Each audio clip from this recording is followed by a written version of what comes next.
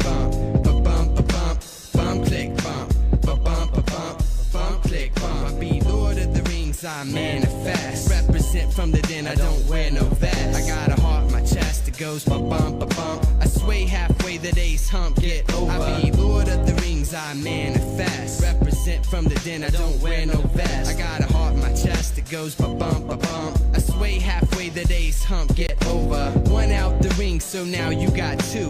One more act, so default I'm crew. I thought you knew that you were a princess from the get. Remember when I was plenty, you got shit, but now you're Big Willie. At least in the eyes of a silly lost soul, you're burning bridges. There ain't no fridges, colder than the boulder when hell freezes over. So look over shoulders when peace taking over. And I play Red Rover, but you won't come over when there's plans for the ants. So I got a new dance, so I prance around town with my head down, just thinking and thinking and thinking. I think I be Lord of the Rings, I manifest. Represent from the den, I don't wear no vest. I got a heart in my chest, it goes ba-bump, ba-bump. I sway halfway, the day's hump, get over. Lord of the Rings, I manifest. Represent from the den, I don't wear no vest. I got a heart in my chest, it goes.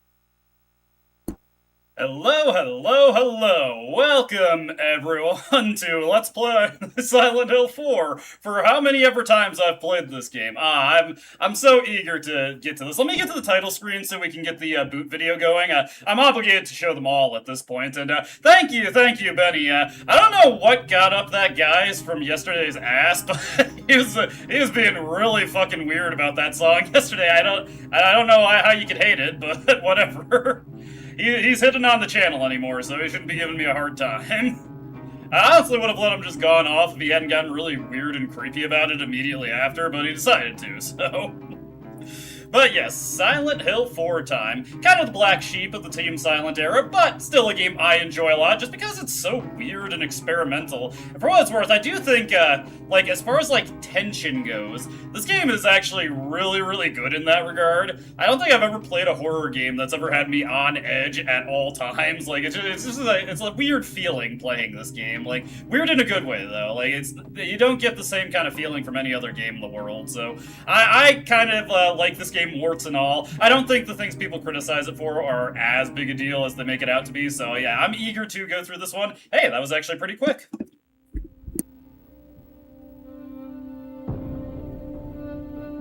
Hey, Miss Paul, intro video time. I'll be back in just a second.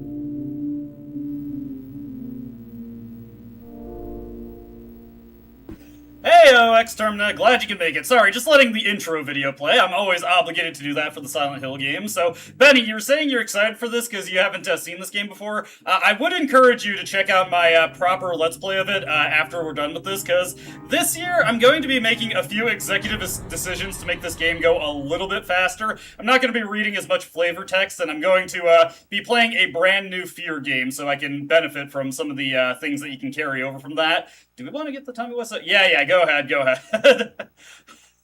How are you, Henry?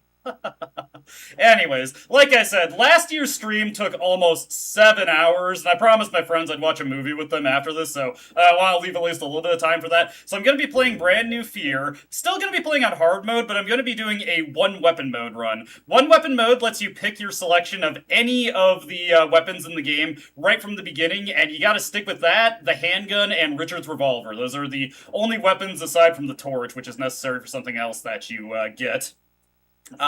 Because the rusty axe is so overpowered compared to all the other melee weapons in the game, this actually makes the game considerably easier if you just take the rusty axe, which is what I'm going to be doing. That does mean I'm not going to be able to get the pickaxe of despair quick kill on the final boss, but I haven't practiced that in 2 years anyway, so I would be incredibly unlikely to get it regardless, so we're going to do that. The other benefit of I'm loading a file that was a 10.1 star ranking run, so that'll mean I'll have access to Eileen's submachine gun, as well as the alternative costumes. And I'm going to bother everybody by turning on the alternative costumes. Well, but the big benefit of that is that we're going to get Eileen's submachine gun later, which, unlike last year, I am going to make liberal use of that. Again, it was almost a 7-hour stream last year, so just gonna try and make this go a bit faster. It was 2 years ago that Henry Townsend moved into room 302 of South Ashfield Heights, an apartment building in the medium-sized city of Ashfield. Henry was happy and enjoying his new life. But 5 days ago, something strange happened. Began to have a recurring dream each night. One other thing. He couldn't leave room 302.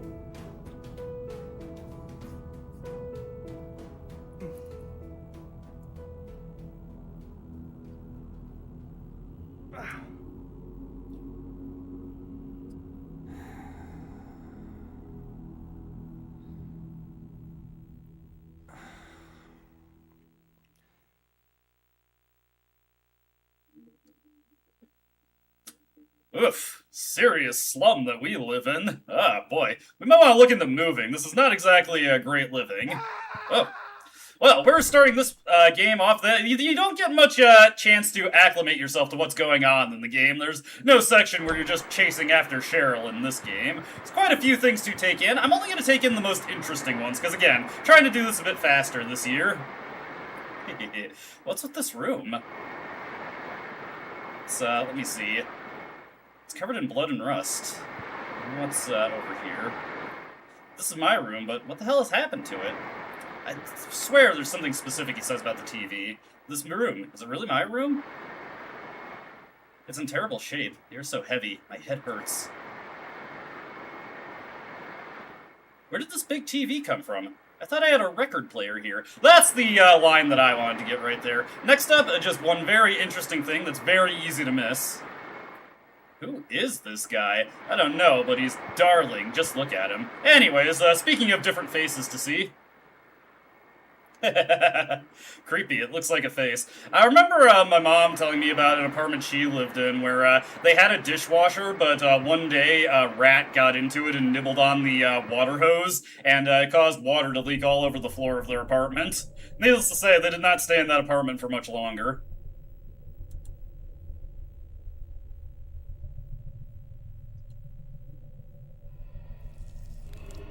Hello? If it wasn't bad enough already, we got blood, we got rust, and now we've got mold? Ah. Worst purchasing decision I've made in a while. Haha. Roach motels is also the type of trap that can be used to kill roaches, so imagine they had a couple of those installed as well. God, there was one year I was living in my apartment where it was raining non-stop, and the foundation of the building got weak, and a huge infestation of small roaches managed to get into the apartment. I was finding them all over the place. Thankfully, they've been doing regular pesticide sprayings of the apartments, so we haven't really had that issue in a while. For my part, I just corrected it by wintertime. I just left the windows open and let the roaches get iced out. They were not keen on staying in my apartment after that. Also, our guy died. Bit of a way to start the game.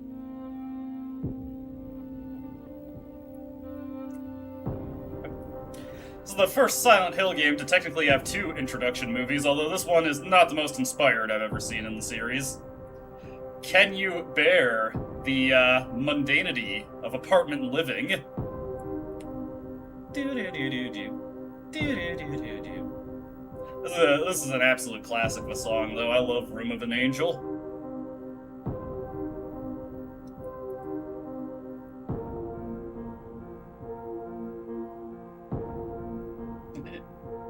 Yeah, it's great. Sadly, the rest of the soundtrack isn't too inspired, though it has its moments. Definitely, I think, like, as an overall soundtrack, 2 is the apex of the series, and 3 also has some pretty good songs. 4 just kind of has, like, one really good song, and then a few good ambient tracks that I like.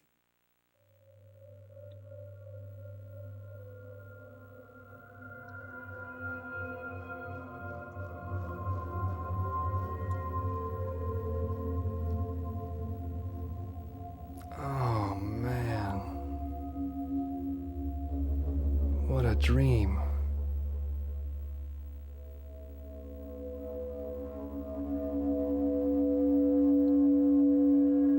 This is your boy Henry. Henry is notable for being the most stoic man in all of existence. If you thought James could be a little disaffected, Henry makes James look like a circus clown in comparison. Anyway, let's get out of here. Oh, never mind. Henry decides he wants to look at the phone. You gotta look at the phone yourself, or if you try to walk away, Henry is just like, no, we're picking up the phone.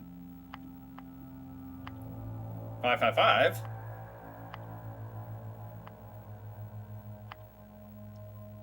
I think that was 2195 that he hit. I wonder who he's trying to call.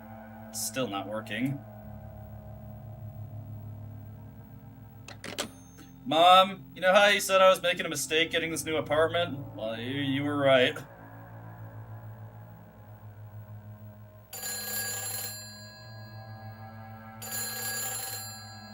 Daddy, where are you? Cheryl! Hello? Salut. Help me. What? It's been forever since I've heard a good dial-up tone. The cord's cut. I mean, on a scene-to-scene basis, probably.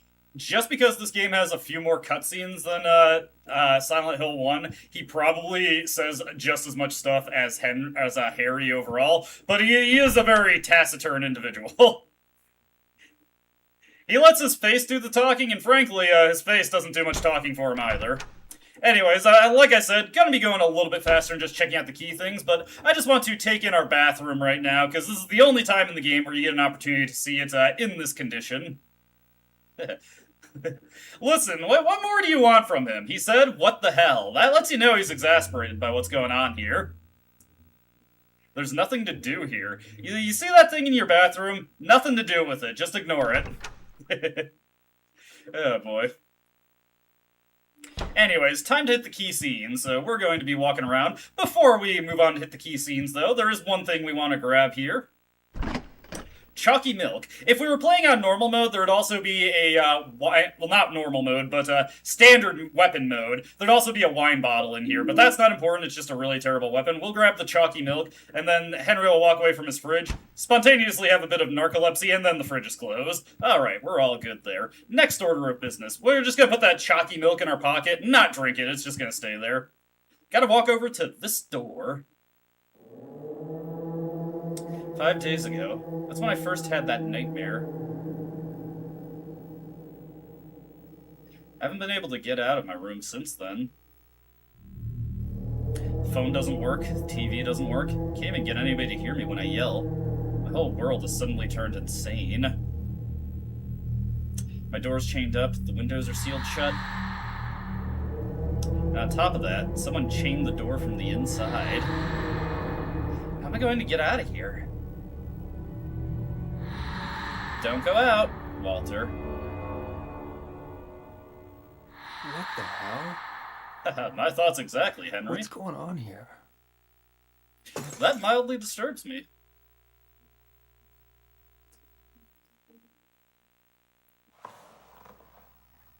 That's Eileen Galvin from next door.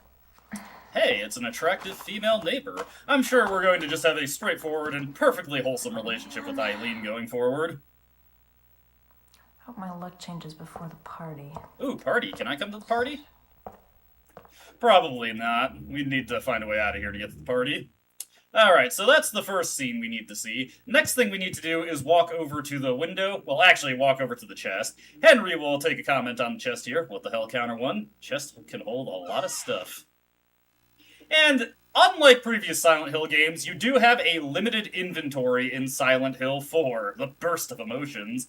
You can only hold 10 items at a time. Any more than that, you are not going to be able to pick anything else up, and you are not able to drop any items. What you need to do to manage your inventory is come back to this chest here and drop items off. I'm saying that like we're going to be able to leave the apartment, but we're trapped. How could we possibly leave? Oh, hey, yet another attractive female. This one going into the subway. We can just look away from that, though. You can watch her just wiggle her hips a little bit. What's fun here is that if you back out, you can watch her a little bit from the distance. Yeah, she's just gonna walk back and forth. 555-3750. Interesting.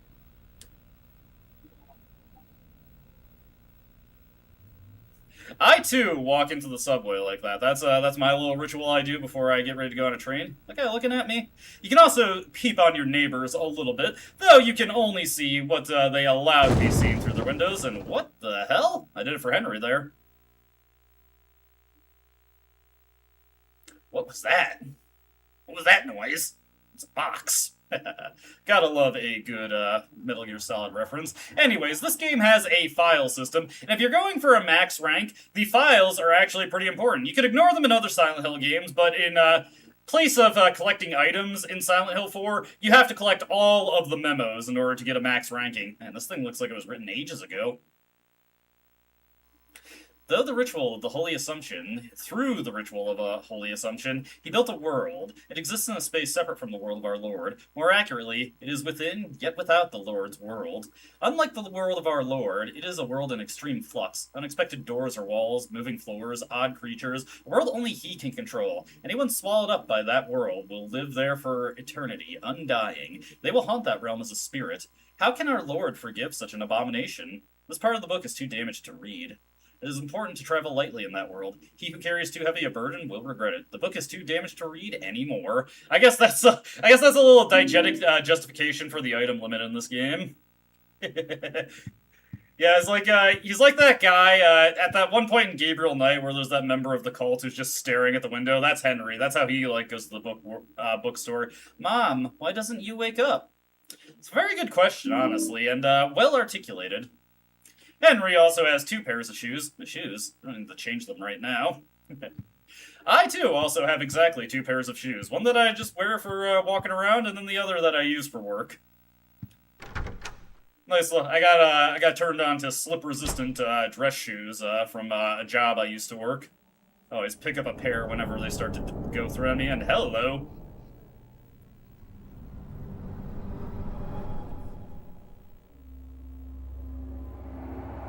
What the hell? You may adjust the counter, Palkia. Somebody in there?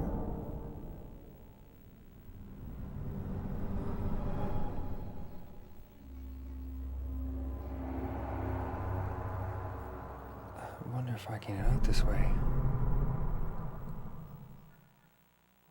Haha, thank you. Only one thing we could really do right now. It isn't the time for that kind of thing. When will it be the time for that kind of thing, Henry? Another difference between this and standard weapon mode is that when you would first enter this hole, there would be a pipe that you'd have no choice but to take for your first weapon. Since we're on one weapon mode, the pipe will be found just a little bit later, coming up right now. Well, I see no reason not to. Henry's about to end up in that one Junji Ito story. This hole, it was made for me.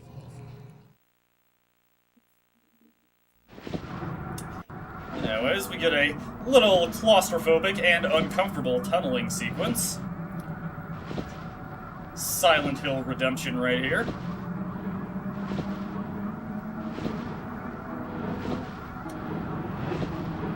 All of the Silent Hill games to this point thus far have had sort of a visual noise, grainy TV static effect or filter applied over the visuals. Silent Hill 4 takes this filter to the extreme. It is very overt in this game.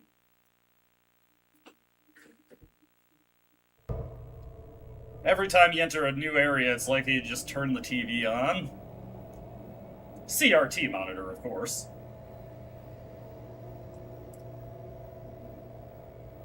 Not exactly where I expected to end up, but I guess it works.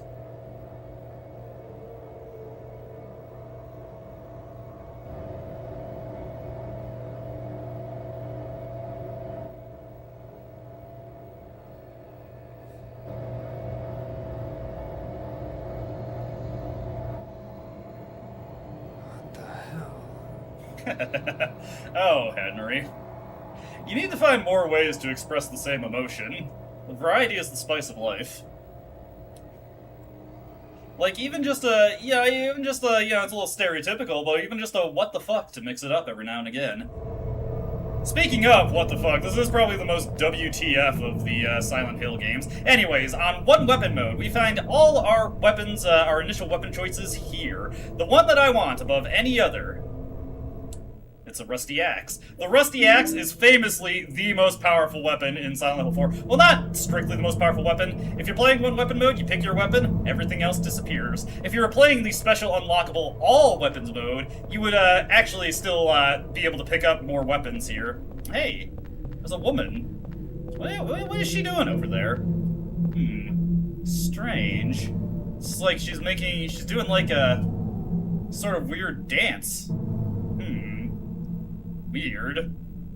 Think she's inviting us to come over? We should probably go check it out. Better bring my axe, though. It's always a good idea to have protection. Oh, madame. What's your name?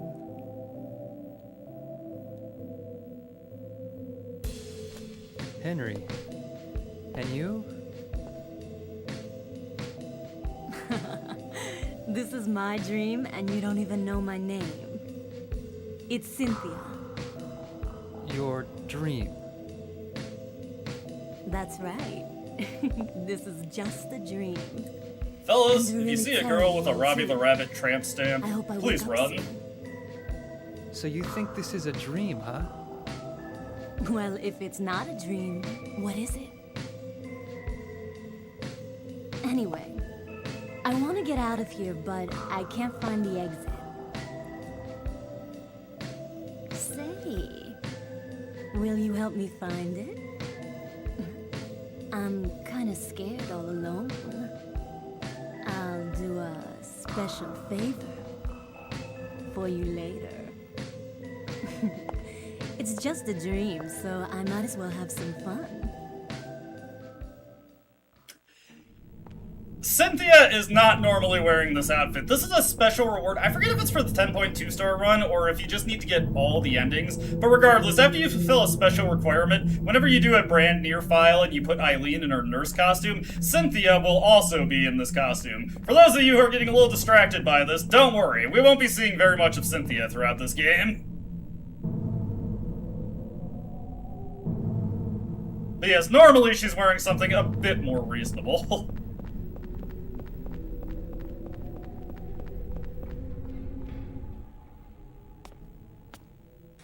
Wait a minute.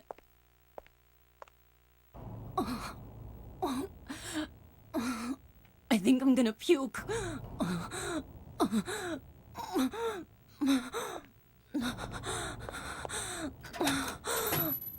Seems like she's dealing with the same plot-related hangover that Maria was dealing with. Anyway, I'm going to take this opportunity to adjust the volume down a little bit, because we're going to have our first fight coming up. Just to get this out while I don't have to actually deal with combat. Normally, I wouldn't fight these guys. In this upcoming cutscene, what you want to do after it's over is immediately juke a left and go into the women's restroom that Cynthia went into. But since we have the rusty axe, I actually can afford to stop and kill these things. Hello.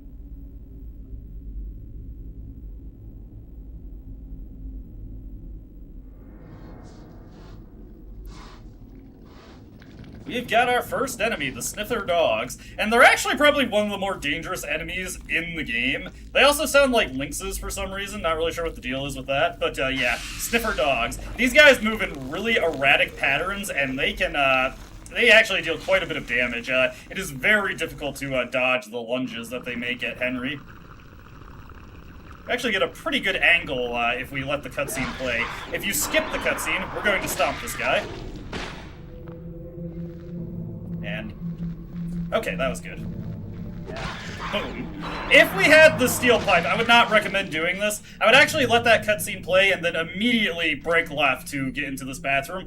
As long as you stand still, they're going to focus on devouring that corpse, and if you move quickly, you can get to there before they have a chance to attack you. Where could this crazy hole lead to? Enters the female restroom and starts seeing holes? What did they mean by this?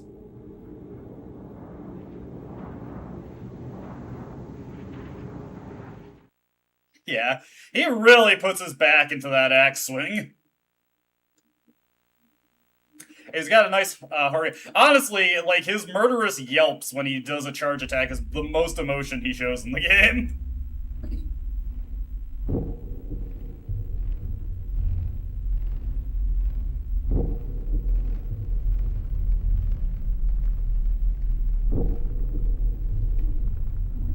What? Another dream. But it seems so real. Or could it be? Was I really inside that woman's dream?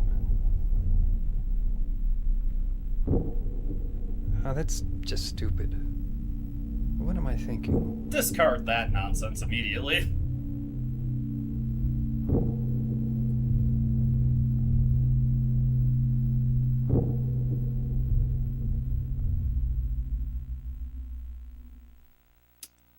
As a reminder for anyone who doesn't know, when we return to room 302, our health starts recharging. A very useful feature of the room that'll be consistently useful throughout the entire game, I'm sure. It's a brand new scrapbook. You can view the contents of the scrapbook by pressing the triangle button. So yeah, there's where Henry actually keeps his memos, if you were so curious. Gives you a little tutorial for checking your memos as well. Also, this game does actually have a interactive loading screen. If you use the right analog stick, you can move the position of the things that appear on it and also make them bigger or smaller.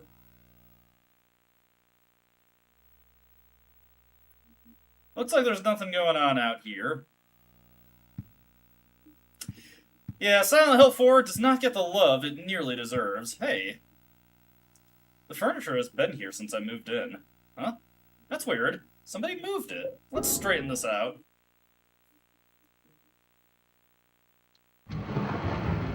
Ah, Henry, that's horrible cable management. Can you not find a different outlet for that? Or maybe move it against the wall like it was before? Who could have done it? Well, we got a couple interesting things here.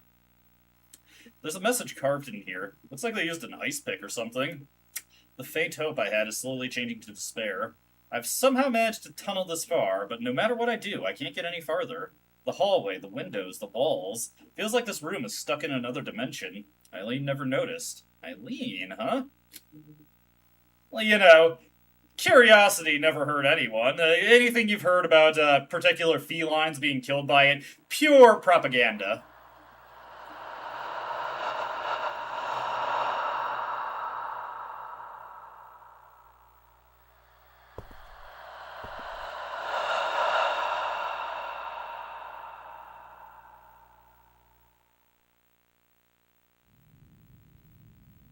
Oh. I'm just Where did I put that damn broom? You know, the scenery in my own room is getting a little stale. It's nice to change up the visuals a little bit. Yeah, I enjoy this game a lot. Okay, so Eileen got the broom there. Sounds like we got a phone call, but before that, there's a pistol on the floor. Can you take the pistol? On one weapon mode, you still get the 2 guns that are available to you in this game to utilize, so you're not left with just a melee weapon for attacking options. Let's see. We'll probably got to come back a little bit for that. Let's just go answer the phone real quick. Who could possibly be calling us on our cut phone line? Last time we got it, you know, that voice kind of sounded a bit like Cynthia, honestly. Where did you go? Hurry! Save me! If you need a token, there's one here. Interesting. Before we head back out, there is one little Easter egg you can do there. Why don't we just check out that phone number that we got earlier?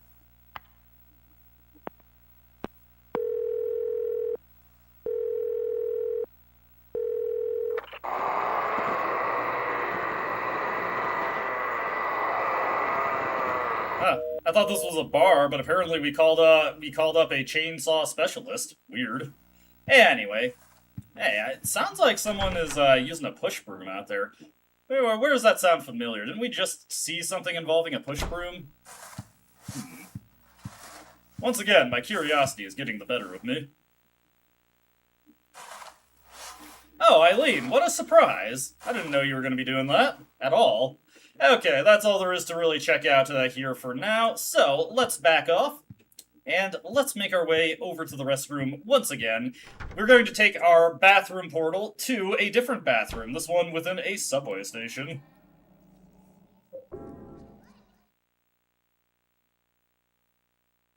Anyways, every time you enter the hole again, you are just zipped through it.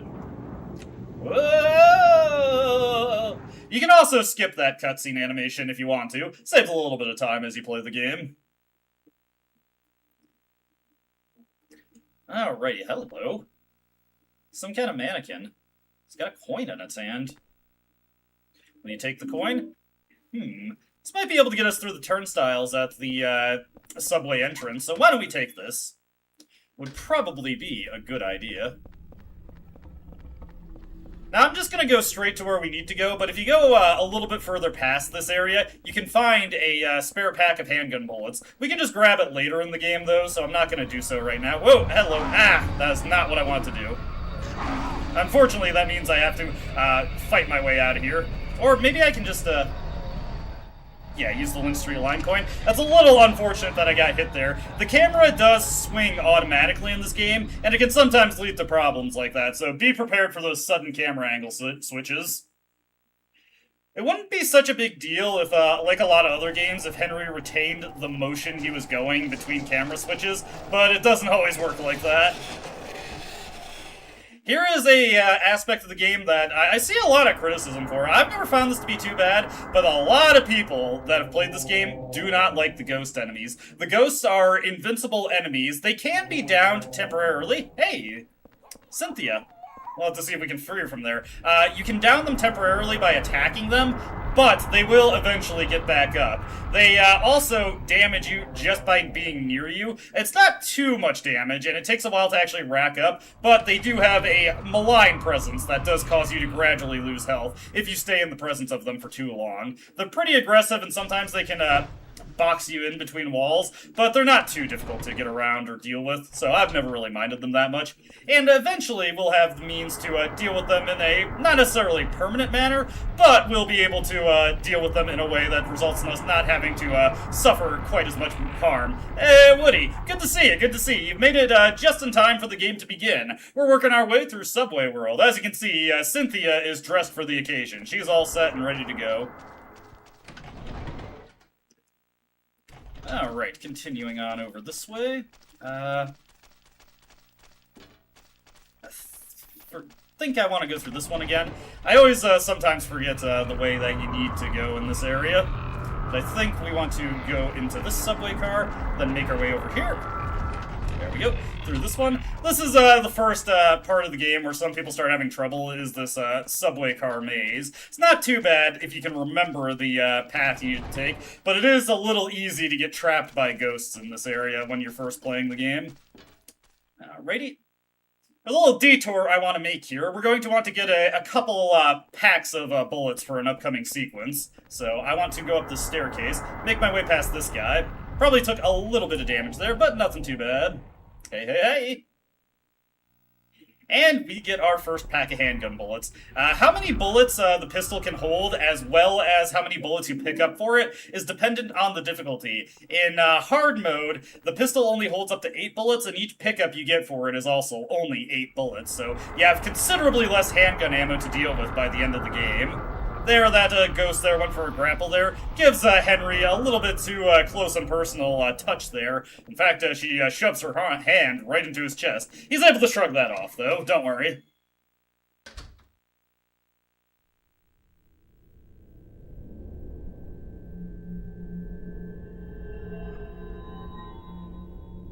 Cynthia? We seem to have lost track of Cynthia. How odd. How disturbing, even. Gonna take this ladder down right here. And it's very important that we head over here and take this ladder up. First off, there's going to be another pack of handgun bullets here, so I do definitely want to grab those. But also, this is actually the opposite platform that we started on, and there is a door right here that was locked previously. Absolutely, absolutely. If you want to save yourself some trouble later in the game, unlock this door. You would do very poorly to forget to unlock that door. You do have a chance to correct that later, but it would still require a trip through the subway car maze. Having it unlocked ahead of time saves a little bit of time. We're going to have an enemy up here that if I was playing a standard playthrough, I would just do my best to run past it, and hopefully only take like 1 point of damage. But since we have the old rusty axe... unfortunately still got hit there. I probably shouldn't have gone for the light swing on it. Regardless, we were able to kill him. That allows me to hang on to this side of the, I found the exit. Come to Cynthia. Looks like she made it to a PA system. exit. Come to the first side. Whoa, hello. That guy is getting a little too aggressive for me. I'm gonna take this nutrition drink. This is the version of the health drink in this game. You want to try and conserve these for right now, but it's not a big deal if you use them. I have this as insurance for this sequence that is infamously difficult. What was I gonna say? Note that on hard mode, healing items actually heal for less, so be mindful of that. Anyways, this is a pretty notorious section of the game, the slappers. Ah, damn it, that was too close. What I want to do is I want to shoot these guys while they're in hit stun, run right past them. There we go. We can use the momentum of the escalator to help us get past again. There we go.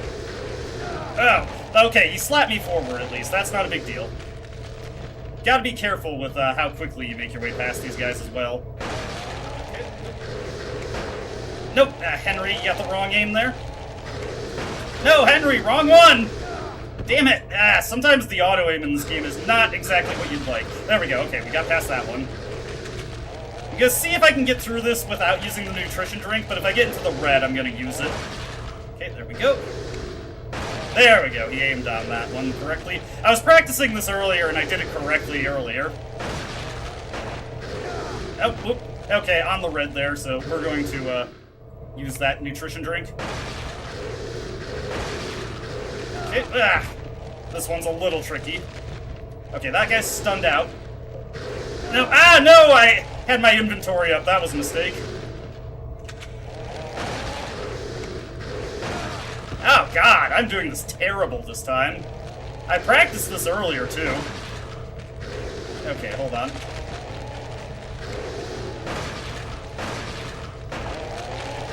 There we go. Okay, got him. There's one more up here.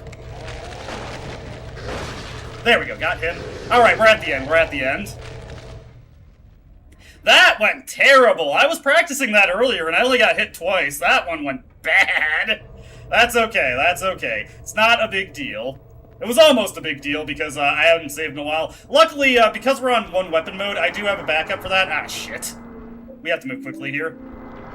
There's no ghost here on normal mode, so, or actually, no, wait, I was playing on hard mode. Never mind. Whoa, okay.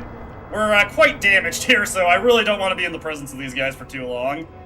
Naturally, when I'm streaming, I do it a lot worse. I usually do that a lot better. Uh-oh. Women's makeup items are scattered around the ground. This must be Cynthia's. Oh well, we made it. But on one weapon mode, I do have a backup. I can use the very, very generous invincibility frames of the rusty axe to just phase through them and let the escalator carry me upward. Note that if you go... Oh, hello, Cynthia. Just real quick, note that if you go up the down escalator, you have the escalator working against you, of course, but there's also less slappers on that side. Are you okay? Use your deductive reasoning here, Henry. A dream, right? I think I drank too much last night. I never got to do that special favor for you. I feel like I'm dying. Okay. It's just a dream.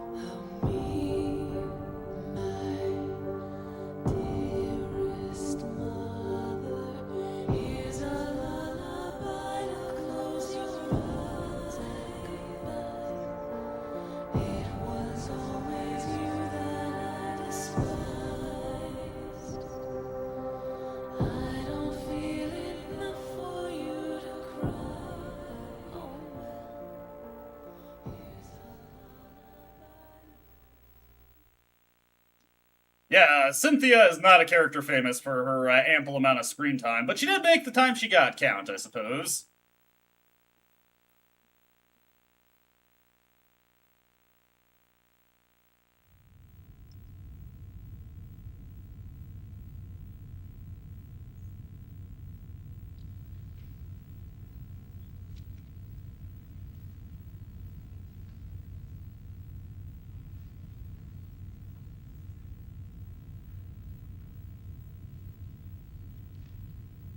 Cynthia?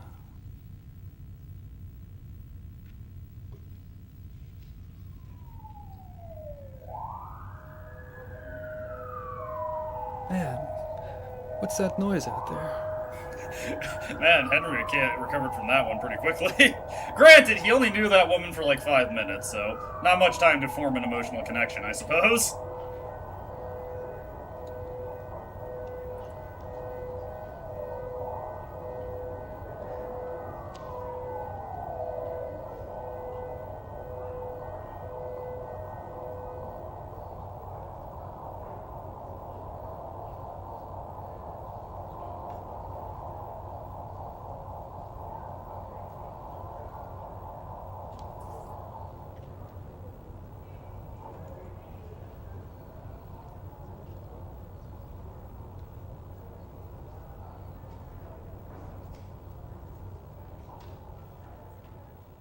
Alrighty, we are up and about.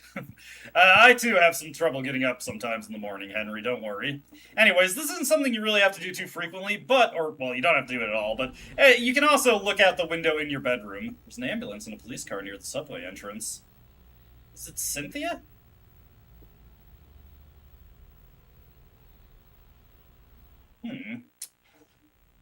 Curious. Maybe that was a little bit more than just a dream that we saw.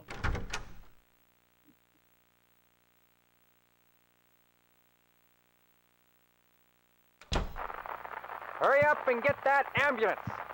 Quit yapping and move her already. Damn. She's got numbers carved into her chest. I wonder if...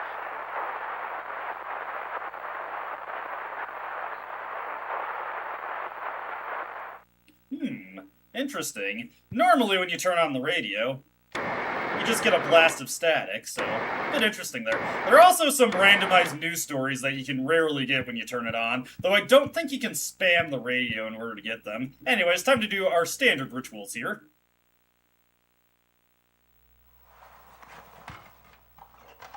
Do I hear something? Huh. Who's that guy? Looks like he's kind of done with this shit at this point.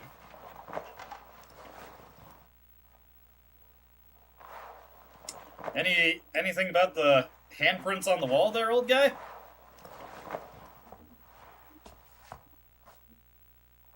This kid is so methodical with his broom, though. Well, I guess we'll just leave him to it. What do we got here? There's a scrap of red paper stuck in here. Although the cult itself is gone, I'm sure the spirit of it is still alive. There are too many strange things happening in that town. I'm investigating 2 people. Maybe I should say just one. I've just about discovered what's going on. April 8th. Interesting. Could have possibly written that. Alright, time to check on our neighbor, for purely altruistic reasons, I assure you.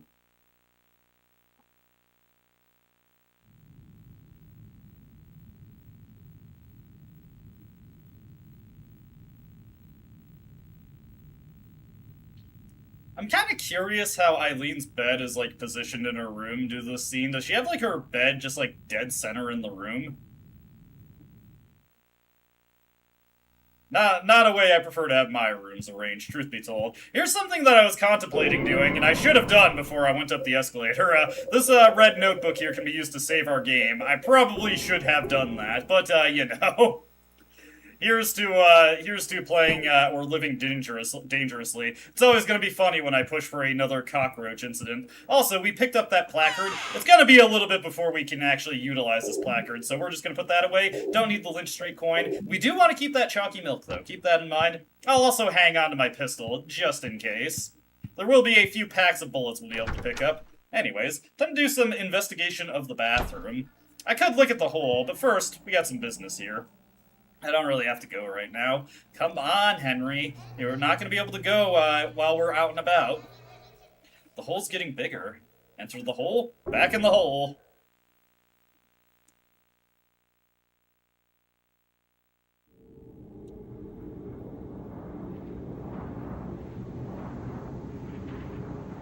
Alright, that was a good hole. That was a good trip through the hole, I should say.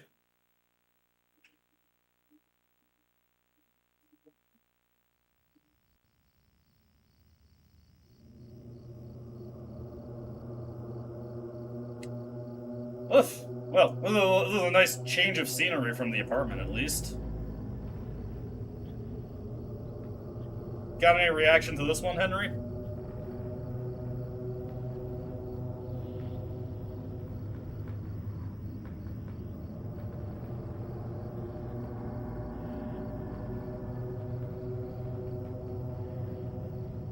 Apparently not. He's learned to just take things as they come already. You know what? Good on him. Good on him. He's got nerves of steel. Okay. Interesting area we found ourselves in. I feel like I should take my axe out. You never know when we might run into a wolf. We got that howl there, letting us know that there are presumably wolves in this area, or at the very least, sniffer dogs. Also, we've got an enemy coming up that purely serves the purpose to be annoying, the Hummerbats. These guys can be actually surprisingly dangerous on hard mode. They can chip you down pretty quickly. Fortunately, as long as you are slow and methodical, they're not too bad to deal with. Funnily enough, at this point, the handgun is actually one of the better answers to them, but I'm going to be saving some of my bullets for later. Okay. I could just make a beeline for the door out of here, but I do want to actually get those bullets, and I will take a ton of damage if I try to take them without killing these things. There we go. Then give them a quick stomp, and give this one a quick stomp as well. Not too bad, not too bad. Only 2 nibbles. That's more than fine. There's actually this speedrunner carcinogen that does no damage runs of a lot of games. To get through this area no damage, he did have to use the handgun because Henry has surprisingly good aim with that compared to other characters, and he's able to snap his aim to the Hummerbats pretty well and blast them out of the sky without much issue. Somebody's car here. This car is kind of notorious if you're going for a max rank run. It stopped with the brake pedal engaged. There's all sorts of things scattered on the seat. Among the trash is a scrap of paper with something written on it. It's been a while since I came here to Silent Hill. Maybe I'll meet the devil this time. But whenever I come to a cool place like Silent Hill, I always get real thirsty. Jasper Gein. Reference to the serial killer, well, not serial killer, the killer, Ed Gein. He technically didn't kill enough people to count as a serial killer. I think he's only had 2 confirmed kills. I'm not sure what that nosy guy meant when he said his home is the orphanage in the middle.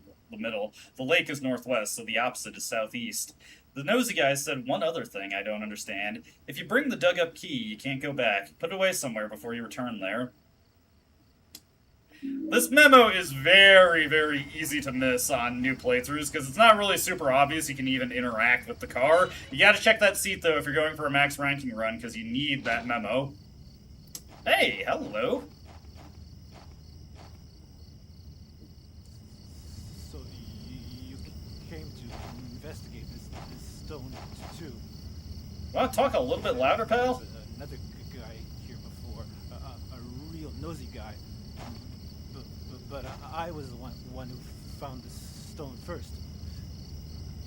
In the old days, the natives called it Nakihona. They used it in a ceremony for talking with their dead ancestors. And now those guys are using it too. Call it the Mother Stone. They're just up ahead in that weird building, operating some kind of crazy religious cult. They used to collect orphans and did things to them. It's not clear if this guy has a... I was just about to say, it's not clear if Jasper here has a stutter or if he's just really cold. Want to see my axe, bro? Oh. Got anything else to say?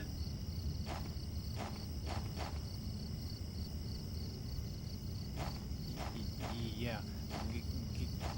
Gives me the chills.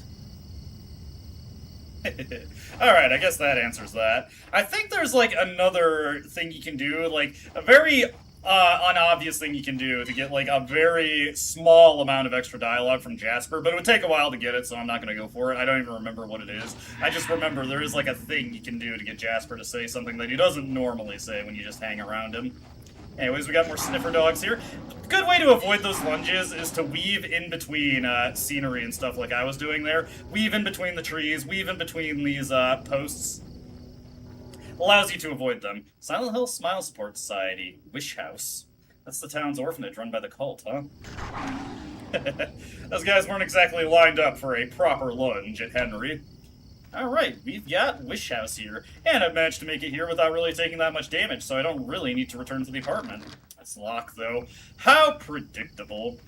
Wish House, though. Smiles word. Yeah. Name Wish House. Sounds kind of familiar, but not quite. Anyway. What we want to do right now is wrap around the orphanage and take this door right here. One nice thing about Silent Hill 4 is regardless of difficulty, I don't have to worry about bonking off the walls. I can just run into them face first. The wolves are on the prowl, people. You better be careful. They might get you. Alright, we got our next ghost over here, this delightful gentleman in overalls, but he's not too difficult to get around. Hey! Who's that kid?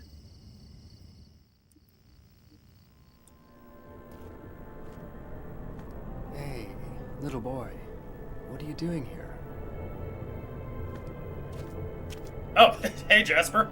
You're finally the third revelation. Something's gonna happen. That nosy guy that was here, he said it too. Something big is gonna happen. Finally, it's gonna happen! Cool little detail. If you look closely at Jasper's shirt, the graphic on his t-shirt looks like the Baphomet from the first game.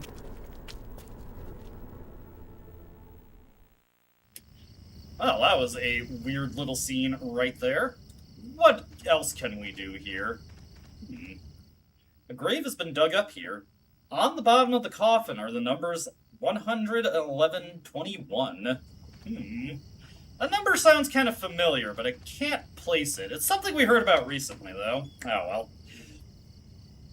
Probably nothing. Probably nothing. You know, you wouldn't do too well to overthink things. You might get stuck on something that really doesn't warrant all the brain power.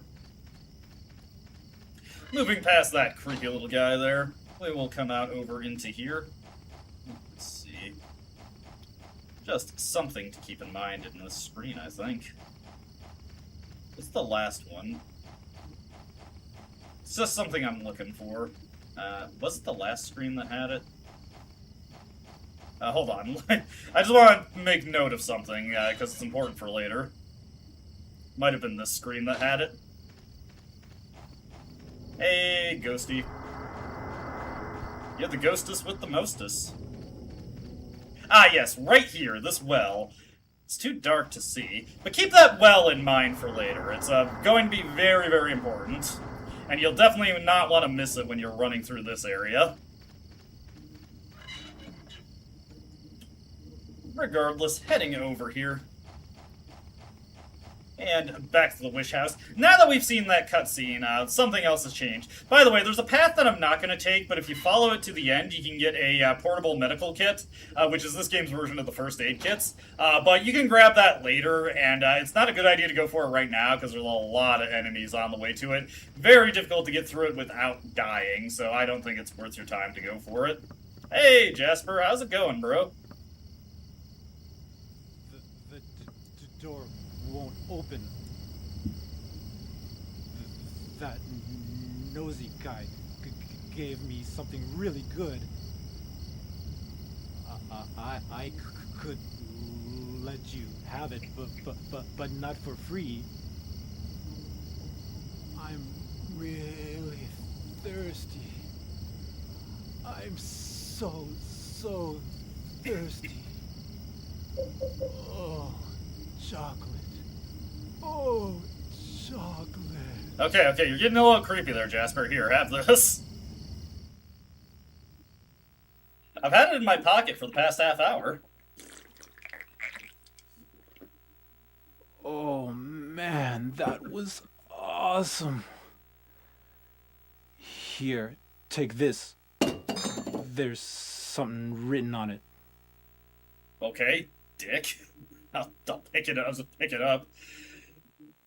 I don't know precisely why that scene is shot that way, where you can't see Henry at all, but I have heard a theory that this game was originally supposed to have multiple characters you could play as, and that cutscene is an artifact from when the game was still like that.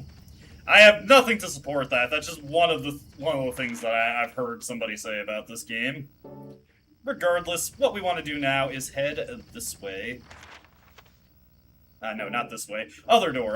We want to go down this way. It's a little difficult to get my bearings. Partially because of that big fucking arrow that Henry tried to draw there. Really messes up my sense of positioning with that door specifically. Anyways, we've got a whole bunch of sniffer dogs here. This is a very difficult area to get through without taking any damage. Surprised I was able to. We'll see if we can get through it without that on the return trip, which I'm not holding my breath for. It's kind of a weird area here. No enemies either. Oh, well. Probably nothing. Okay. Hey, that's conspicuous. An arm coming up from the ground? Oh man, thank God. It's just a tree root. Well, looks like it's pointing at something. Why don't we go for a little digging here? Henry, yes you can. There we go.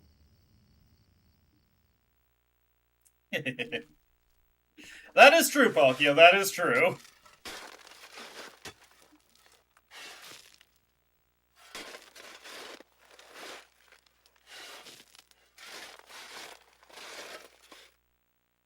Impressive digging there, Henry. Get the rusted bloody key. The holder of this key will wander for eternity. That's probably nothing. Let's return to the orphanage. This may just be our ticket in. That door is locked, and we haven't found any other keys, and, just me, or does it look a little weird here?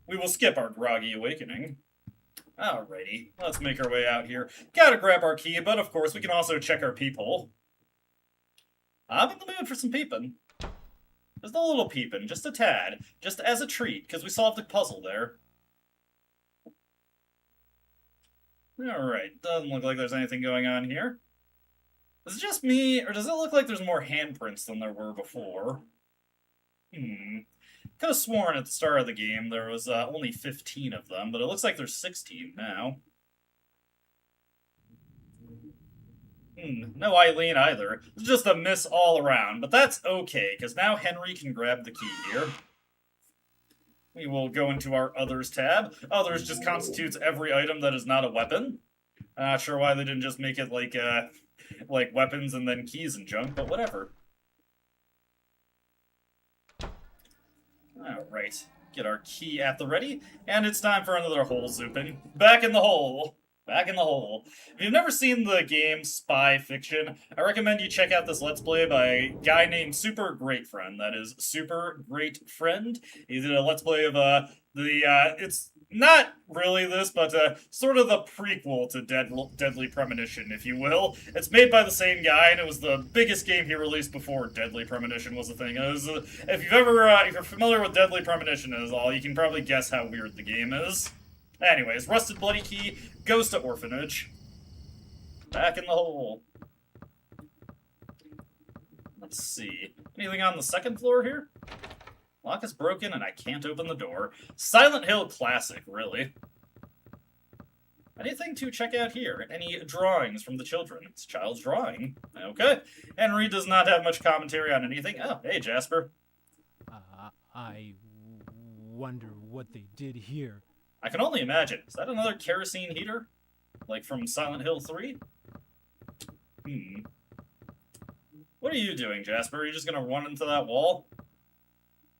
Apparently! Okay!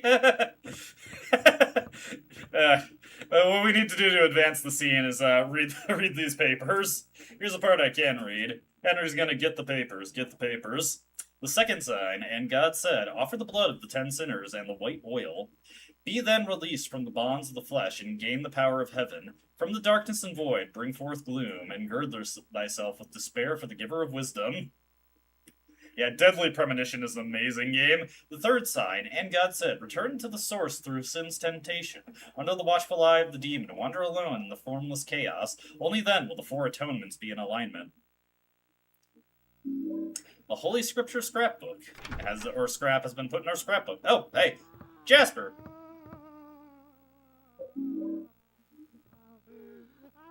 Sounds like he's partying in there. Let's check it out. Oh, whoa, this light show got out of hand.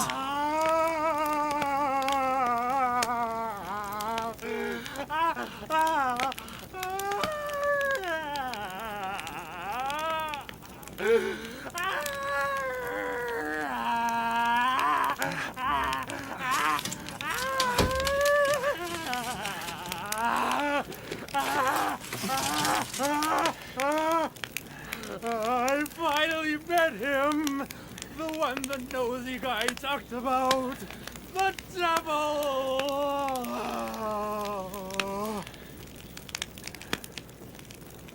I can only imagine how horrible that room must smell right now. Conveniently, Henry is spared that thought much longer, as he is just automatically zooped back to his room. Is zooping, man. A special news report. In a forest near Silent Hill, the burned corpse of a 30-year-old Silent Hill? male Huh? was discovered earlier today. The police have ruled it a homicide and are investigating. The numbers 17121 were reportedly carved into the man's body. Due to the marks on the victim, the police are investigating possible links to the Walter Sullivan case 10 years ago.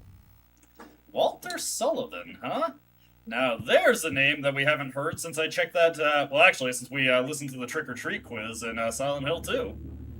Fascinating, fascinating. There is one other Easter egg that happens out here that I would like to see if we can catch it. I'll probably check the windows periodically to see if we can get it. Regardless, let's make our way back out into the apartment proper.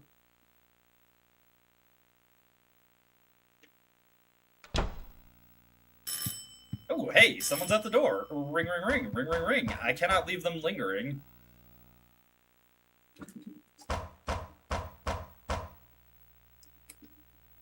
This is the superintendent. Are you in there, Henry? Can you please stop angling your nose at me? There's something wrong with this room. Help! Let me out of here! Is anybody home?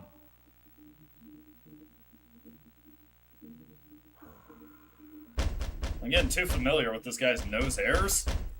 What's going on here?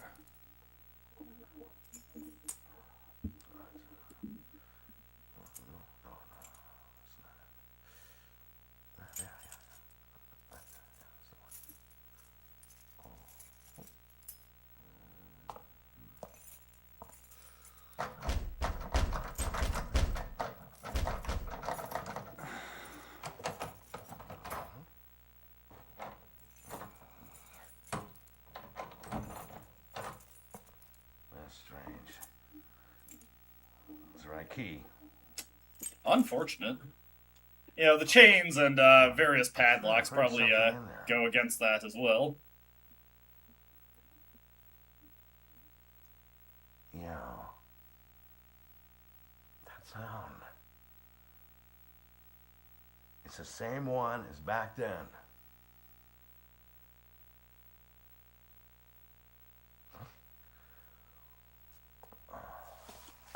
I wonder what he's talking about there. Hey, is that another handprint over there? I wonder. Well, regardless, let's see if there's anything on the radio today. Are you yearning for that special place to spend quality time with your loved one? Do you need to relax and get away from it all? Come to Silent Hill for the ultimate peaceful getaway. You know, it doesn't sound very inviting when he words it like that. I gotta say, Silent Hill is a pretty creepy name to have for your sleepy little town. Oh, hello. Just altruistic, just checking on her. Let's not think any harder about that. Oh, goodness. For right now, let's put that placard in our trunk. We don't really need to use it, so we will just put it away for the time being. Alright, nothing left to do, really, but I guess investigate the hole once more. But first, of course, there's no time for that right now. There's always time for that, Henry. Trust me. There's an extended sequence in Corpse Party that reveals that there is definitely always time for that, and you can save yourself a lot of trouble if you accept that. The hole has changed again, and I think I can hear children's voices. Will you go in? Can't imagine why we'd be hearing children's voices from this.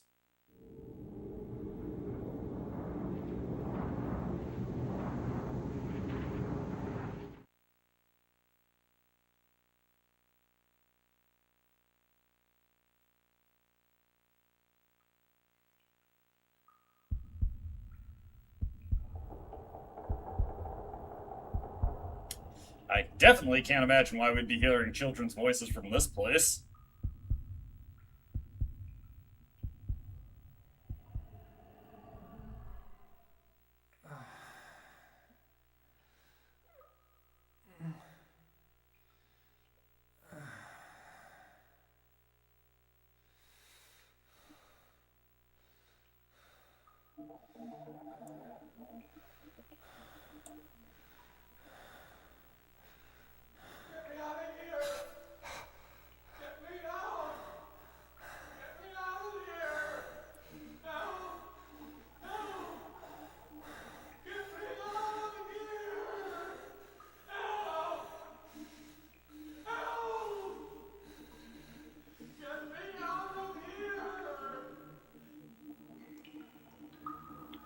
Wonder who that could possibly be. But you know what's more important than that? Hey, a piece of paper. There's a sloppily written note on the ground. Lucky! I finally escaped from the cell. I decided to take a careful look around the building. The scariest place was the first floor basement. There's a kitchen in the northeast, but next door in the northwest is a death chamber. To get in there, you have to punch in the right numbers. I don't know the numbers, and it was too dark to even see the panel, so I didn't go in. Death chamber by the kitchen? What? Hello?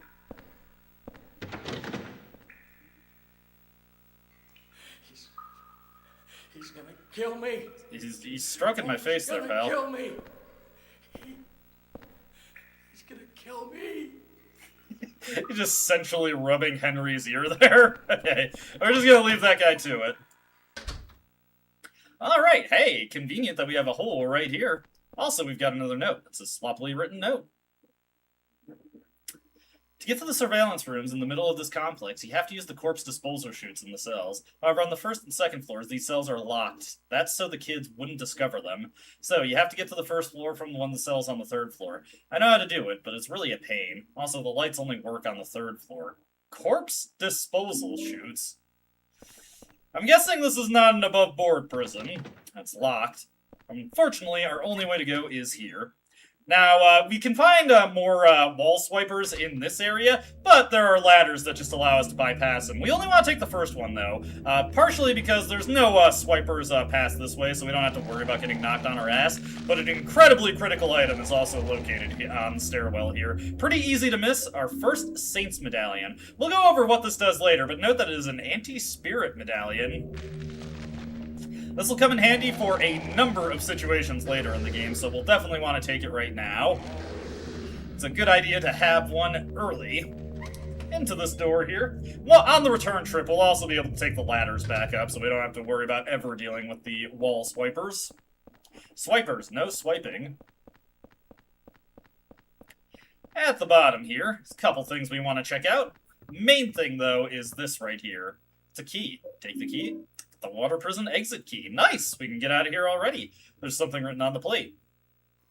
To turn on the lights in the third floor cells, turn this water wheel. Remember that the water must flow in the direction of the water wheel. Of course, you also have to open the sluice gate on the roof. Okay. The only part of that note that's important is we need to open the sluice gate.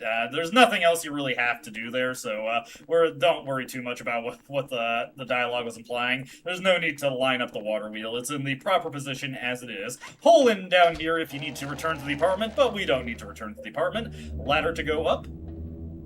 And then we walk over this way a bit. Oh, whoops. Wrong way, wrong way. That was a swipe I did not need to take. I meant this way. There we go.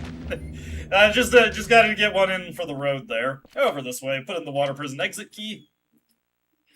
And conveniently, we're gonna have more ladders to help us on the way up. Yeah, we're climbing up ladders and we're trying to get access to the corpse disposal chutes. I'm seeing some theming here. Okay. Up this ladder. And then finally up this one. Up yours.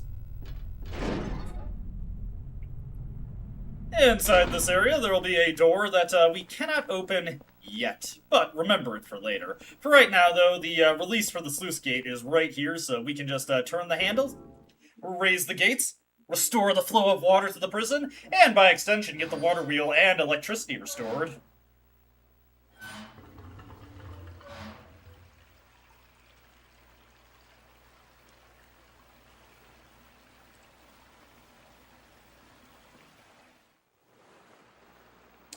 Okay, that's already taken care of. Next order of business is to get to the third floor. Like that note said earlier, all the cells except on the third floor are locked, so there's no reason to go check those doors directly. So we can just go straight to the third floor and get our work done there. Go down. Let's make our way into the third floor. Going to encounter a new type of enemy, and again, if I was on a standard weapon playthrough, I wouldn't even bother fighting these guys, but since I have our handy-dandy rusty axe here, I can actually stand to just go and kill these guys. This guy right here, the twin victims. Twin victims of what? Well, that's for us to figure out later. Anyways, these guys are a bit weird to deal with. Come on, Henry. Aim for the right one. There we go. Just hit them right there. Then, while they're down, give them a stomp.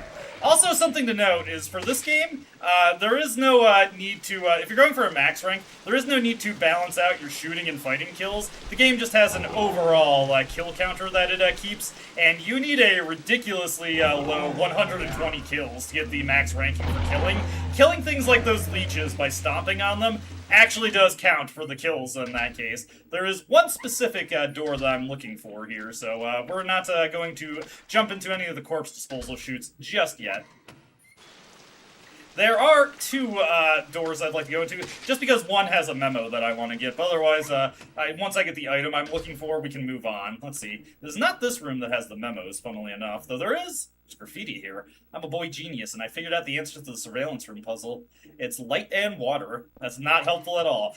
Fortunately, I do know the answer to the surveillance room puzzle. I was practicing earlier, and I got to that point. Let's see, there are clothes lying here. Nothing too interesting, though, in this cell. Oh, hey, another leech to, stomp? Professional leech stomper, that's Henry. Hello. These guys, just like the leeches, they're very easy to kill. In fact, you can kill them by running directly into them. It's a diary. I'm in trouble. I stood in front of the surveillance room and yelled as loud as I could, but nobody came out. And over here, it's a diary. We had beef stew yesterday. In the cafeteria, I heard there's a death chamber behind the kitchen, and they take meat straight from the dead people and cook it. That really scared me. You know, a lot of these prisoners sound really young. Weird. Alright, that's another hole to jump in.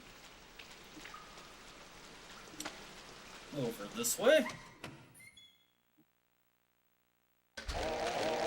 This is the other room that I was looking for. What we're gonna do here is Henry, the other one. There we go. If we take a nice lunge at this guy. There we go. And then we can just bash him down. It's relatively easy to kill this guy with the pipe also. Just wait for him to do about 3 swipes, and then after you can run up and bash him to death with light strikes. There's graffiti here. Still looks like a kid's writing. I want to hide, but I can't hide. Regardless, let's take a look at our map now. Actually, this hole right next to us should work for my purposes. Should get me relatively close to where I want to be. Oh, wait. Oh, I went the wrong way. Well, regardless, some clothes on the bed here and a note. Now it will look like I'm sleeping. Huh? Are those footsteps? I wonder if they saw me. Looks like Big Brother was always watching in this prison. There we go. This is the one I want to take.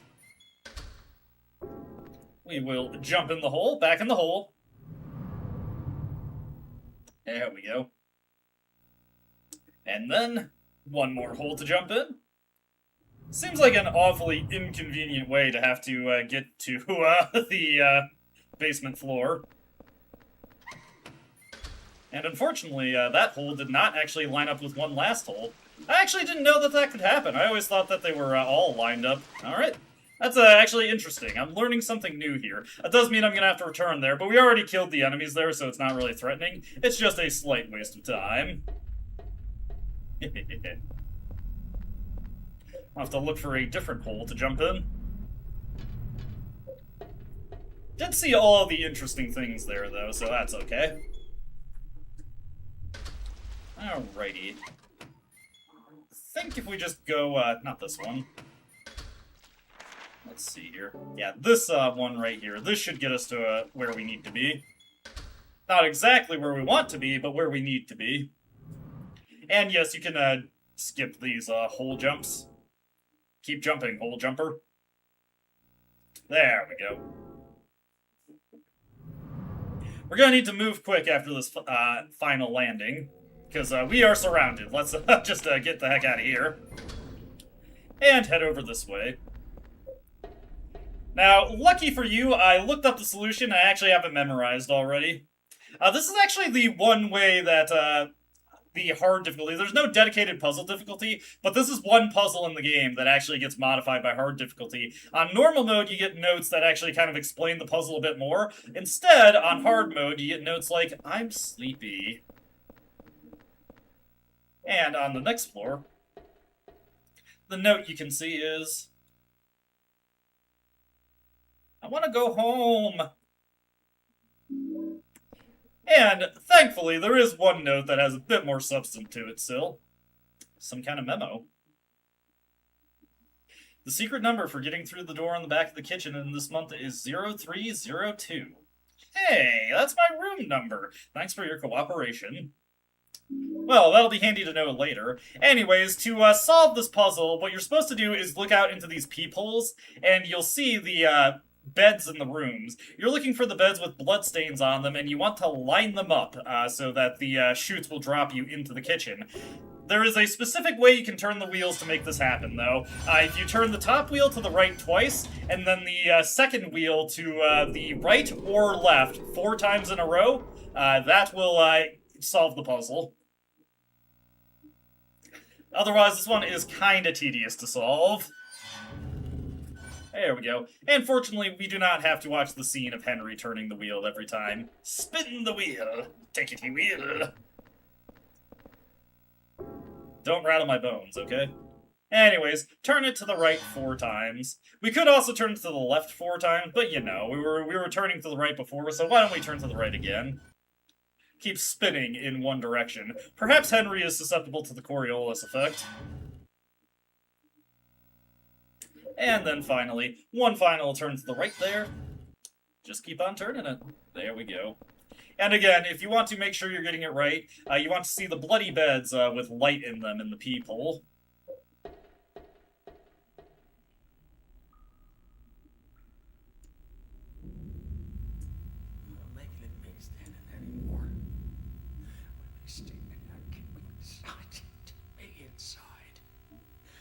Stay in there. God, please.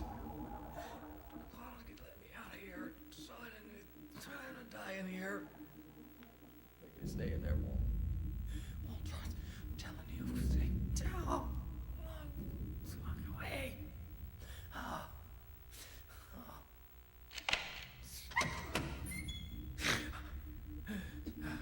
Who is that boy?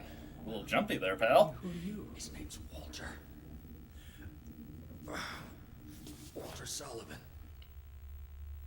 I used to work at the orphanage watching the kids. I'm Andrew DeSalvo. They tried to make it seem like an orphanage, but according to that town's holy scriptures, it was actually the center of their religion. That kid Walter, he was really into that mumbo jumbo. Especially that descent of the Holy Mother business.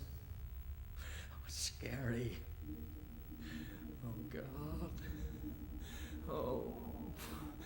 Oh, my God. Oh, my God. Oh, my God. Well, now. Not exactly illuminating. Oh, you get surrounded by toadstools as soon as that cutscene ends. Fortunately, they die if you bump into them. I bumped into an old friend the other day. He died.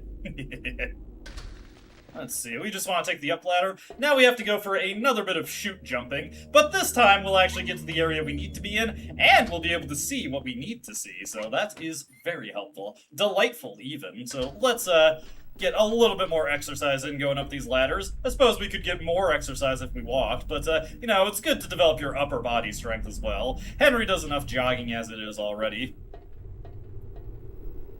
Once you get the chutes lined up properly, the cell that you're looking for is the cell at the 1 o'clock position. So take a look at our map here, and as you can see, we want to go by 1, 2, 3, and then... Oh, hey, I walked into a leech there. 4th door will be the one that we're looking for. And remember, you can tell which one is the right one if it's got the bloody bed.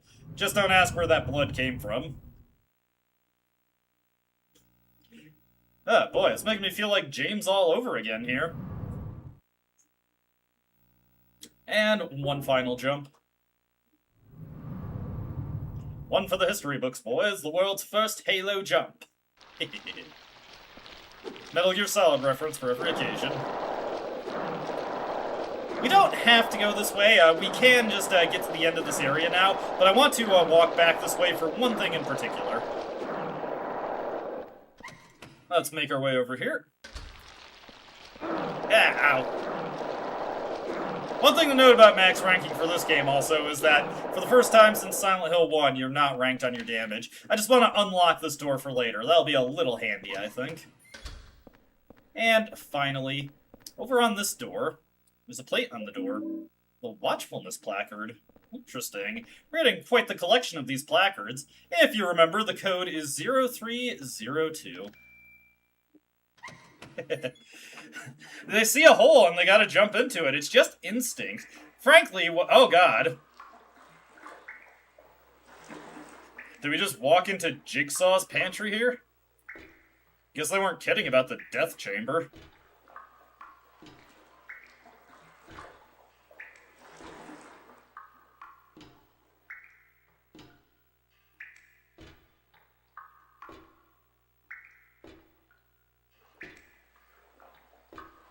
Speaking of death chamber, well, we knew Andrew for all of 5 seconds, but hey, at least we can remember him for lovingly stroking Henry's face.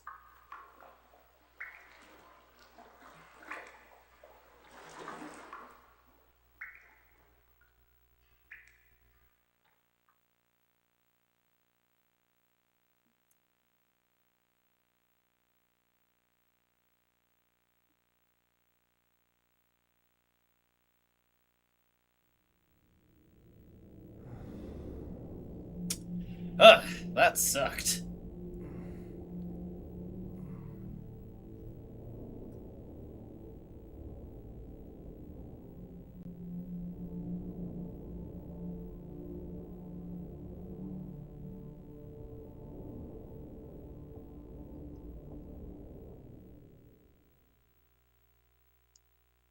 Well, I'm not relishing the idea of going back to that place, but hey, we should be done with it for now, right?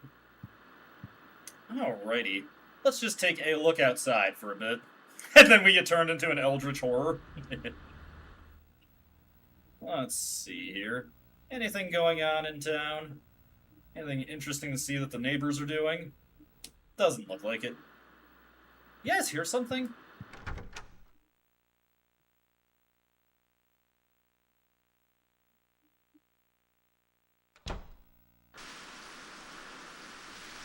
Sounds like somebody left the faucet running. And also, hey! I don't remember turning this on. Man, what's going on with that faucet there? Let's go take a look at that. Oh, goodness. Blood. Stained with blood. Smells horrible. Just like the water-filled room under the cylindrical prison. You know what? Water isn't running in the toilet either. Maybe it would be a good idea to not use it in that case.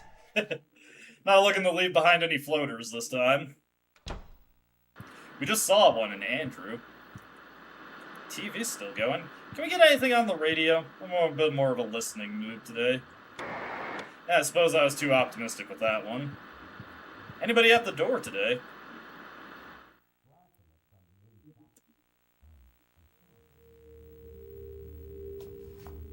How's it going with room 302?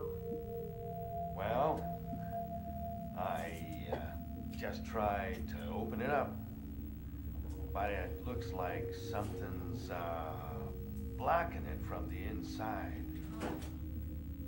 Anyway, it's not the first time. You mean the guy who lived here before? And it wasn't just him either. There's something wrong with his whole apartment. Not inspiring words to hear from your superintendent.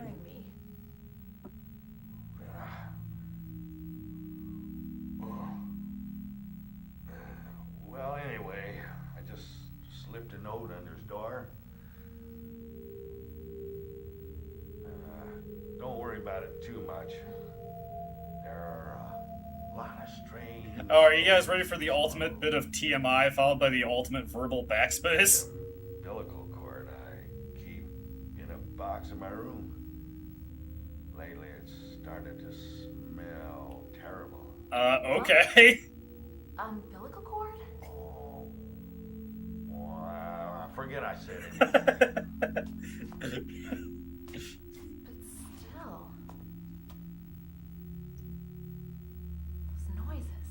Eileen just doing her best to ignore the fact that the building's super casually admitted he's a complete freak. That scene's beautiful. I love that one. The umbilical cord I keep in a box in my room. Lately, it's starting to smell terrible. Nothing going on in the world of Eileen, unfortunately. Anything? One last try. Anything on the news? No. Okay. Gonna take one more look outside the window. I don't know why, but just... I feel compelled to look at the billboard again. Yep, that's pretty good. Oh, great. Anything on TV?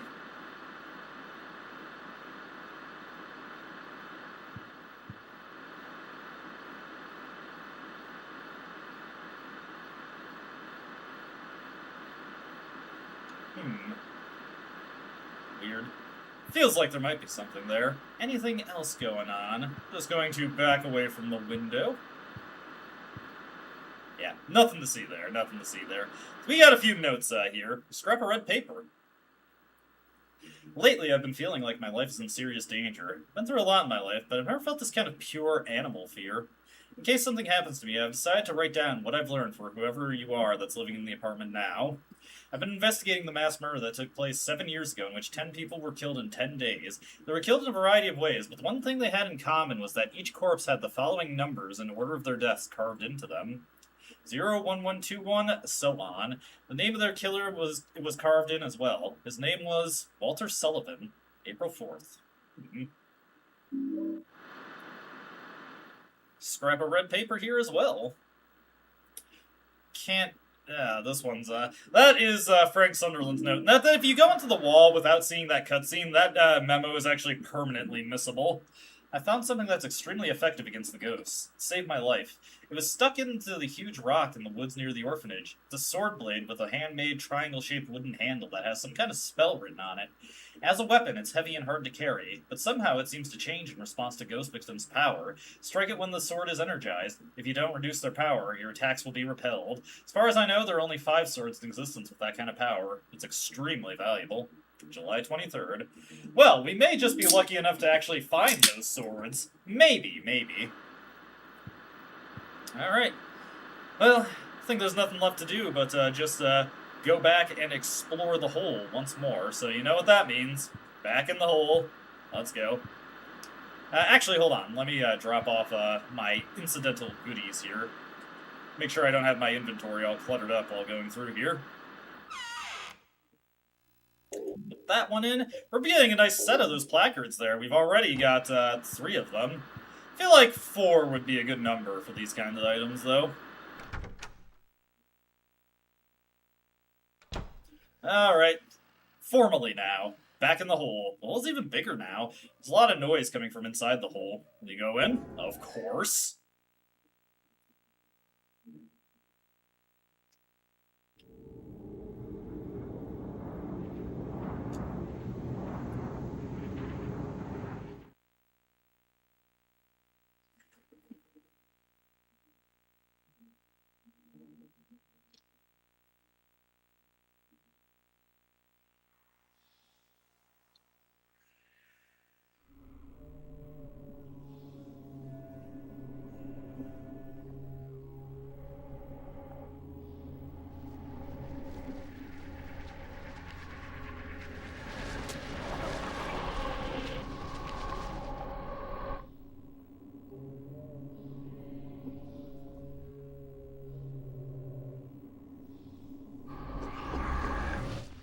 Yeah, I've heard a lot about the sprawl of urban decay, and, oof.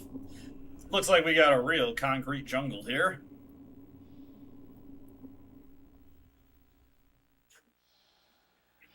Alright, anything to check out over this way first? Yeah, just the whole back, and a pretty out-of-the-way one at that. Let's make our way over here and see what there is to see.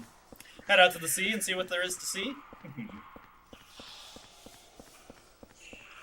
Yeah, definitely. Once you learn about what he was exactly responsible for and why he was killed, you don't feel too terribly bad for him. Sounds like there's, yeesh, like feral monkeys in this area. Oh, spoke too soon.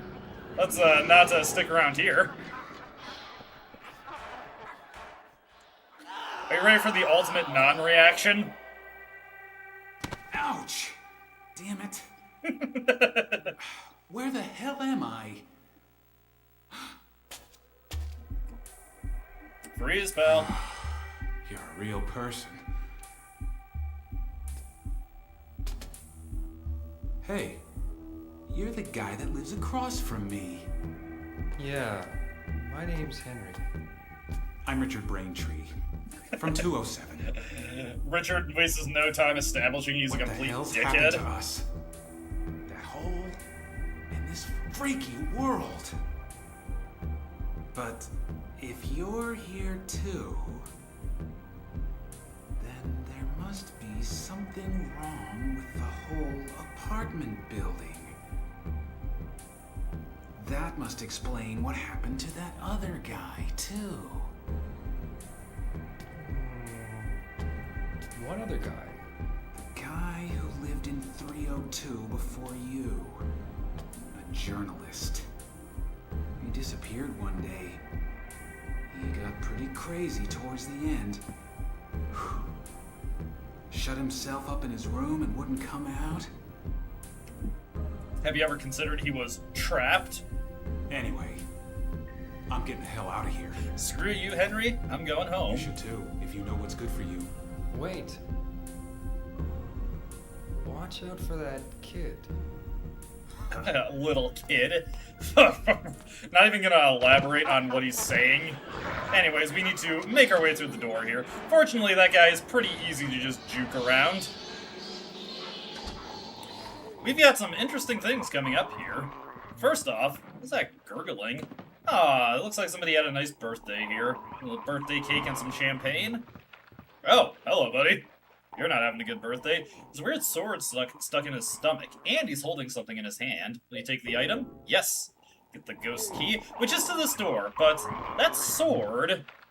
Yeah, Richard is kind of funny.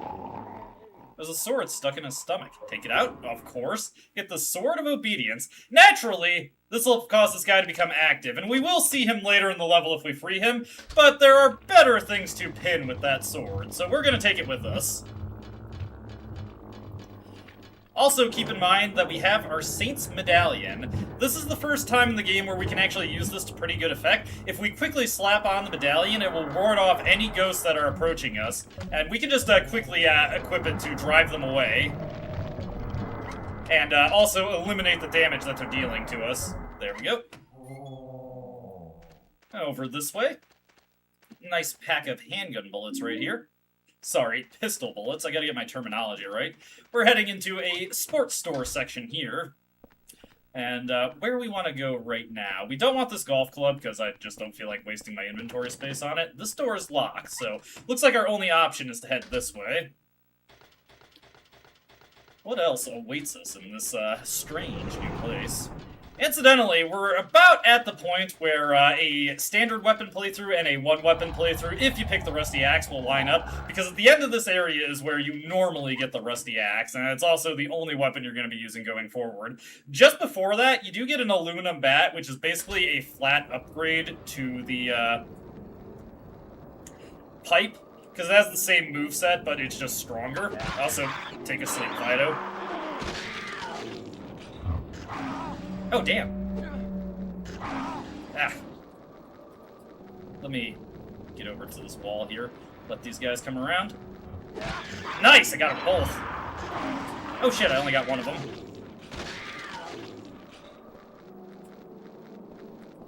And then give him a nice big swing. Out of here. Alright, not bad. Took a little bit of unnecessary damage there, but we got those guys. Now, so here, grab this key. Found the keys to Albert's sports store. There's a path that we can take just past this, but it leads to a dead end, currently. So we're not going to go through it. For right now, oh god, I didn't know those were there. We're just going to ignore these guys. Ah! Getting a little nipped at there. Little nipped and nibbled. With the key to the sports store now, we can open up that door that was locked previously. That is our main objective. Continue on over this way. Alright, and hit the locked door here. If you need to get any health back, you can go into that hole there. Back in the hole. And it sounds like we got a few gumheads around here. That's the name of the monkey enemies, by the way. They're pretty easy to evade, though, so you can just maneuver around them. There is something to keep in mind about these enemies that'll become relevant later, but it is irrelevant at this point. I'll be sure to remark on it when it comes up again. Alright.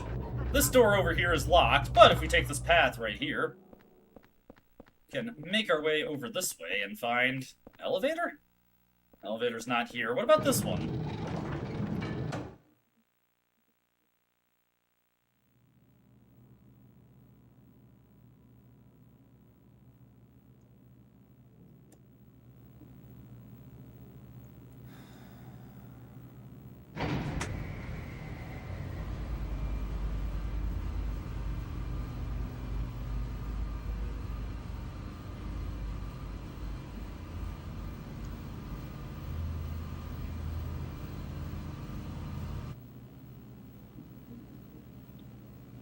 Kid he was talking about? You live in that apartment too, huh? Say, you look a lot like a little punk that I once caught sneaking around there. Do you know something about what's going on? Hey, you! Threaten the child with a revolver? Jesus. What a dickhead. Anyways, we can take that ladder right there, but there's a couple things we want to check out. First order of business. Sorry, a friend sent me a funny picture. First order of business is head out here because we can get some handgun bullets. You can technically come back for these later. Hello, sniffer dogs. You can't get me through here, can ya? I wonder. I want to see real quick. Can Henry hit them? No? Okay. A little too hopeful with that one. The elevator's not here. Next up, what we want to do is we actually want to take this, I think it's to the 3rd floor. Let's see, to the top button. Very, very easy items to miss coming up here.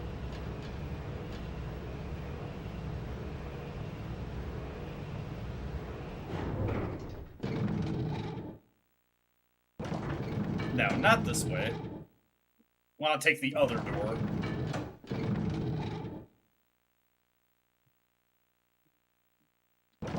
And heading into this long hallway. Good idea to have your medallion at the ready so you can ward off these ghosts, because they will be harassing you all the way this hallway. Okay. Here is where you can find the second Sword of Obedience. This one is very easy to miss, and for the longest time, I had no idea where it was. I got through the game with only 4 Swords of Obedience, which conveniently enough is the amount you need to deal with the most threatening ghosts in the game. We'll just keep using that to ward these guys off, and now we can make our way out of here. But having the second one now is pretty helpful. Now we can take the elevator to the bottom and take that ladder. Also, if you're not on one weapon mode, you can find the spade there, which is another popular weapon, because it has really good reach, and it's good at knocking enemies far away, which can be helpful. Alright, time to take this ladder right here. Just ladders this time, no chutes. Although I guess the elevator shaft is like a kind of chute, you know? I'll grab this nutrition drink right here. Haven't really picked up too many healing items at this point. Ended up having to use up the nutrition drink from earlier. You know, it's been a while since I've saved also, which is probably not a good thing, but we'll try and persevere regardless. Persevere in spite of it. Take this ladder up. Alright, hear a gumhead over there. Luckily, he seems to be running past us. This one is also not that threatening. What we got over here that's a bit more threatening, though, is the sniffer dog, so try and zigzag a little bit. Fortunately, they do not follow you into the screen transition, but be sure to be quick on your movements here, because we've got even more gumheads. These ones tend to be rocking golf clubs. Keep this area in mind for later. This one is very annoying to get through without taking a bunch of damage, for reasons we'll get into when it becomes more pertinent. Again. Don't worry, I will elaborate on some of these things that I'm foreshadowing. Few leeches to try and harass us here, but nothing we can't handle. Alright, anything in here? There's a memo here. This is also the room you find the rusty axe in normally. The boss said that the number this time is the last 4 digits of this store's phone number, but the phone number is written right there on the sign on the roof. Anybody could see it from South Ashfield Street. Is that really okay? Well, they just have to presume that is what the code is.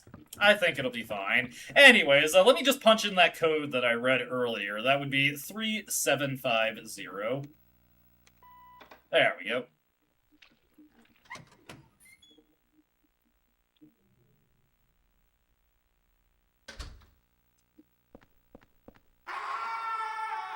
Oh, nice pipes. So now we've got a bit of a lengthy chase sequence here. These ghosts are trying to harass us as we go up this very, very long staircase.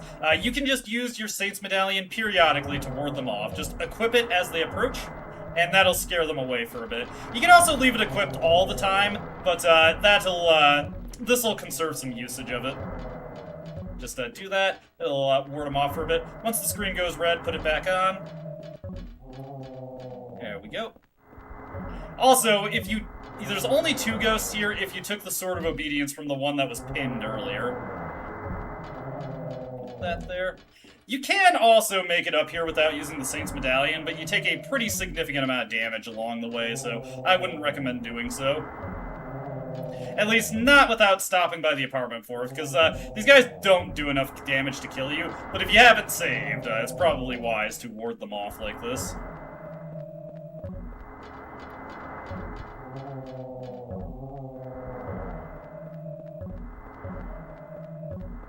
Alright, here we are. What's this? This is door 207 from my apartment building. To remove the plate, and then get in, get in.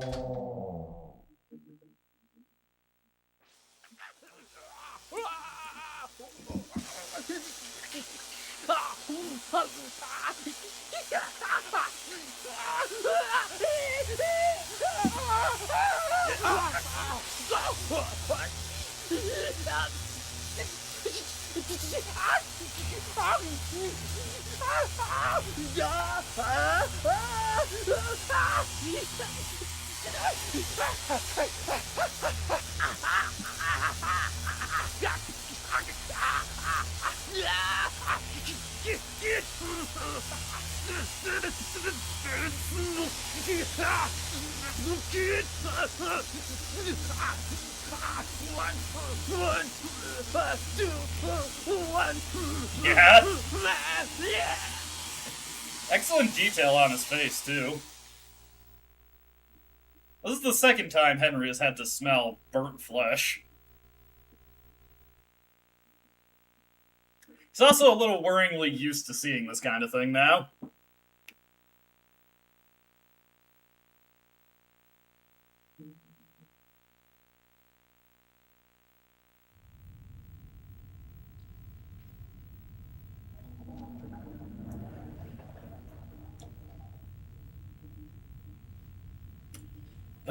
Another day, another fucked up dream. That's how Henry copes with the situation that he's been presented with thus far. Alright, a little bit of healing there. Let's take a look out of the window now. Hey, there's a man at 207 pointing his finger. He's pointing at room 303. Eileen's room?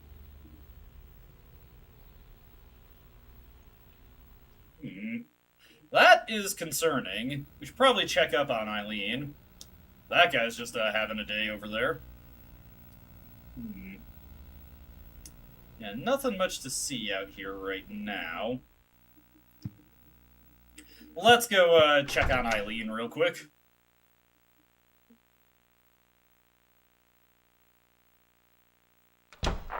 Looks like another one, Captain. Got 121 on his head. It's just like that case from 10 years ago. Yeah, that Walter Sullivan case. But Sullivan's dead. They even got the body. Must be some crazy copycat. Yeah, but even so... The way that guy says copycat always sounds really weird to me. Let's check on Eileen right now.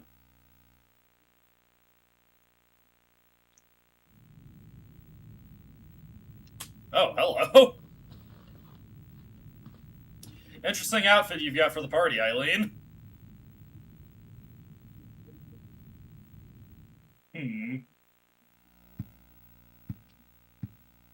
Anything out in our standard people? Oh, looks like Frank's getting into it with somebody. Is that another handprint on there? Another 2 handprints, honestly. I didn't notice the previous one that was there. Well, I guess there's just not really anything else for us to do here. Let's take one last look at the window.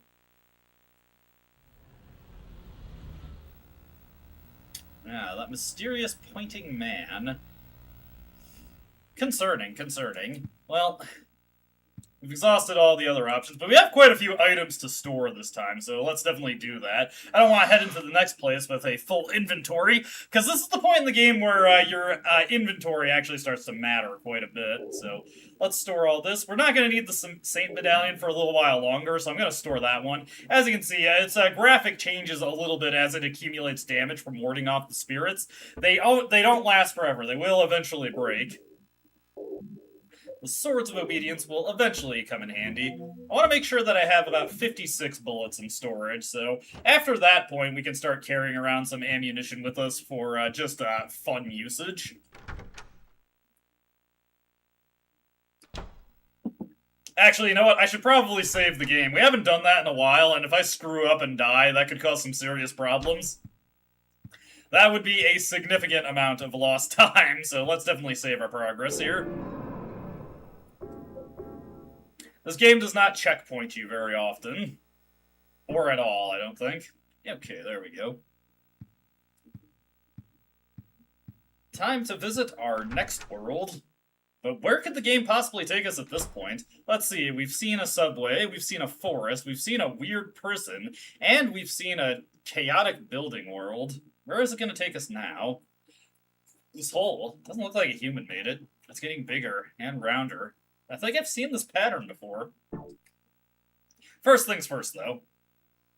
There's something in the toilet. Should I grab it? I'm not brave enough to do it. Only James Sunderland is a real man. He's the only one who's willing to get elbow deep in a shit-filled toilet. Heather wouldn't do it, Henry wouldn't do it, but James would. You know, I just realized, this is actually something I realized when I was wrapping up yesterday. James of the Team Silent game is the only protagonist that does not have a name that starts with the letter H. He's outside that kind of theming.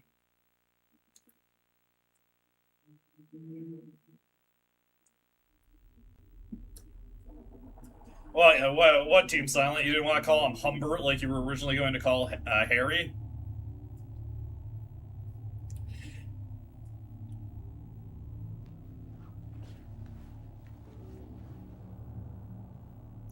Yeah, that's, if you've never heard this one before, in the design stages for Silent Hill 1, I think Harry was supposed to be named Humbert, and I think Cheryl was supposed to be named, it was either Cheryl or Sybil, who was supposed to be named Dolores, I think, and those are the names of the characters from the novel Lolita, and I'm guessing they went away from that, because it implied something that they didn't really mean to about Harry.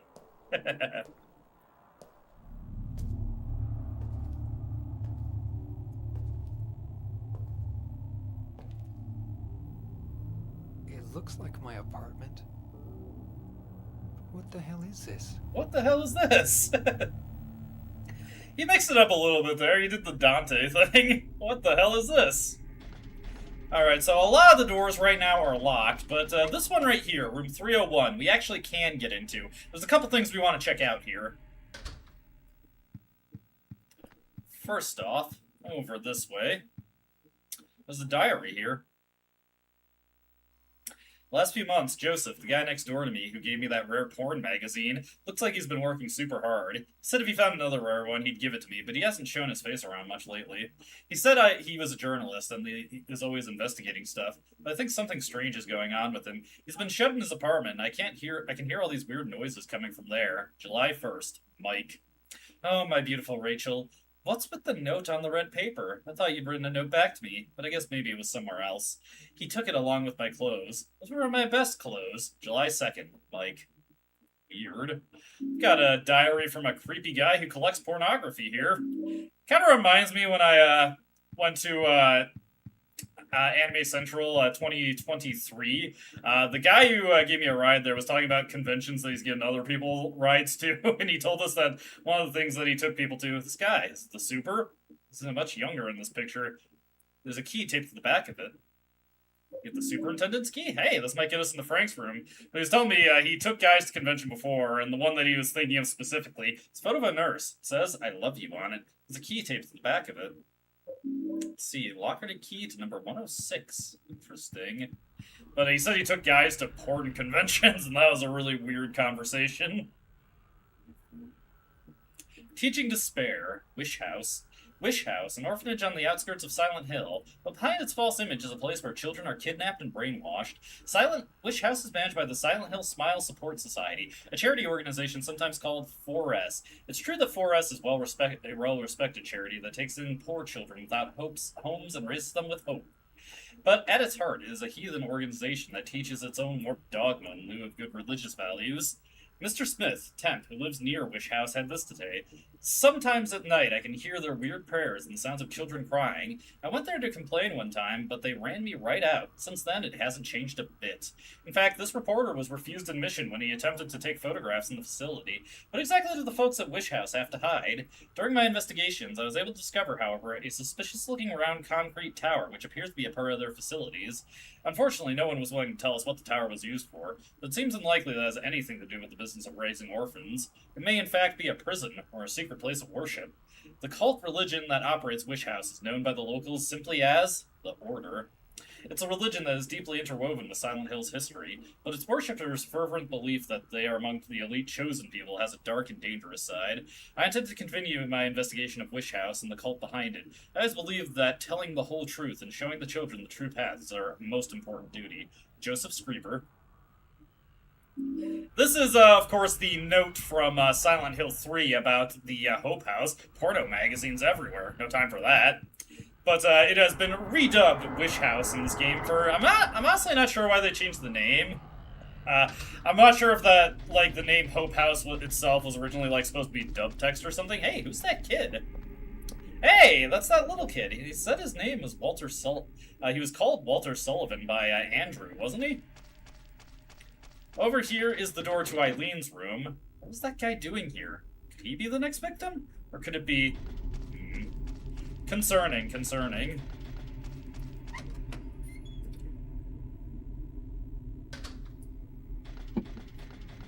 Anyways, let's make our way to the superintendent's room, and hello.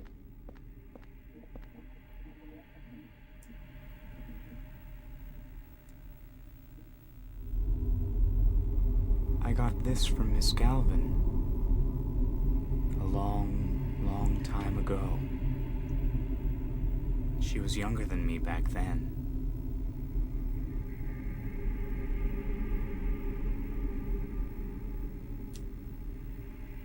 She looked so happy, holding her mother's hand. Here. I'll give it to you. Do not take this doll. It is a trap. It inflicts a pretty nasty curse on you later if you have it. Got anything else to say, pal? No? Alright, we're just gonna leave that there. But yeah, don't take that doll. If you're playing the PC version of this game and you don't have a fan-made patch installed, there's actually no problem with taking that doll due to a rather unfortunate bug with the PC version of the game that causes that doll to not do what it's supposed to. If we use this locker key here. I love you, Rachel. Mike. It's filled with love letters from Mike to Rachel. Creepy. Apparently this guy isn't able to take a hint.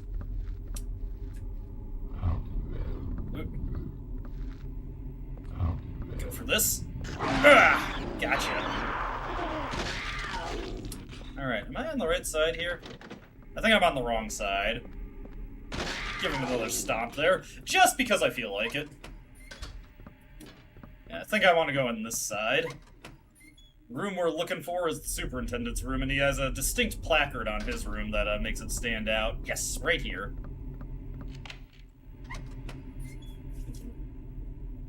We're going to have quite a lot of exploring to do. There's only a couple key areas we need to hit up. First off, there's keys for each apartment here. Looks like the key for 303 is missing, though. Of course it is. There's a piece of red paper. There's a torn piece of red paper. It's a hastily scribbled memo. Found by Nurse Rachel. Returned to room 302 together with the other part. Her boyfriend, Mike, tore off. Yeah, so that's just that memo right there. Some other things we can check out in here, like this box. It's a red box. Man, this thing really stinks. It's practically bringing tears to my eyes. Henry's none too willing to actually pick up that box, but it would save him some trouble later if he did take it now. It's a diary. The red box seems even stranger today. It's giving off a terrible smell. It's disgusting, but I just can't throw it away. It must have been around 30 years ago. That young couple was living in the apartment, but one day they just suddenly disappeared. Ran off just like thieves in the night.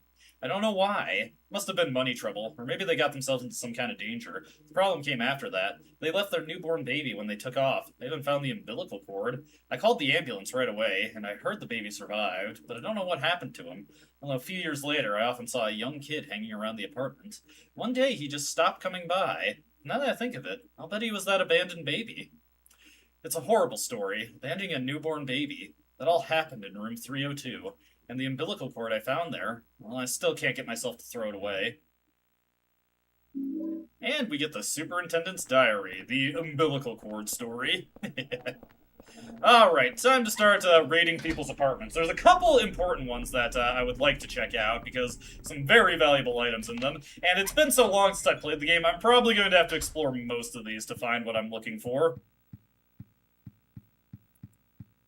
Not a big deal, though. It's fun to go through these apartments. There's only like 4 apartments you need to go into. My darling's number. There are some numbers that look like a phone number. Will you press these phone numbers? No. If you do that, that phone will keep ringing until you answer it, and I don't feel like going out of order. Makes me think of that one Seinfeld episode. Somebody answer the damn phone! Uncle Leo, Jerry, hello. I haven't watched Seinfeld in forever. I'll pop this door open next. Let's see what we got in here. Looks like we got a bit of an audiophiles apartment here. Lots of records and music magazines on the shelves. This guy knows his stuff. Over in this room, just a bathroom with nothing in it. Over in this bedroom. I think, was Henry looking at something there? No, just a whole bunch of records in here. Nothing that we can take, unfortunately. It's a cool room to see, at least, though. They had put some effort into making these apartments distinct from each other. Really informs you about the people who live here. And that's just a dead end, so we'll make our way over to the other hallway. There'll be more sniffer dogs waiting for us in that hallway, but we've got ye old rusty axe, so we're fine to deal with them.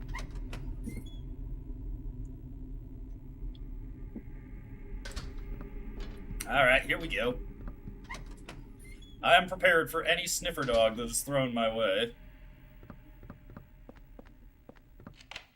Into this apartment we go. Alright, what do we got in this one? Anything in the fridge? Nah, nothing in the fridge. Any items to be grabbed? Ah! There's definitely hummerbats. Oh god. Come on, get this one, Henry. Better stomp these before they get back up. There we go. Awesome. And go for the stomping here. Good work, good work. Ah! Rude, very rude. Alright, they're all dead. Anything worth grabbing in here? Or was that just a waste of my time? I believe that was a waste of my time. Oh, goodness. That's okay. These things happen sometimes. You just gotta deal with them. It's all about how you deal with the things that happen. Alrighty. Next up over here. We'll just head right into this apartment, see what we find here. Let's see. Anything in the fridge? Nah, doesn't look like it. I just want to raid somebody's fridge, okay? That would be fun to me. I want to take all the goodies they've got in their fridge. I'm sure at least somebody has something delightful in their fridge. Let's see, fluorescent light, nothing we need to deal with. There is one room that if you're on standard weapon mode, you can find some bug spray in it. We are not on standard weapon mode, so we cannot find it. The bug spray is good for taking out Hummer bats instantly. I think it deals very, very light damage to other enemies, but not exactly something you can kill with. Okay, go for the hit there. And right on the neck. Good work, Henry. Excellent form, also. He knows what he's doing. Oof. This is, I wonder if there's something in that fridge. Can't imagine why these leeches would be around it otherwise. Fortunately, leeches pretty easy to deal with. Henry's got stompers that can take care of these things no problem. Oh, yeah. Smells terrible. Open it up. Oh, God. It's wrapped up in these torn, bloody jeans. It's the body of a dead cat. There's torn red paper in one of the pockets. Well, I guess we gotta take it. Just a torn red paper with nothing written on it. I'll stick it under room 302's door. Of course, of course. Let's see. Anything else in here? Doesn't seem like it. Well, that is the thing that we need to get from here. Let's make our way on to the next room. Just one final room in this hallway, and then we'll be done with the first floor.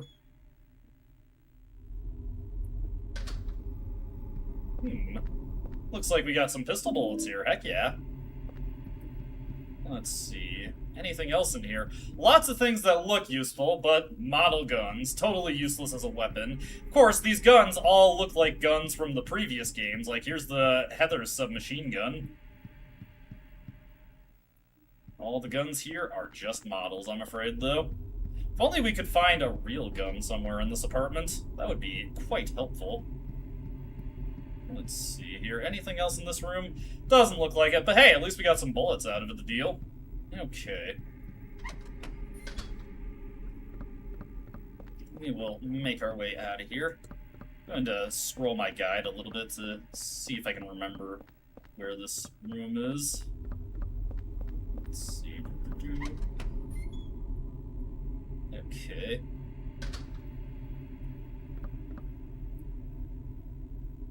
Hold on, wait a minute. I must, let me check here. Maybe it isn't available in one weapon mode. If it is, I probably just, caused myself some problems later. It's supposed to be here. Okay, yeah, okay, it's not usable in one weapon mode, unfortunately. That's gonna cause some problems later, but it's not a big deal. It's just a little annoying, just a tad, just a tad. We'll persevere without it, though.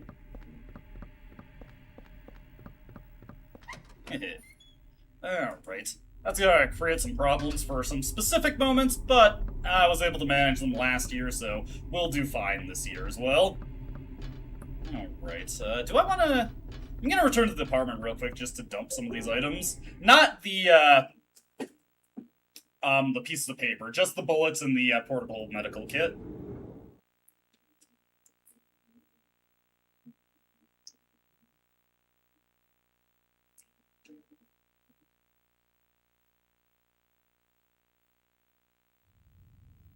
Alrighty.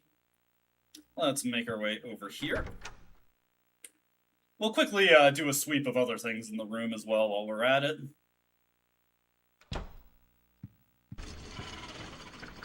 What the hell was that?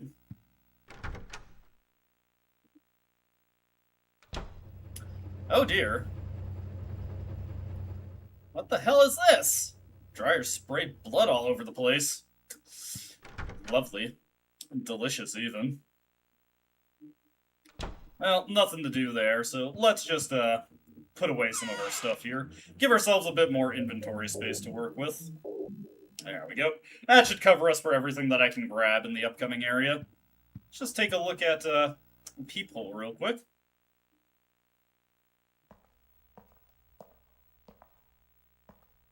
Hello.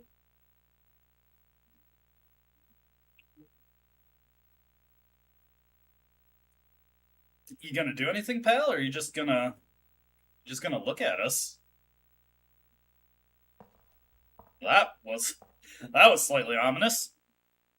That's a pretty rare event there. That doesn't always happen. I'm glad we were able to see at least one rare event. There's a lot of random things that can happen in Room 302 that you're not guaranteed to see every playthrough, and it's cool when you do see them.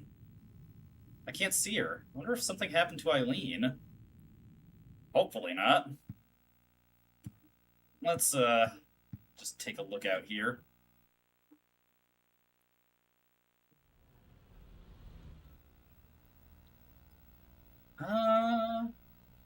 Yeah, doesn't look like there's anything interesting going on. The pointing guy is gone. You know, looked a lot like that guy who just was at the door as well as at the stairwell. Alright, back into apartment world we go.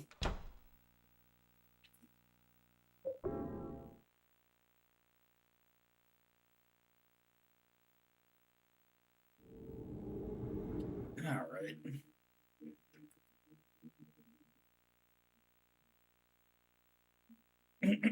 Ooh, sorry about that. Time to investigate the second floor.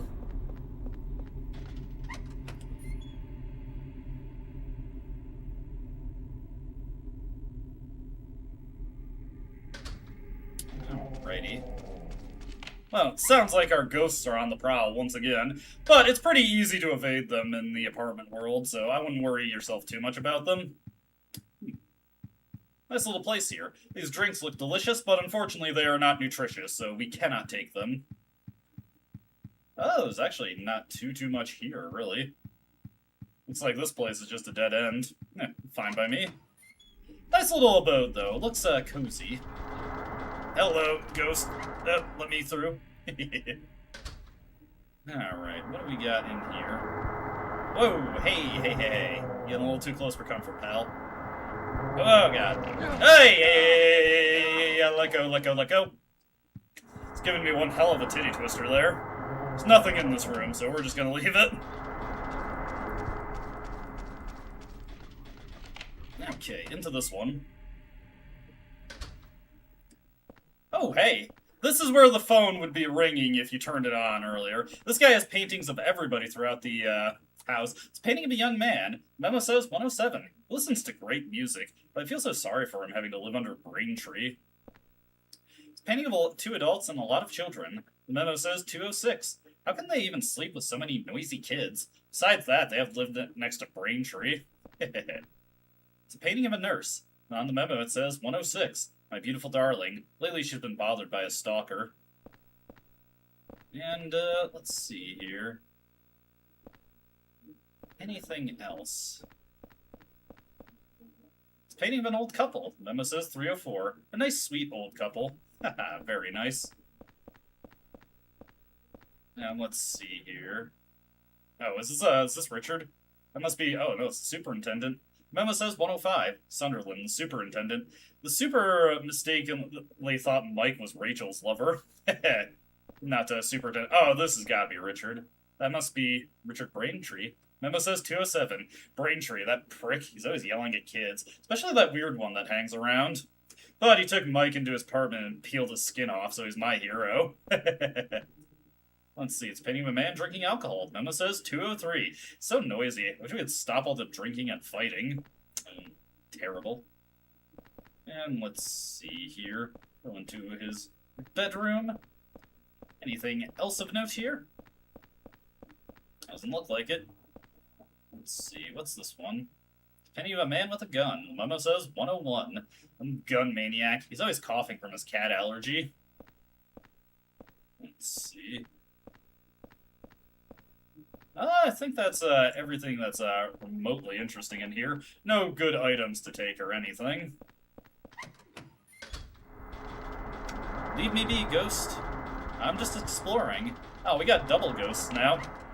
Fortunately, we're able to just duck into the apartments to get away from them. They're not the most threatening things in the world, I gotta admit. Oh, we got another ghost in here.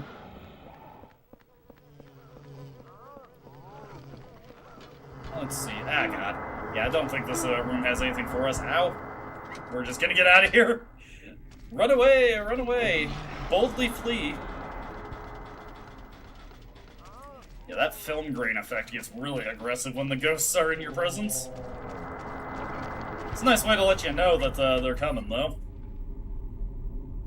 When I come around. Alright, just one more wing to check out. The third floor only has one wing to it, so it's not quite as big as the rest of the apartment. Into this one we go. What we got here? It's a cassette tape. The label says skinned mic. I could listen to it on the stereo in my room. Sure, we'll take it. Why not? Sounds like a fun time to me. There are lots of old game machines and other devices I have no idea about. Anything else in this apartment before we dip out of it? Doesn't look like it. This notepad has nothing on it, even though it looks like it might be important. Hello, buddy. Goodbye, buddy. Not the most threatening enemy in the world.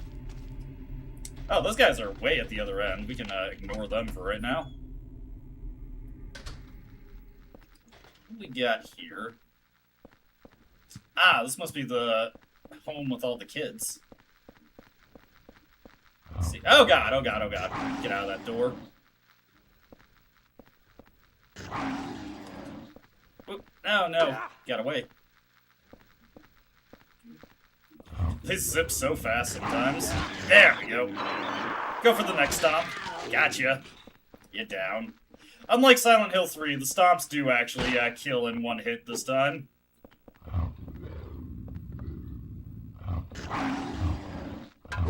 There we go. Got him on the backswing with that one. Let's see. Doesn't look like there's anything else in here. Writing is so jammed together, it makes me feel sick. And not exactly, guess it's not surprising that the children don't have much of an eye for aesthetics. Oh boy, we got a lot of sniffer dogs here. Fortunately, they generally try to take you on one by one. Nice! Double swing! Awesome. Excellent work, Henry. They're out of here. It's like a home run swing you just took there. Hey! I can see Eileen Galvin from here. I'm pretty sure that's room 303. What's she doing in this world? That's concerning. More than a little concerning. Let's see.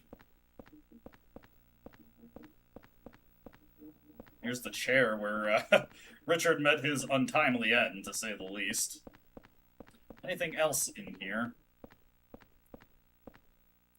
Let's see, there's a golf club. Nah, we don't need a putter.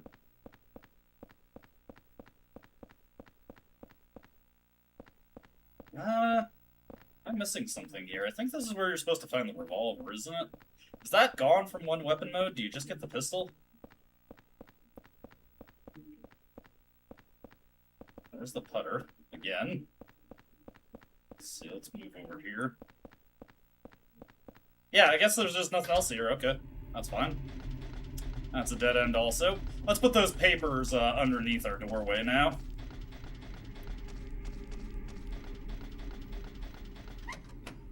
Alright, back to Henry's apartment we go. Kinda sick of this apartment building at this point, but oh well, we'll manage. Alright, up to the third floor we go. Doll is still there if you want to cause yourself some problems later, but we're not going to go for that. Let's see, anything in this apartment before I head back to 302?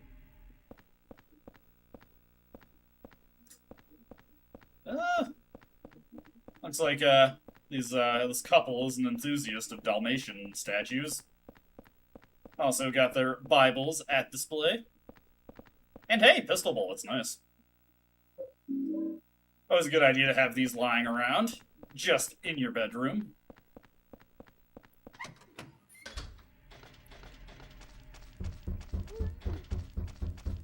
I hear someone.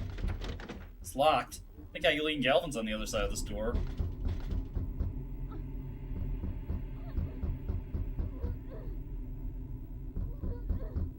I wonder if she's not able to escape. Maybe she's in the... We did see her in this world now, so she might be in the same situation we're in now. Henry, it's right there.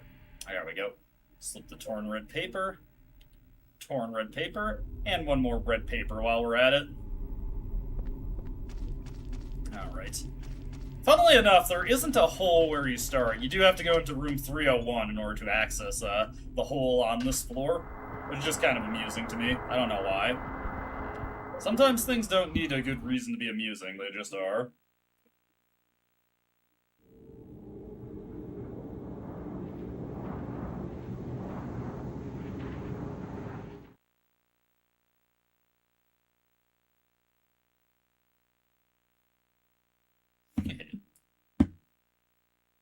Alright, let's take a look at our notes here and see what we got. Ideally, something helpful will be in the papers that we return to ourselves. It's kind of funny, like, we were just getting the papers from a mysterious somebody, and now we are the mysterious somebody giving us the papers.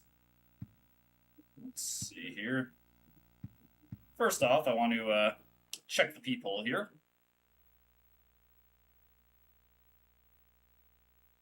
I think I missed an opportunity to get a message there. Oh, well. Oh, yeah, I had a really wicked headache that day and just collapsed on the bed. Maybe if I look near the bed in my room, 302's bedroom, I'll find it. I get headaches every day now. It's terrible. What am I going to do? May 22nd. That's the last note that we needed to read, funnily enough. It was 4 years ago that they discovered the body with 1221 carved into it. Right away, I had this terrible feeling and couldn't stop shaking. The victim had been murdered 6 months earlier, but Walter had been dead for 7 years, having committed suicide 3 years before the murder. The police think it's a copycat crime and are calling it the Sullivan case round 2, but something about it bothered me. We'll get a more insight into Walter Sullivan's killing spree. I lost the key to Eileen Galvin's room. I gotta find it and bring it back. Let me think. The last place I saw it was... It's ripped here, and I can't read the rest. Move around this one. I figured out the riddle behind the numbers. 01121 is actually 01 out of 21. In other words, 1 out of 21. So, Walter was planning on killing 21 people, but he never finished the job. He was convicted for the murders of Billy and Miriam Locane, the 7th and 8th victims. Afterwards, he committed suicide in his jail cell. The grisly mass murder of 10 people shocked the world and came to be known as the Walter Sullivan case.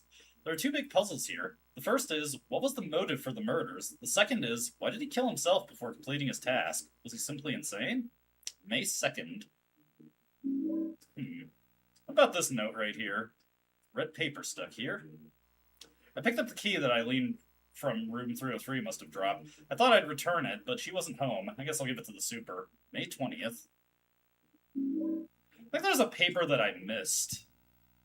Yeah, it's not a big deal. Anyways, let's go play this cassette tape real quick. You put the Skid mic cassette into the stereo. How do you like that, you sick little freak? You had it coming to you. These clothes are disgusting. Get them out of my sight. I know. It'll be perfect to wrap his body in. Hold it. You! Hold it, I think You I'll keep snooping that around for again? myself. Get your ass out of here before you really piss me off! Hold it. Hold it. I think I'll keep that one for myself. Hold it. I think I'll keep that one for myself. That's such a weird tape. At the end there, it sounds like Richard spotted the young Walter Sullivan, though. Let's head to the bedroom. Once you get the correct note, there will be something different about your bedroom this time. There's something on the ground. Will you take it? Oh, of course. Get the doll key here. This is the key to Eileen's room, so now we can get there. Should probably drop off the skin mic cassette. As a matter of fact, I'm going to drop off most of my items here. Let's pop open this trunk here. And we will drop off the skin mic cassette, drop off the superintendent's keys, we will drop off the pistol bullets. I'll still keep the pistol on me. Hey, there's the 56 bullets, so yeah, now I can use my pistol freely, as long as I leave those 56 bullets there. We'll take one last peep outside here. Doesn't look like there's anything. Alright, time to get into Eileen's room and hopefully prevent any tragedies from happening. That's the plan, anyway. Let's see if we can make it. Enter the hole. Back in the hole again.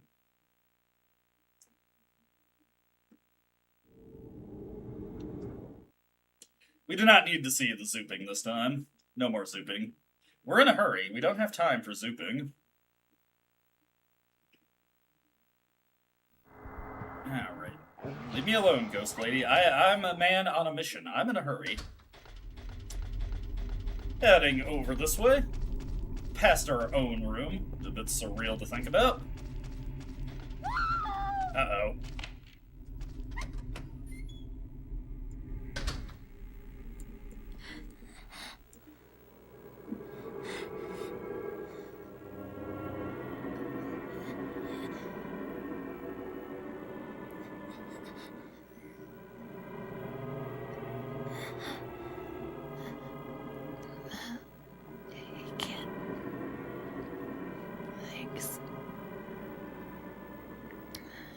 Did you find your mommy? This place? It's dangerous. You need to hurry. Get out of here.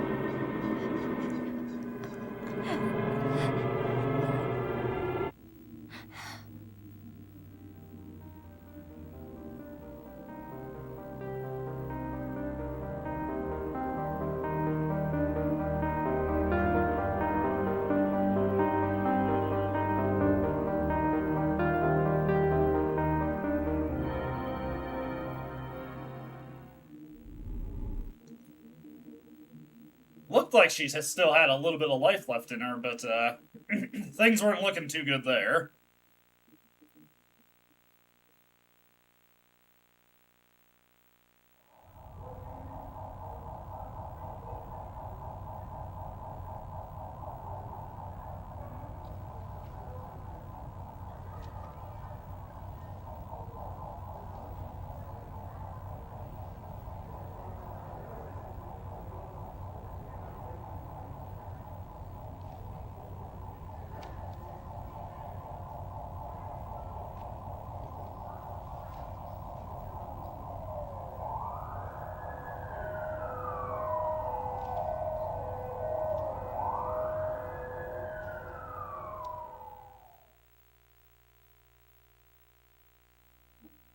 It is now the dead of night. Let's take a look at what's going on in the world outside. Eileen. Well, on the bright side, since the ambulance is rushing out of there, we can probably assume that Eileen is still alive. These guys are definitely in a hurry to get somewhere, and I doubt it's the morgue. Anything else to see out there? Doesn't look like it. All the other apartments looking kind of empty right now. Creepy. Still, few things we need to investigate before we get on to our next order of business.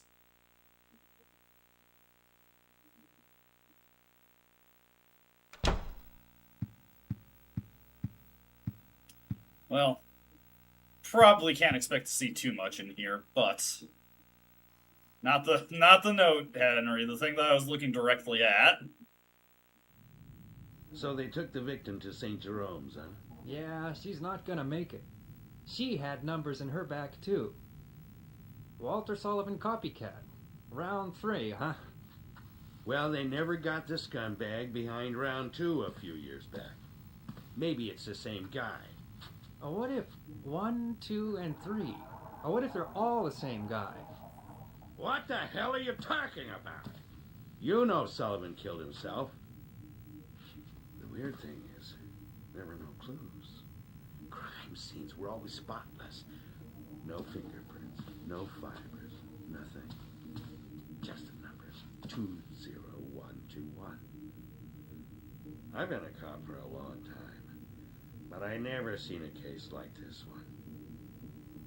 It's almost like they were killed by a ghost or something. Aw, you're just being silly. Also, hey, it's Robbie the Rabbit. I thought I recognized you. Why are you pointing at me? I didn't do anything wrong. Judgy. Alright, let's check the radio here. Nothing on that.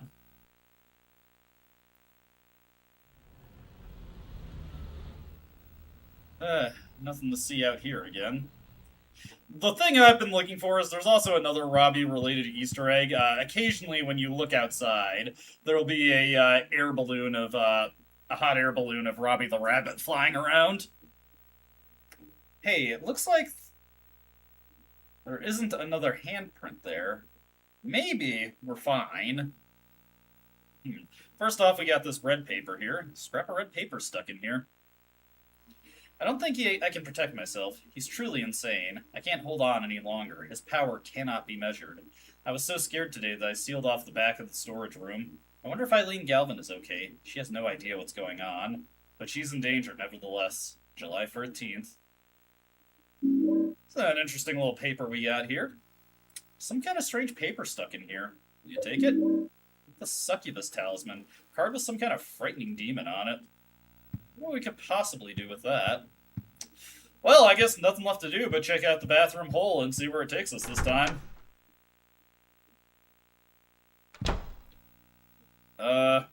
What happened to the bathroom hole? The hole is blocked. Well, how are we supposed to get out of here now? Maybe we should investigate the rest of our apartment. What's a room that we haven't really looked at much recently? There's only one room I can think of that we've only checked once. Don't know why, I also feel compelled to just grab the placards that I've been storing in my box for the entire game. Just feels good having those on me right now. You know what? We haven't really done much with the utility room up to this point. Hey, what's that? Some kind of stain. Come to think of it, also looks like an evil demon. Well, that's a hint if I ever heard one. Use the Succubus Talisman. Whoa. What the hell? After he did the ritual of the Holy Assumption, other worlds began to force their way into his universe and began to swell horribly. But his universe is different from ours. It has limits, and in the limits of that universe he rules as a king. And in the deepest part of his kingdom is his mother. Let's put this placard right here. Let's see. I can't use this one. What about this one? Not this one. But the Temptress. There we go. Over here. There we go. Source placard goes right there. And finally, put the Watchfulness placard right there. Hey! That one's, pretty sizable. Well, I think we found our new hole. The hole. Where will it lead this time? Eileen. Wonder if she's okay. Don't know if we'll be lucky enough to find her through this, but it's not like we have any other leads.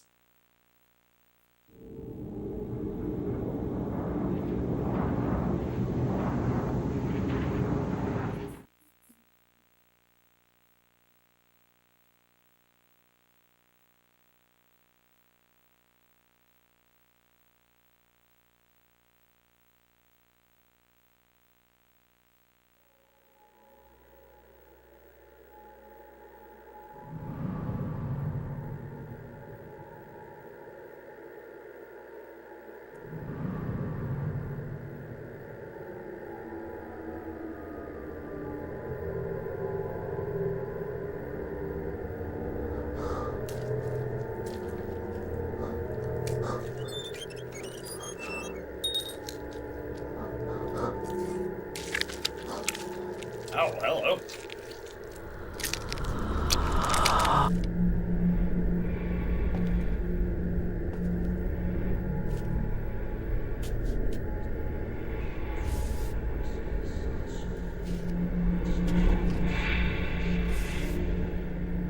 Henry is none too keen on staying in the room with this guy, and I don't blame him, honestly.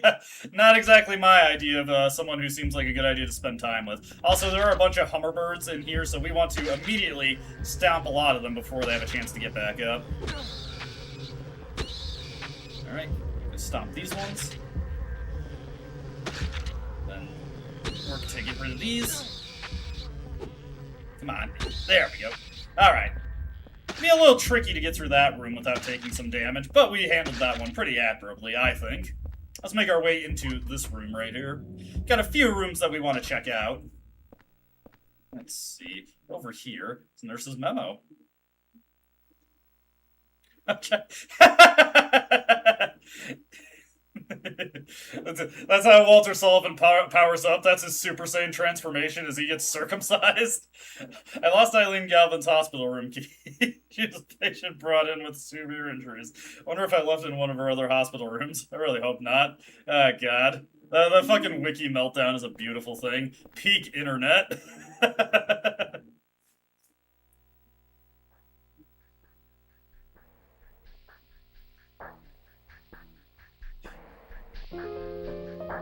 This is a supercision. We'll call this one Supercision 2. And this is to go even further beyond! I know. I can't blame you. Possible foreskin symbolism. Eileen, you still alive? Pretty convenient that we've been warped into the hospital to Azure.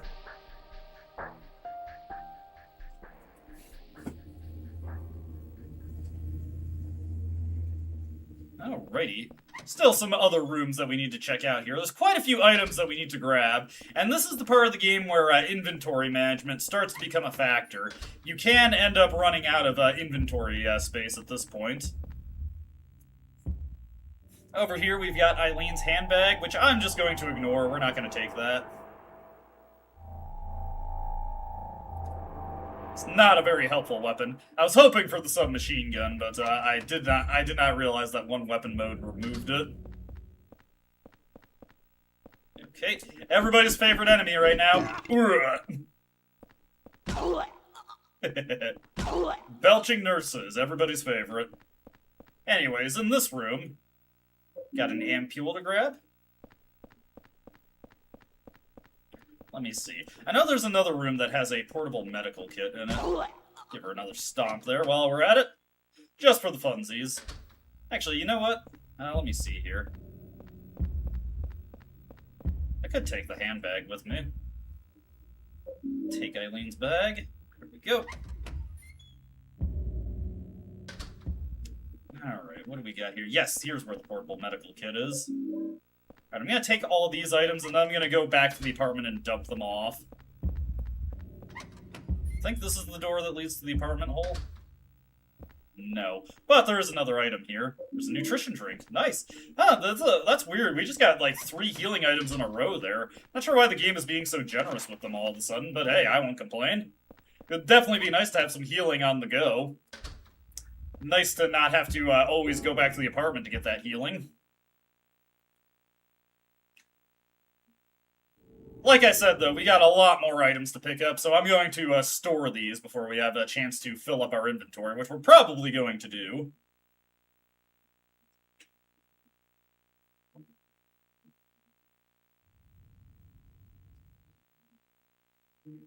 Alright. Make our way over here.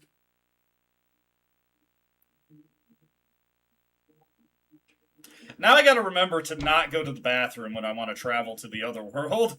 Gotta remember that's the utility room that we want to hit up.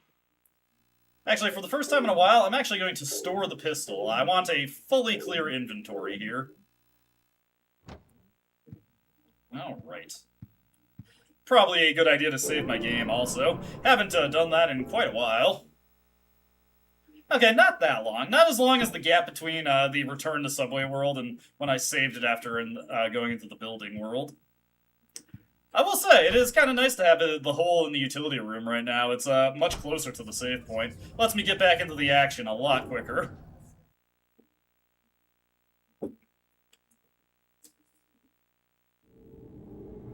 Alright, there we go. That's that taken care of. let's get exploring, because we got quite a few rooms to go into. Alrighty.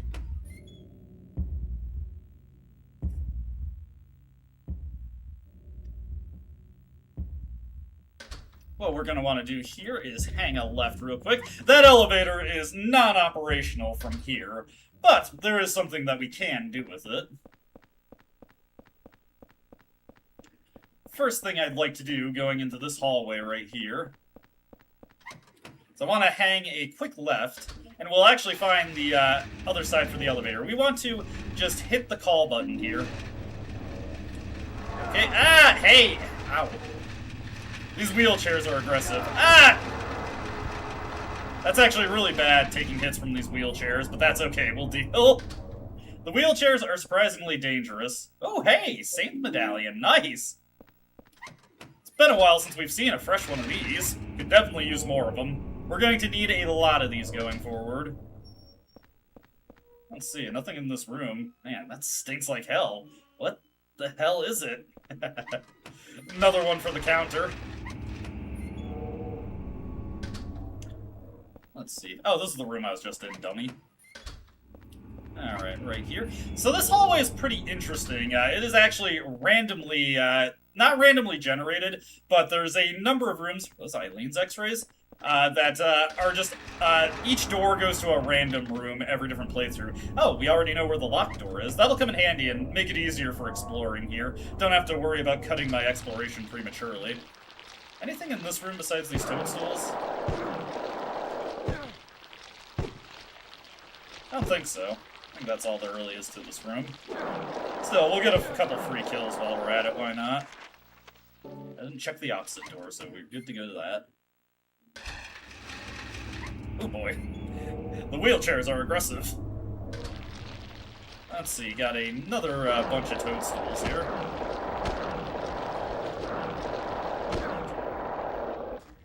This man's dead body. Illuminating, Henry, thank you. Didn't realize that's what it was. Oh, hello, ladies. I'll just leave you to it. What we got in here? Hello. It's a terrible smell. What behind this cloth? I don't think we need to know, although I can probably hazard a guess based on the outline of it. Boy, I sure would hate it if I just saw the giant disembodied head of my neighbor that I've been periodically spying on throughout the game. Fucking A! Ugh.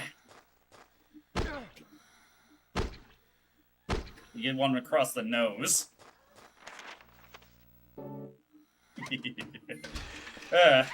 Okay, moving on from that. Well, looks like we got a golf club in here. Not something I really need, truth be told.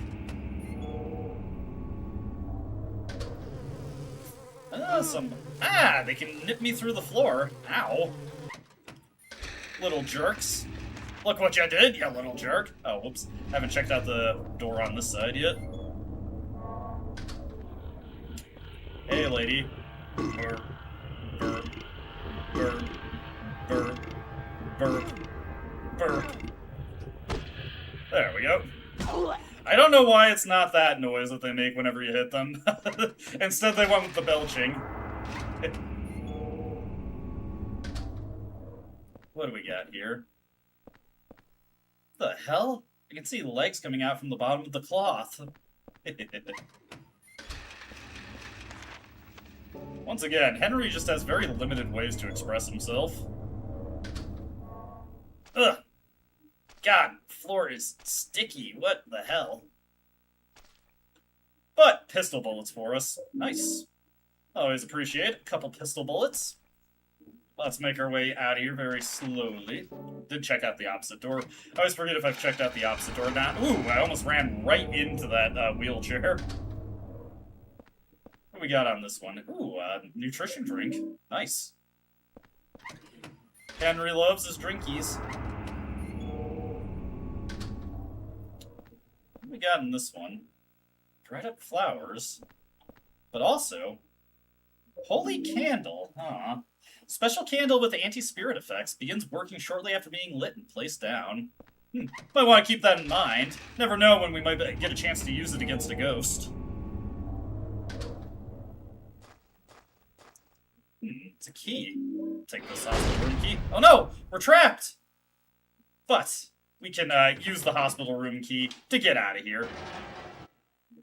Not the most threatening trap in the world.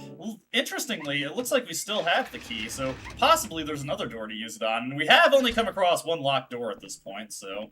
Ooh, nutrition drink. I'll take it. Delicious and nutritious. We'll make our way to this one.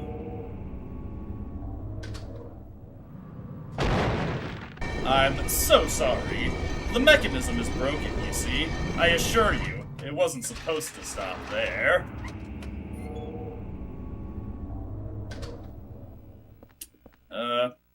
Long thing. What the hell is it? Some kind of umbilical cord? Ew. Freaky D. Weird room to think about. What we got in this one?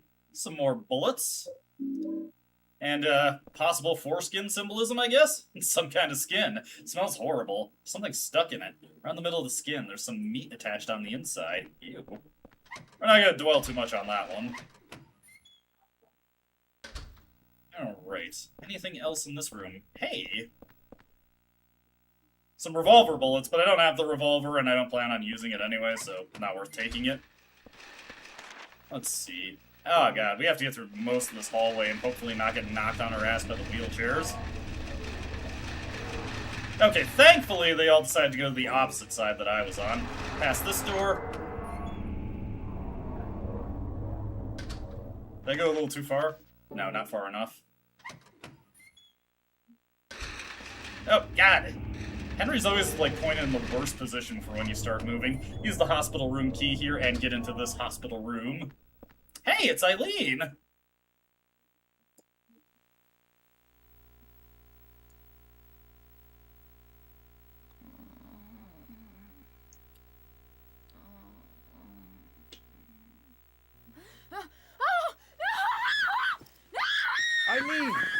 Eileen, relax! You could probably use a bit better bedside manner here, Henry.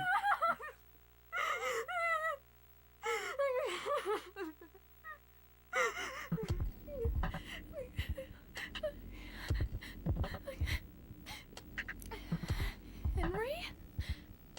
From next door. What are you doing here?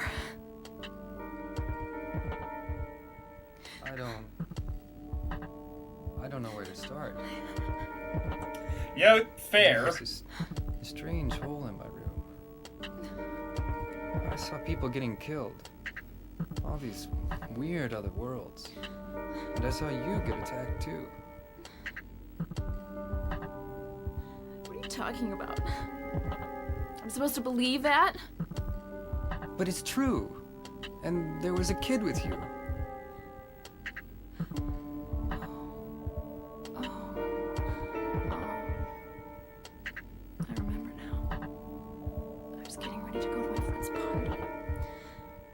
Boy protected me from the man with the coat.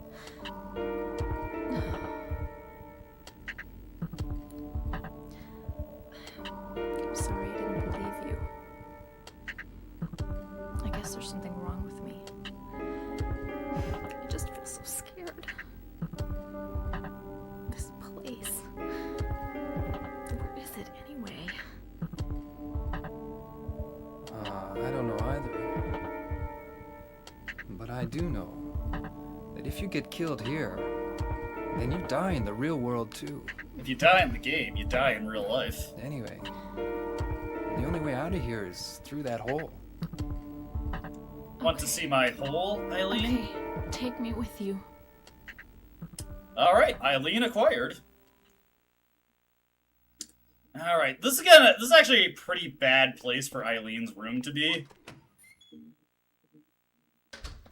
Yep, oh god. Okay, that wasn't too bad. We were able to just barely get the charge tack out. If you're further on down the hallway, you get a lot more time to prep for these burping nurses that are coming at you. That could have been bad, but fortunately we were able to get through that without me getting hit and without Eileen getting hit. Pretty nice, pretty nice. Now we've got to escort Eileen. The important thing to note is that Eileen cannot die, but she is quite slow, and it would be to our interest to try and prevent her from taking some damage.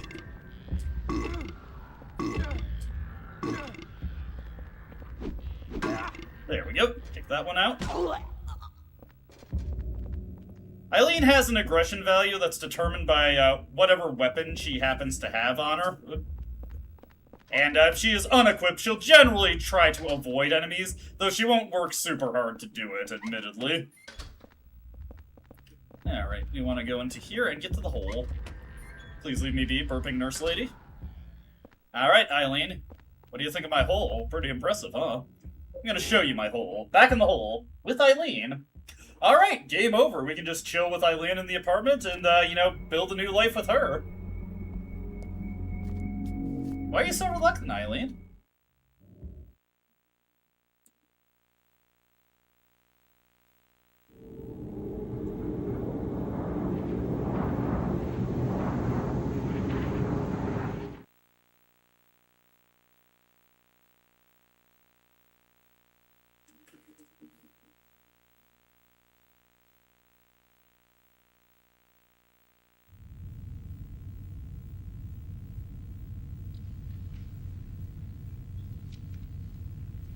Alright.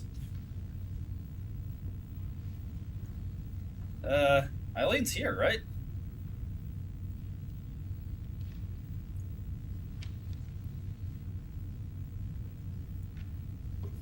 Eileen, she's gone.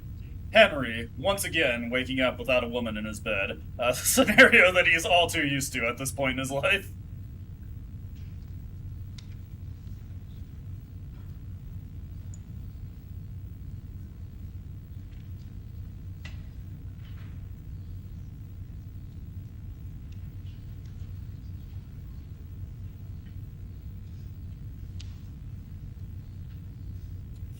Well, guess it's time to do some investigation.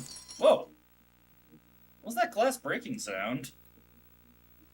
I didn't think anything of it when I took the picture, but that's giving me a seriously creepy feeling.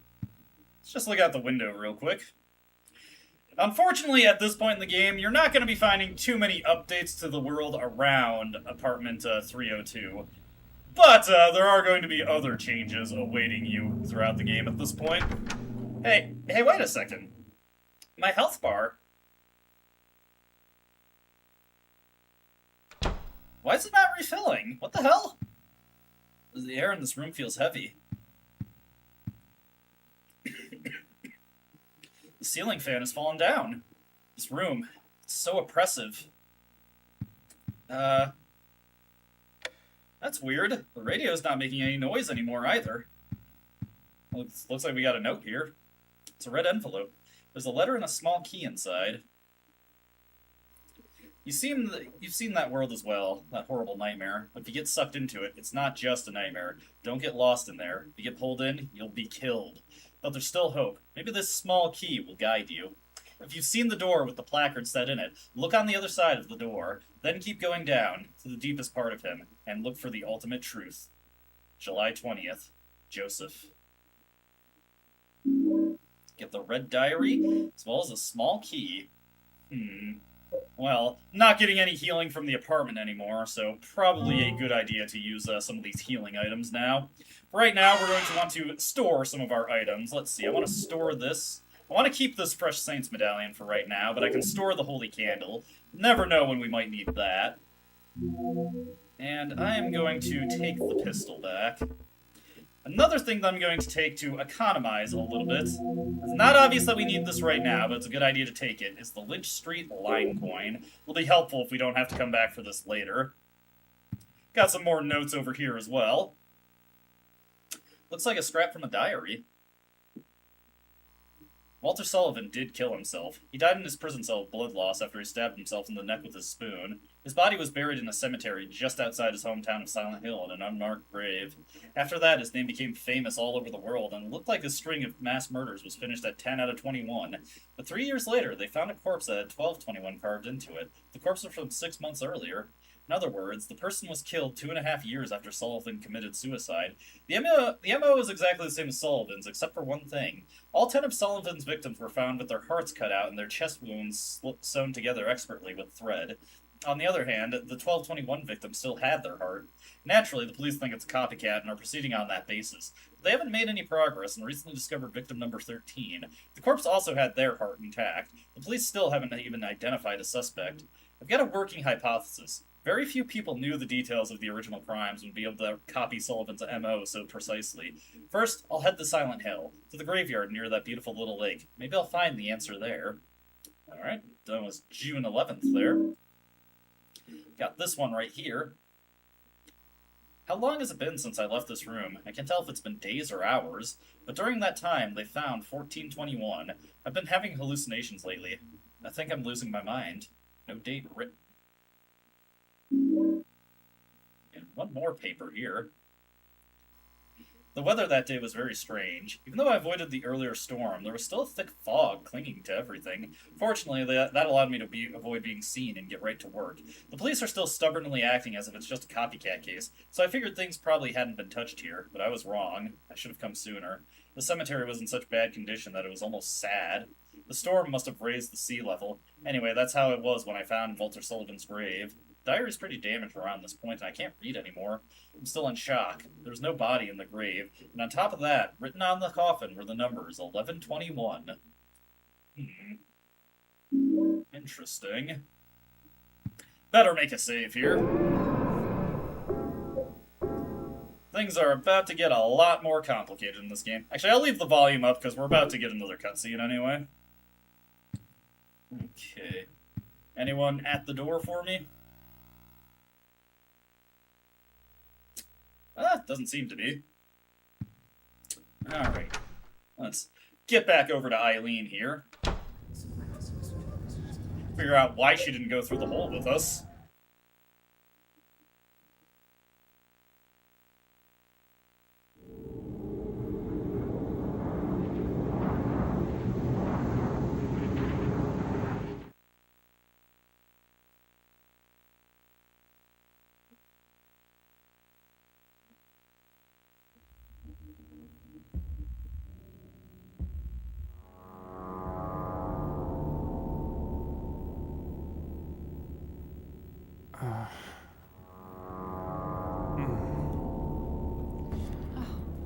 Henry.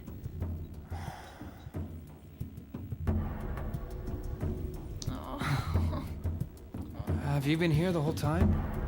Yeah? And I didn't see any hole either. You just disappeared all of a sudden. How odd. I can't stay here by myself. I'll be cursed. I know it. What am I gonna do? I might know a way to save you. Do you know about someone named Joseph? Yeah. He was the guy who lived in your apartment before you. It's a good thing Joseph is such an uncommon name. He was a journalist or something. He disappeared about 6 months before you moved in. But toward the end, he started acting really weird. Yeah. He was doing an investigation about a religious cult and a man named Walter Sullivan. I got this letter from him. He told me to go down into the deepest part of him, and to look for the ultimate truth. Let's do that. There must be something down there.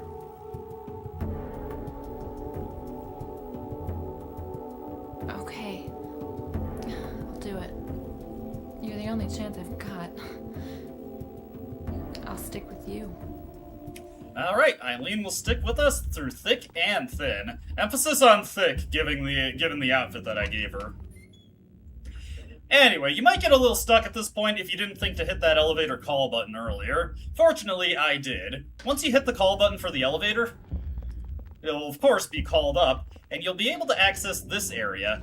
Turns out there's a door beyond this way, and our small key just so happens to pop it open for us. Very nice, very convenient. I'm actually going to load the pistol real quick, because I'm going to want it for something coming up in the future. Alright, heading down this way.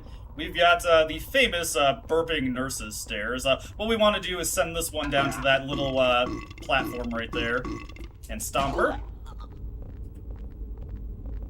Okay. Fortunately, these nurses focus on Henry, so you can protect Eileen by staying distant, wait for them to get close to Henry, and they will go after him instead. There we go. Let me see if I... Oh, no. Oh, God. Eileen, come this way. Alright. And go for 2 at once. There we go. Alright, that's... Ah, God! Ah,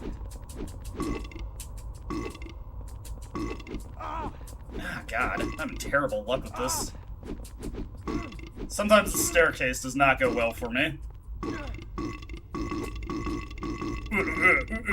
Yeah. Come on, let me stomp them. There we go. There we go, got them both. That was a nasty little bit of damage that I took there, but not too bad. I think I only pushed that one a little bit. There we go. Hey, is there writing here? Ever downward. Alright, works for me. Bit unfortunate that I took some damage there, but that's okay. We're going to start finding plenty of healing items at this point in the game to make up for the fact that we can't return to the apartment to heal anymore, so it's not a big deal if you take a... There's like a very particular way you want to run on the stairs here that allows Eileen to stay paced perfectly with Henry. As you can imagine, Eileen is not very capable of running fast in her condition, so... It takes a bit of time if you just run full tilt without her.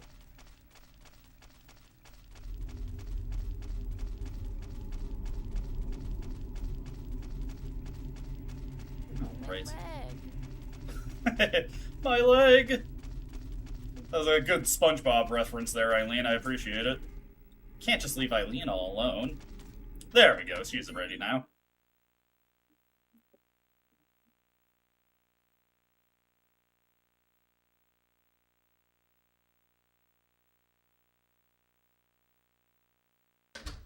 Alright, moving over this way. Oh, this area seems kind of familiar, honestly. Over here. Hey, a holy candle. Score. Going to equip my pistol real quick. This door's shut tight. This one, on the other hand, is open.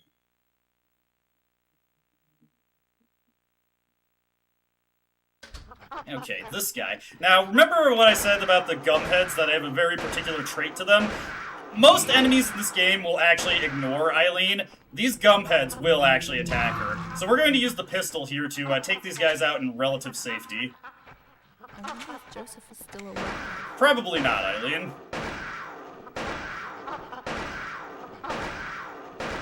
There we go.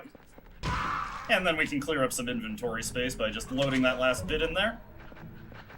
Alright, this guy we're gonna just have to take out with the axe. There we go.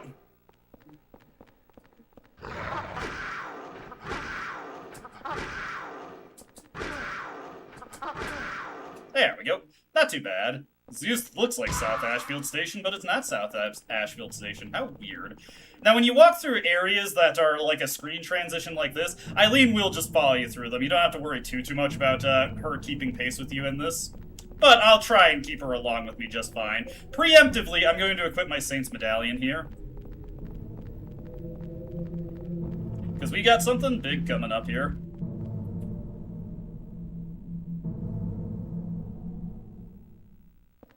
Hey, looks like hair on the ground.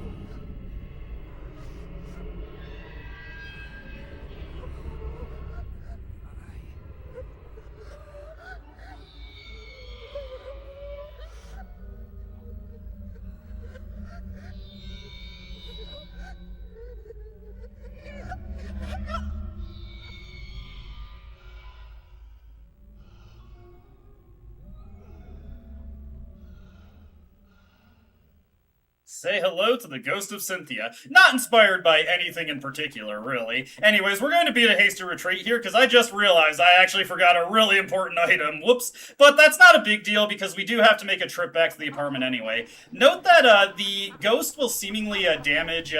let's make our way into this bathroom right here. The ghost will seemingly damage Eileen with her being in their presence, but that's actually fake damage. You don't have to worry too much about that. In the men's room here, we can find a nutrition drink real quick, so let's grab that. As a matter of fact, I'm just going to use that right away. If I'm not at full health and I grab a nutrition drink, I am just going to use it right away. Eileen, hurry up. There we go. Luckily, we still got our, oh god. We still got the hole right here. That's a bit unfortunate that those guys are there. Got all these leeches. Don't worry too much about really weak enemies like leeches and how much they hurt Eileen. They do very, very low damage to her. Still, I'm gonna stomp them all anyway, just to make sure they're out of the way. Mostly so they don't hurt me, because the relative damage they do to Henry, even if it is the lowest damage in the game, is much greater.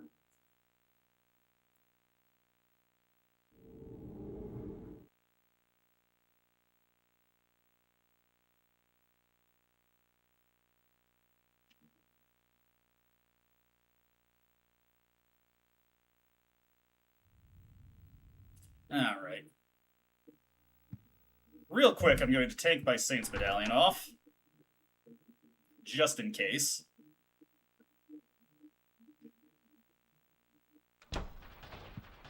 Oh, hey.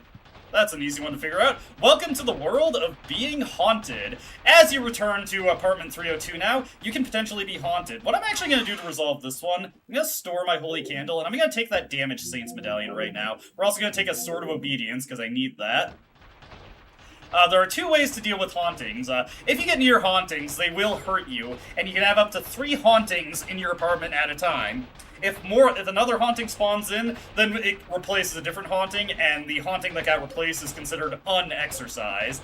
You need to exorcise most of the hauntings that come into your apartment to get the good endings of the game. We're just going to exorcise everything. And we can use this slightly damaged Saint's Medallion to deal with this haunting right here.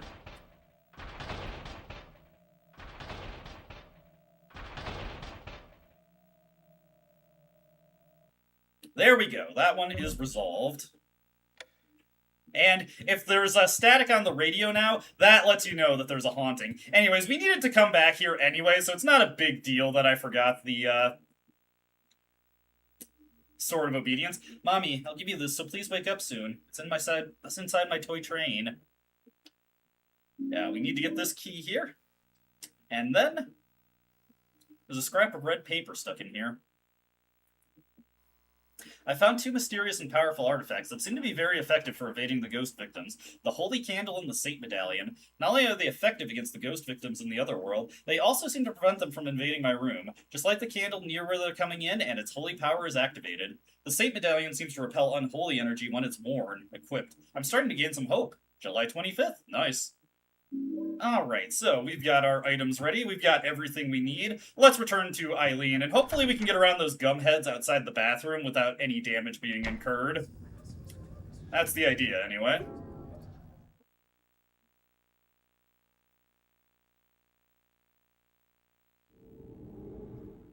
Alrighty.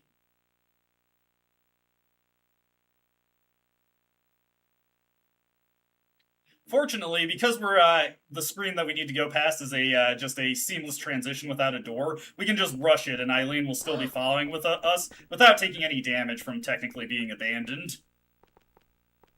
Come on, Eileen. There we go. And we want to move quickly so we don't incur the wrath of the gumheads. There we go, that's fine. Alright, so to deal with the ghost of Cynthia here, we want to have the Saint's Medallion equipped, and we just want to run right up to her. Where is she? Did she leave? She's got to be here somewhere, right? Uh-oh. That could potentially be a problem. I would like to track her down, honestly. I didn't realize that if you didn't fight her here, she would just leave. Okay. That's slightly problematic, but not the end of the world. We'll still be able to deal with her later. What we need to do now, though, Don't leave me alone. Not planning on it, Eileen. Don't worry. We need to go this way because there's a very important item that we need to get here. We also got some gum hits to deal with. Quite a few, actually, so hopefully I can deal with this okay. Okay, take this one out. Get him right up against the wall so I can stomp him. Ah, crap. Okay. There we go. And try and get all of them in one swing.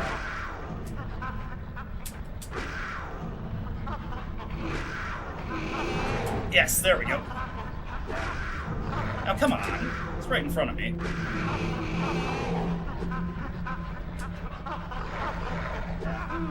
Oh, come on. How'd that phase through all of them?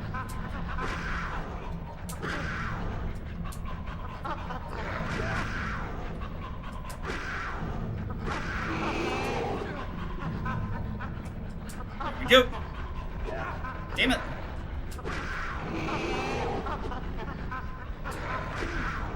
Yeah, these guys are so obnoxious to deal with. They have ridiculous amounts of health if you're not able to... How am I getting hit there? I hate dealing with these guys. Ah, that's so weird. The hitbox is going right through them.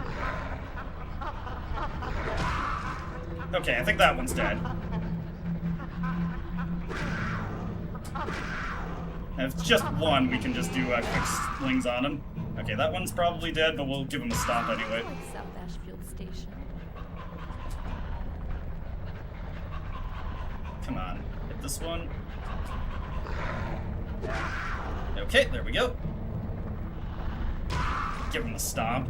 The reason we did that is because there's a very, very important item to collect here. Silver bullets, or a silver bullet. Silver bullets will instantly down ghost enemies, and there's a couple of ghosts that we just want to immediately pop with these and take them out. If we head over this way too, you can get some handgun bullets. We could have gotten these earlier, actually, when we first came through the subway world, but I didn't really think it was worth the detour. Not that there was really anything threatening this way, I just didn't feel like going for it, since I was going to be coming this way later in the game anyway. Nutrition drink over here, which will be helpful because I ate a little shit there.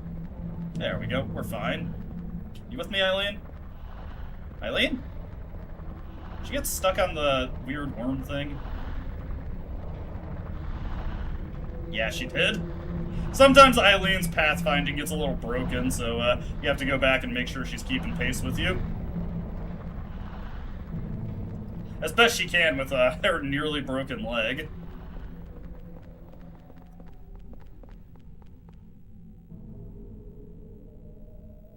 Alright. I actually didn't know that if you left this area, Cynthia just disappears. Oh, wait, I think I hear her.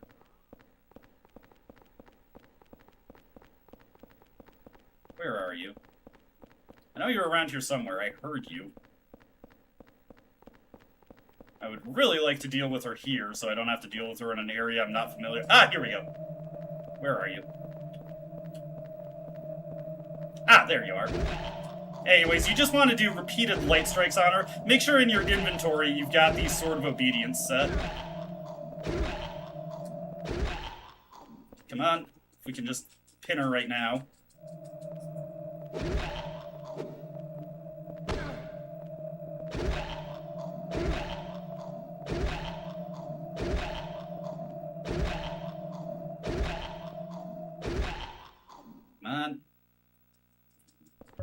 Yes! That is Ghost Cynthia dealt with. That's actually very fortunate that we're able to get rid of her like that. I did not want to deal with her any more than I had to. Alright, come on, use the Lynch Street line coin. There we go, we're through here now. Fortunately, Eileen has no trouble getting through that turnstile with her broken arm. It's one of those things that's definitely a little bit easier said than done. Alright. I know there are some doggos that are wandering around here somewhere. Fortunately, sniffer dogs, they only attack Henry. They're not going to focus on Eileen at all. Yeah, I hear him right around here.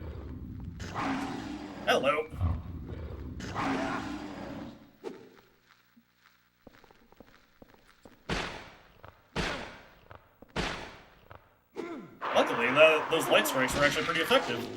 But I think there's another one in here, so we want to be careful going in. That one was just going to sleep, and I just fucking brutalized it.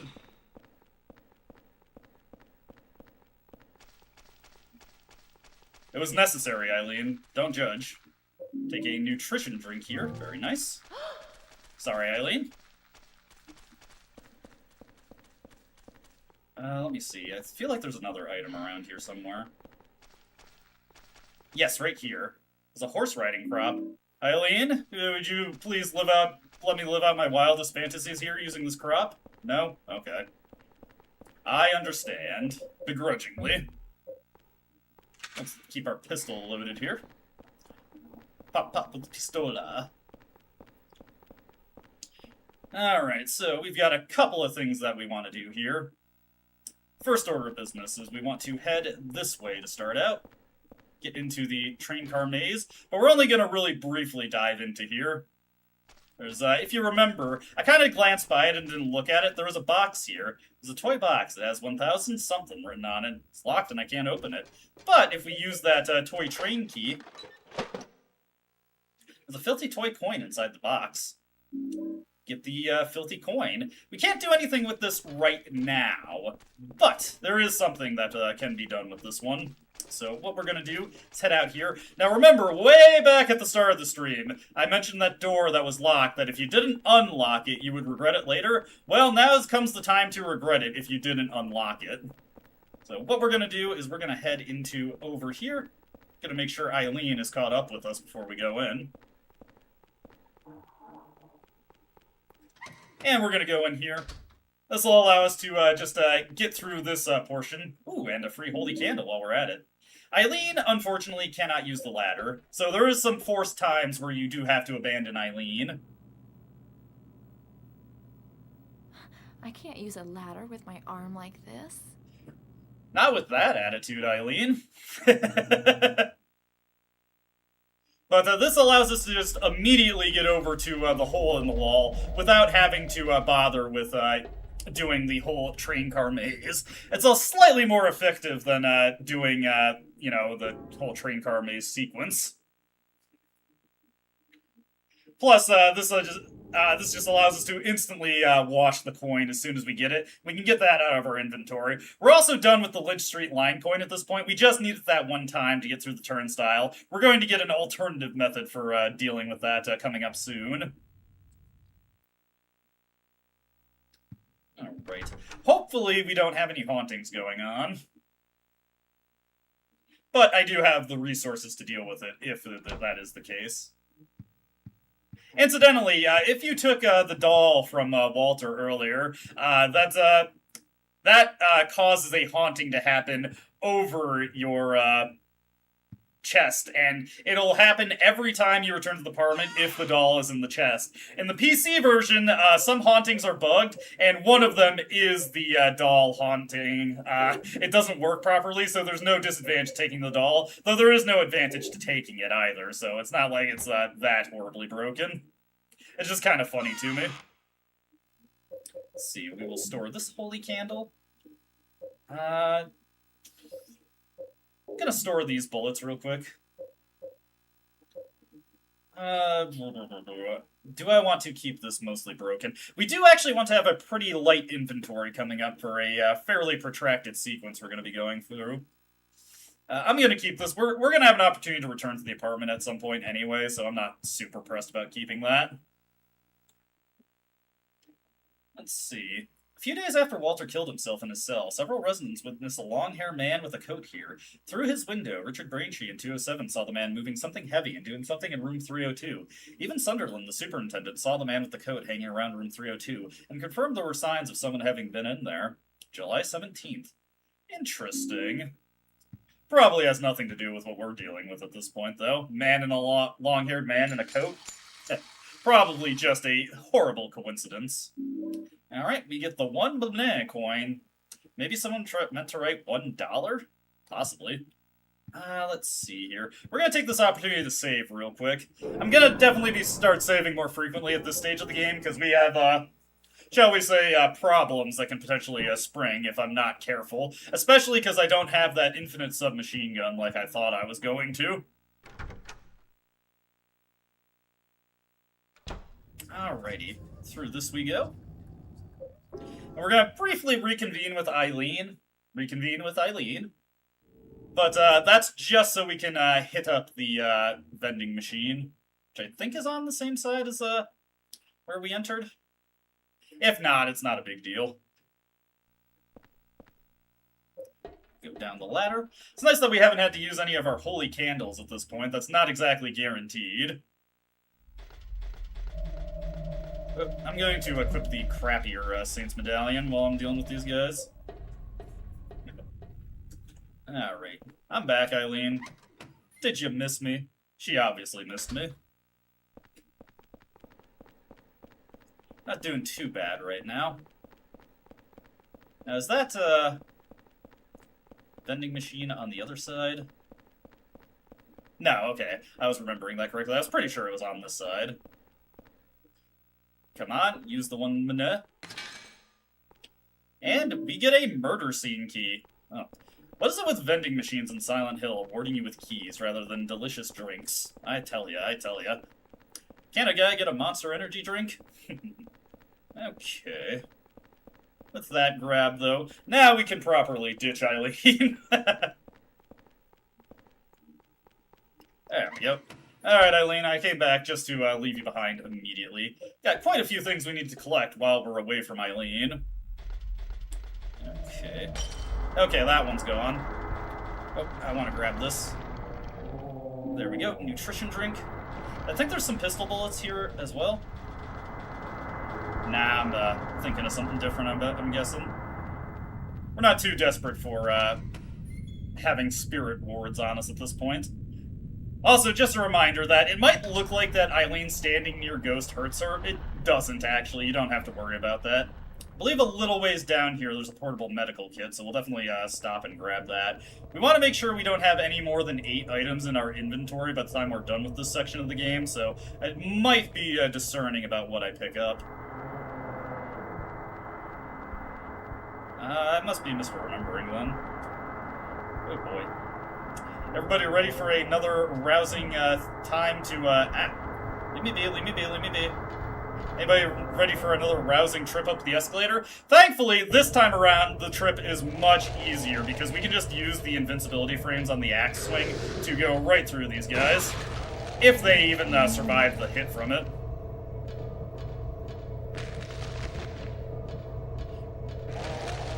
We're also slightly less threatened by guys on the up trip this time around. There we go.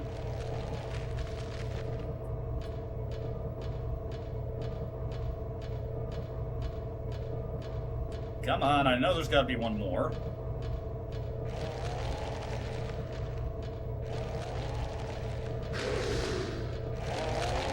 There we go. Got that guy. Almost got caught by that one. Boom! Gotcha. Okay, already at the top on that one. Interestingly, it seems like the up escalator had less of those guys this time around. Wonder what the deal is with that. Probably just overthinking it. Alright, we're gonna have another item over this way, so let's get our axe at the ready, because we did see that sniffer dog from the other side. Boom! Oh, come on, Henry. Luckily, the sniffer dog is a little lethargic right now. She's had a rough day. Boom! Oh yeah, the pink sniffer dogs are female, and they're slightly more durable and damaging than the yellow male ones. Girl power and all that. Okay. The female of the species is often more deadly than the male. Alright, there's Cynthia just having a good time over there. We need to get into this murder scene now. Use up our murder scene key. And we will get a train handle, which will help us out down below a little bit, but also Oh, is it actually outside? The train handle is necessary to get out of this section of the subway. The thing that I was also thinking of was Cynthia's commuter ticket. This will allow us to get through both turnstiles. We don't need the coins anymore to get through the other one. The commuter's ticket works there as well. The reason we need this is we need it to get Eileen through the other turnstile, and then take her down the escalators, so we can get her to the train that we're gonna move. Actually, yeah, now I'm remembering, if you have that door unlocked, the only time you need to go into the train maze on this revisit is when you need to get the murder scene key. Nice. So we managed to bypass that pretty effectively. I think there's a portable medical kit on the other side, but I don't really... We're doing good on health so far, and we've got some spare healing items at the apartment, so I don't really need it. I've returned, Eileen. Did you miss me? Let's go. Alright. Trying to think, do I want to go down the up escalator? Might be worth it, because there's so few on that side. Might make it a bit easier to line up the charged axe swings also. By the way, tip for protecting Eileen, even if there's no enemies in an area, abandoning her does still damage her a little bit, if you've been doing it pretty consistently. We are actually going to be carrying Eileen with us through most of the forest world, because ditching her there causes her to take a ton of damage. Far more than if I let her get hit a couple times by mistake, so we're definitely going to be taking her with us through the forest world. It's fine to do that on normal mode, because you can defeat the final boss with more than enough time, but it's not advisable to do that on hard mode if you're specifically trying to save her. If you're not trying to save her in the ending, but you don't really care too much about how much damage she takes, then it's pretty fine to do, because it's not going to damage her to the point where she starts doing her inconvenient actions. If Eileen is really damaged, she'll start suffering possession effects, which can cause some problems for you. You know what, this time I'm gonna go down the up escalator. Oh, damn it, is Eileen with me?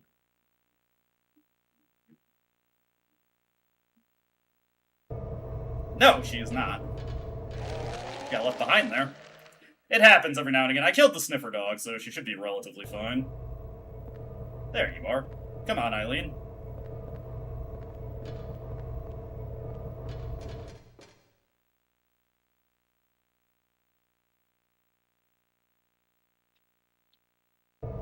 Henry, I don't think this is quite right. It's a strategy, Eileen.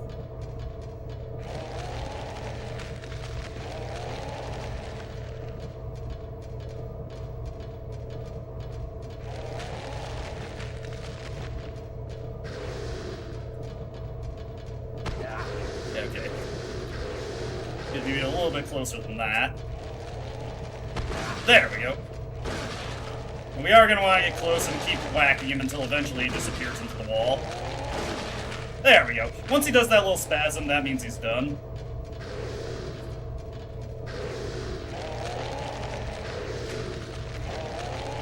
Boom! There we go.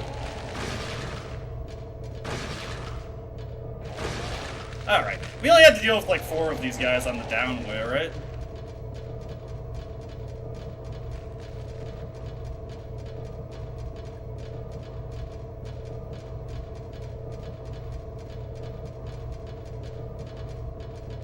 Surprisingly, this escalator isn't that difficult to move against.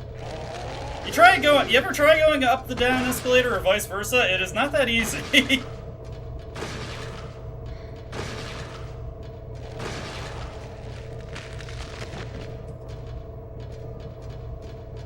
Fortunately, Henry is more of a man than that, and Eileen is doing pretty good for herself, all things considered.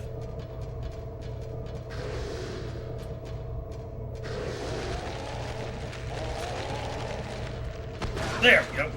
And then again, just to make sure that he's dead. There we go. I do want to keep Eileen pretty close, because I don't want to abandon her on these escalators. She would actually take pretty significant damage if that happened.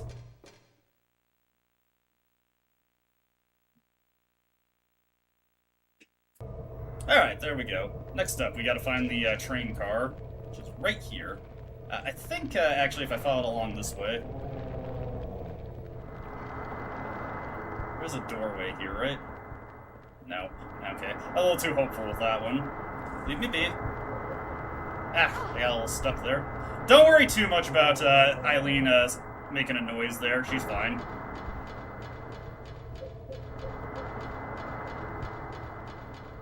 We need to get to this end right here. We can ignore that golf club. We don't really need that. Use this handle. Alright, the car has moved about 1 car length, and fortunately Eileen was teleported to us. Over here, we can now exit, and we find a pretty important item right here. If you didn't get the the second Sword of Obedience from the building world, it's pretty easy to miss. This'll probably be the second one you find.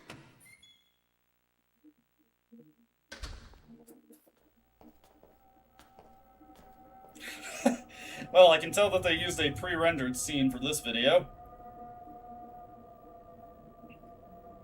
Anyways, that's not anything to be too worried about right now, but it is going to become something of a factor in just a minute. Regardless, we want to run like hell, so let's get to this door over here. You're with me, right, Eileen? Yep, let's go.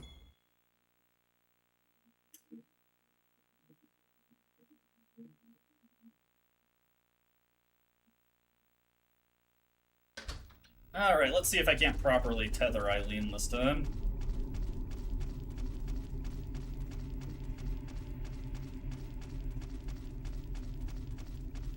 There's like a specific angle that if you run up the staircase, Henry will keep moving down it at a rate that's pretty close to his normal speed, but it allows Eileen to keep up.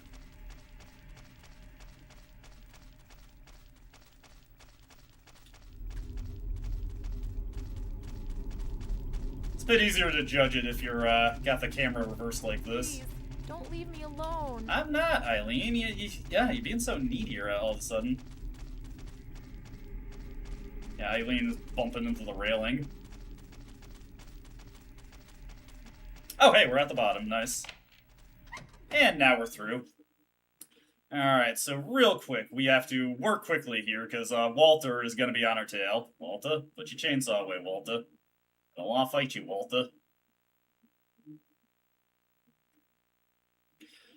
Fortunately, like a lot of enemies in this game, Walter mostly focuses on Henry. Anyways, this is one of the few weapons in the game that is actually persistent even if you are playing on one weapon mode. The Holy Flame Torch. You want to take this torch because it's a necessary item to get a bunch of other necessary items in this area. We want to move quickly. By default, this thing does not last very long. Remember way back when I pointed out that well? We need this torch in order to get this item out of the well, the doll's head.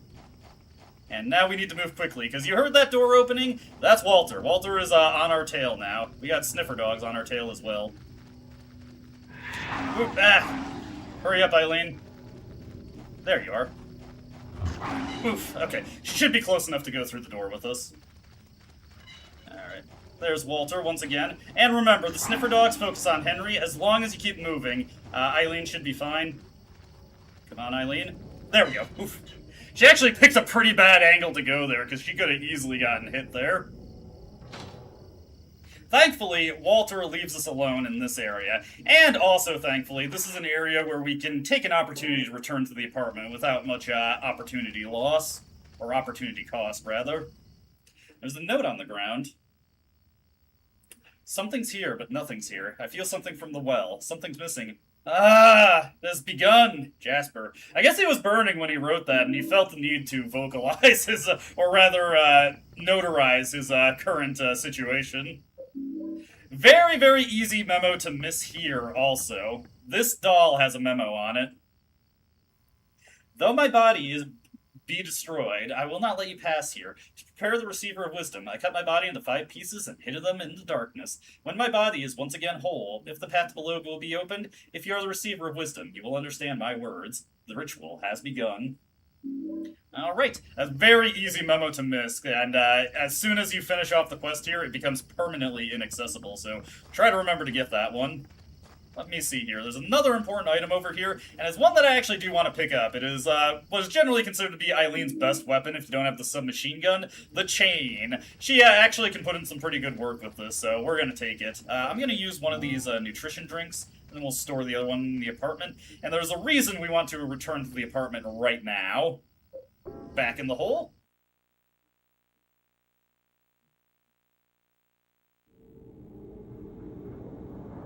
Alright, I don't need to watch me get zooped. We've seen me get zooped plenty of times.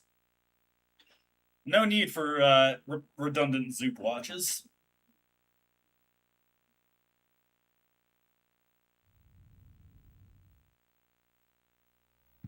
Oh, hey. It's nice when the game makes it pretty easy to tell that there is a haunting going on. Let's see here. There we go. The bad feeling is getting weaker. Must be this candle. It's nice when I'm able to just immediately clear the haunting. That should be the only one we have going on here.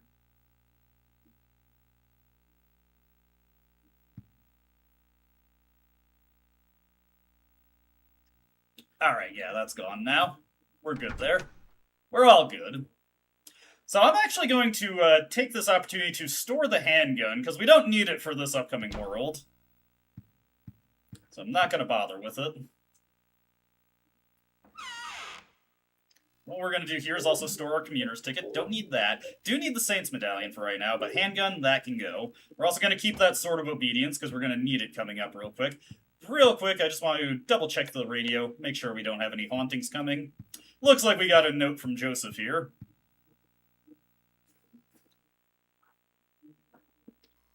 My theory is that Walter never died at the prison. May have been someone else who committed suicide. Either that or the person police arrested was not the real Walter Sullivan. I'm in no position to investigate what really happened at the prison, but in any case, Walter didn't die at the prison. The man with the coat that showed up here was the real Walter.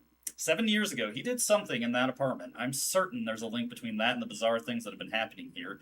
Just a little bit more, and I'll have this whole thing figured out. I may even find that the real Walter is somewhere nearby. July 18th. Okay. Probably would be a good idea to save here, because we've got a pretty tough section of the game coming up that's easy to make mistakes in.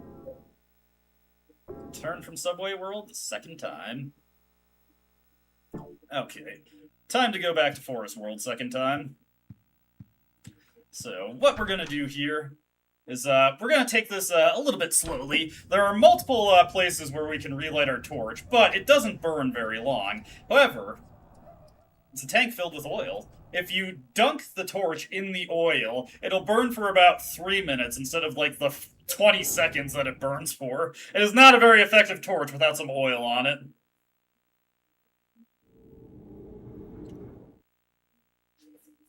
Alrighty.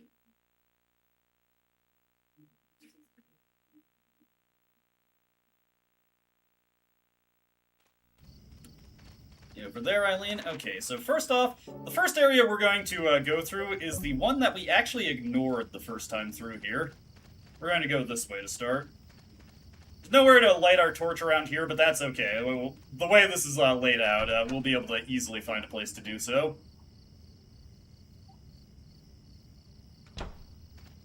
Okay. This is also a somewhat perilous area. These twin victims are other enemies that will focus on Eileen, so be careful with them. Silent Hill Woods? There we go. I'll take this one down, stomp it, there we go. Unlike, whoop, there we go. Alright. These guys will always do that quick retreat. Whoop! Not too bad. Alright, hit that. And stomp them. There we go, we're fine. That's that taken care of. There's a bunch of items to collect here, so we're probably going to burn through a few holy candles dealing with hauntings as we return to the apartment periodically. Got a nutrition drink right here. Going to equip my torch, since those were the only enemies we really needed to deal with over here.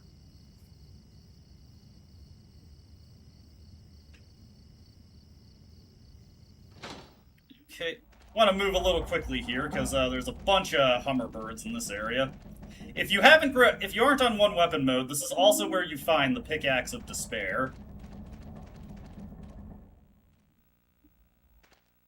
And let's see. Got a cutscene here.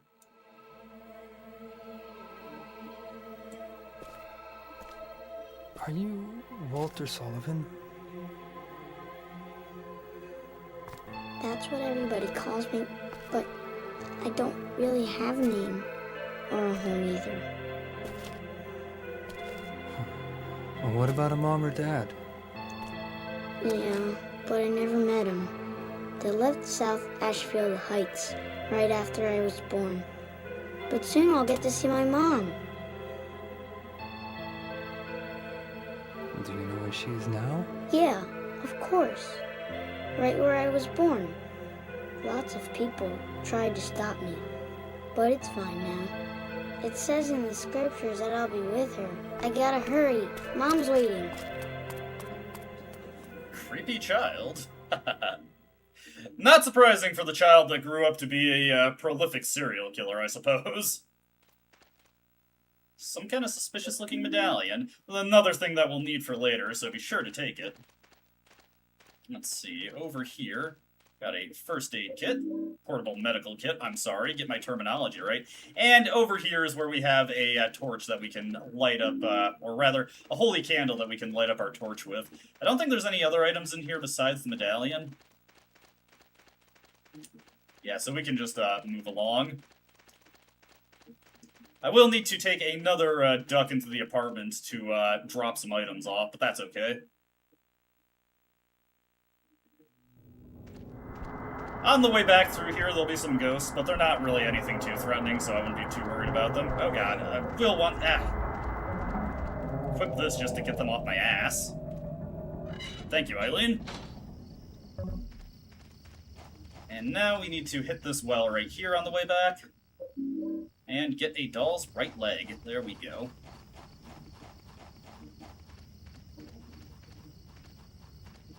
That is piece 2 of 5 that we've collected there.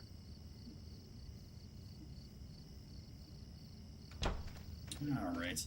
We will drop that off, and let me think here. Let me use this nutrition drink here. That should still let me collect a couple other items. Next up, we want to put the leg on here. There we go. Let's see. I'm looking for not there. There.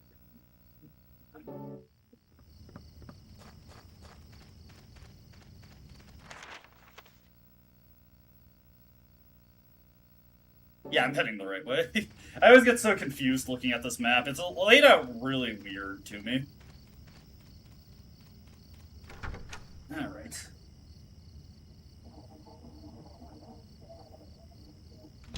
Heading over this way. I don't think there's anything too threatening in this area.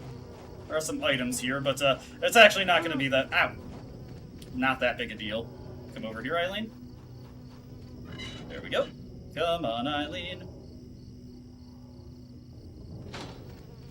Alright. Moving over this way. Oh, hey, Walter. Nice to see you. Fortunately, Walter, he is also pretty lethargic as an enemy. He's not too aggressive. The Hummingbirds are also not going to focus too much on Eileen. Important item to grab in here. Oh, God. Where is it? Oh, it's right over there. We need to move quickly, because the torch won't burn forever. Silver bullets. There we go. That is the only other silver bullets you can realistically get in the game. There is actually a third silver bullets, but it is a very, very unintuitive way to get it. Also, there's a well in here, right? Am I going crazy? I'm pretty sure there's a well here.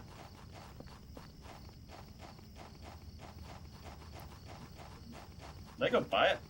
No, wait, it's right here, dummy. Investigate and take that doll's left leg.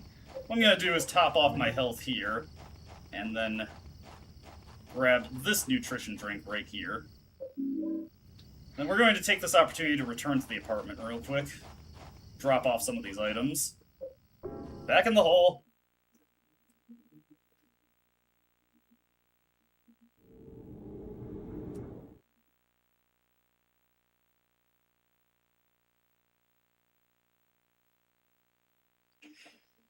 I'll be less stressed out and frantic once we're done with this area. This is always the area of the game that makes me the most nervous when it comes to protecting Eileen. It's a little tricky to manage it with all the stuff that you gotta take her through. But on hard mode, if you want to get the best ending in the game, it's a bit necessary that you take her with you. And it sounds like we've got another haunting, but it's an easy one to spot. It's the clock. So let's see, we're going to store this, store this. Let's see, store the silver bullets. Alright. Should be good there. Oh right, I need a holy candle. Fortunately, we've got a pretty good supply of them at this point. We're going to grab this holy candle right here and get rid of this haunting real quick.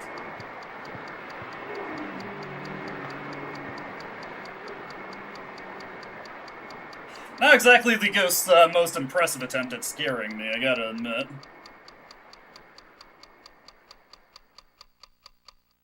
Nice, okay, that's that one taken care of. Luckily, we're going to be able to consolidate our inventory a little bit coming up real soon.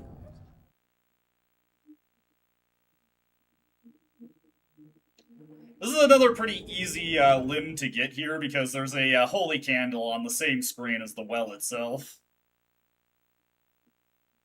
We are going to take this opportunity to light up our torch again. I'm not sure if I'm going to be able to grab another limb before we have to snuff it. If you put the torch back into your inventory, it probably stands to reason, but just in case you didn't expect this, it does get snuffed.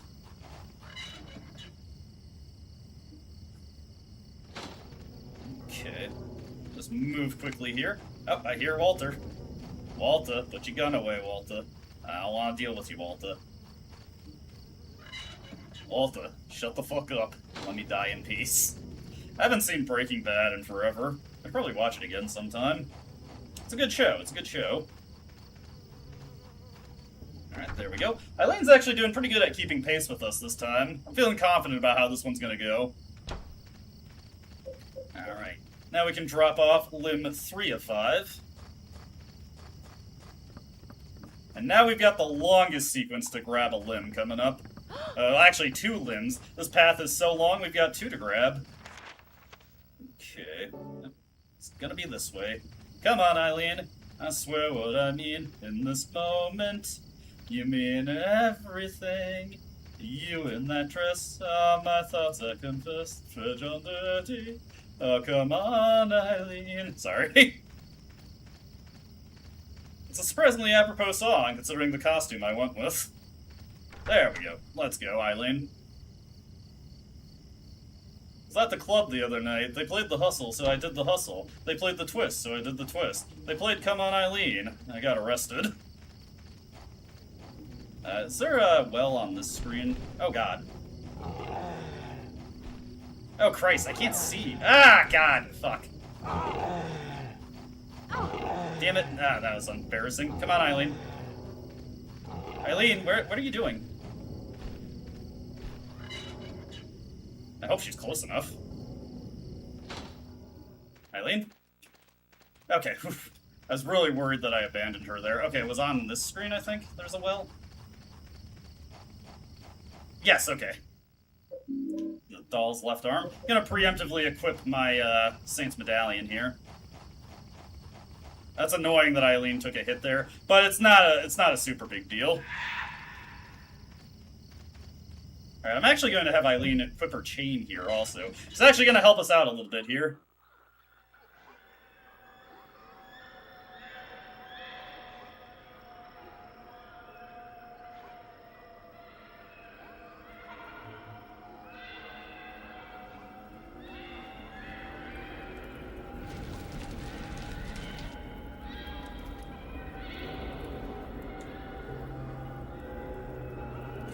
Well, hey, Jasper. You've definitely seen better days. You're at least a little bit more recognizable than Cynthia is. I mean, you look exactly like the last time I saw you. I crack myself up sometimes, in case you haven't noticed. Alrighty, so Jasper is remarkably resilient, and it's kind of annoying, honestly. We're going to want to quickly head over here because there is a spare Saint's Medallion to grab. There we go. And that'll come in part out. Yeah. We're going to tag team this fool.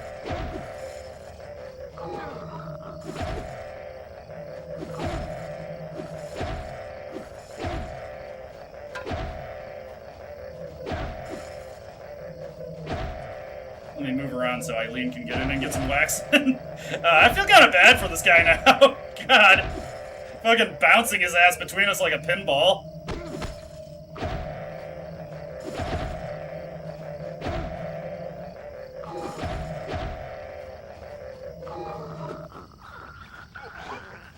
Get back here. Oh god, please leave me be.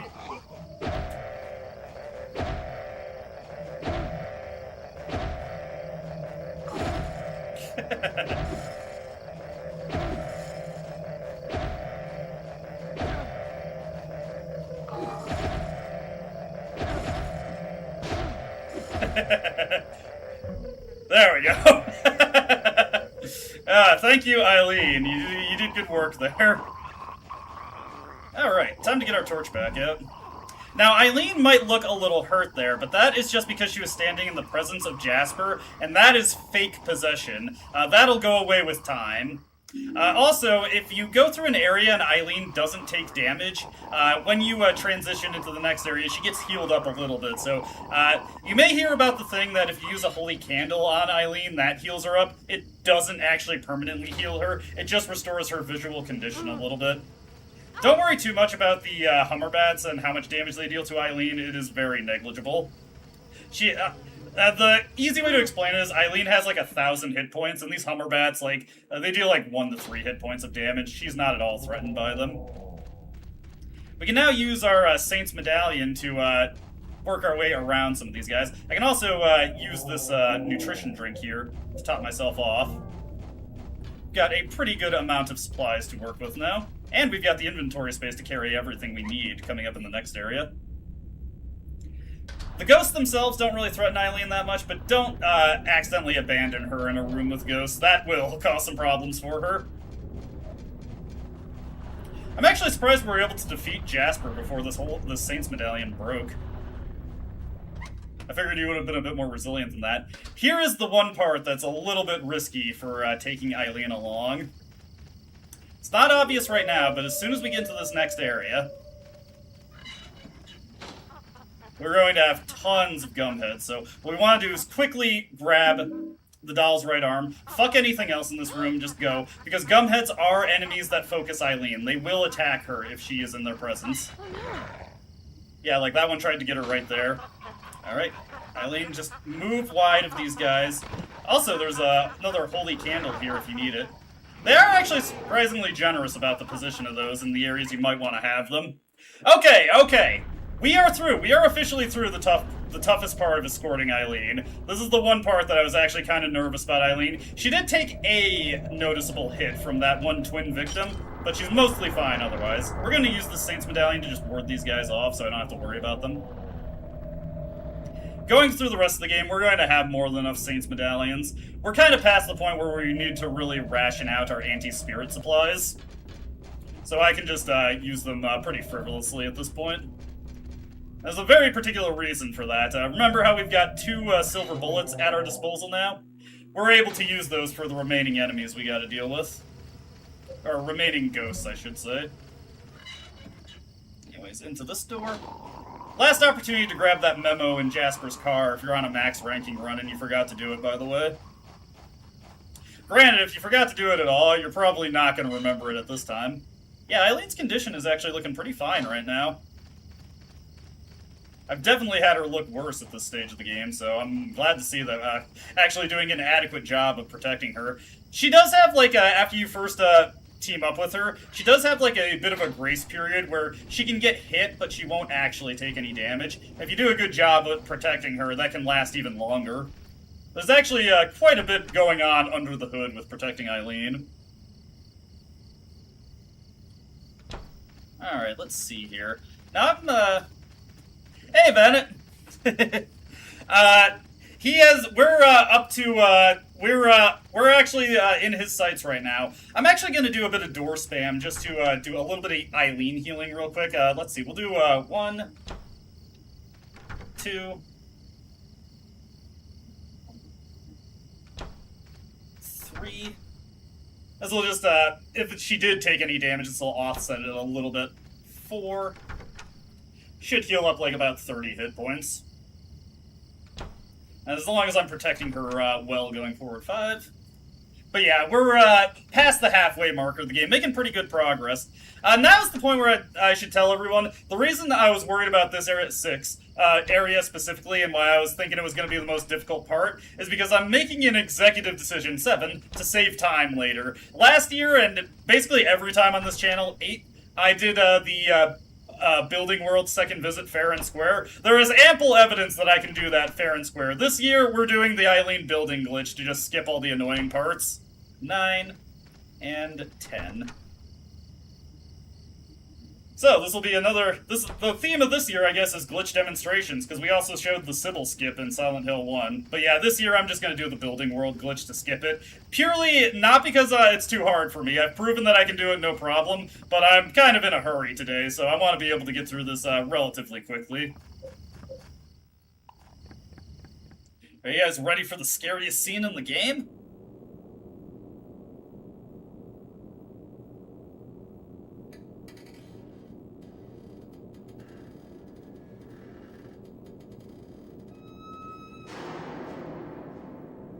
Gah, gets me every time. Yeah, I'll definitely finish it today.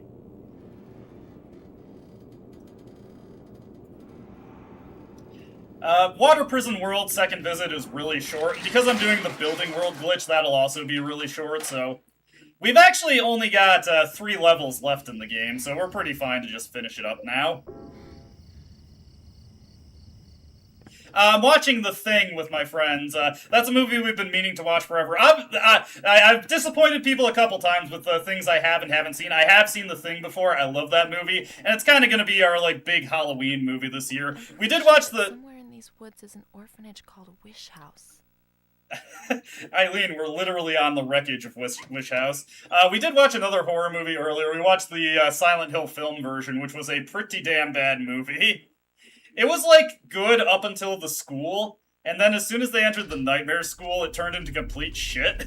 It's like the sharpest drop-off I've ever seen in quality for a movie between scenes. It was ridiculous.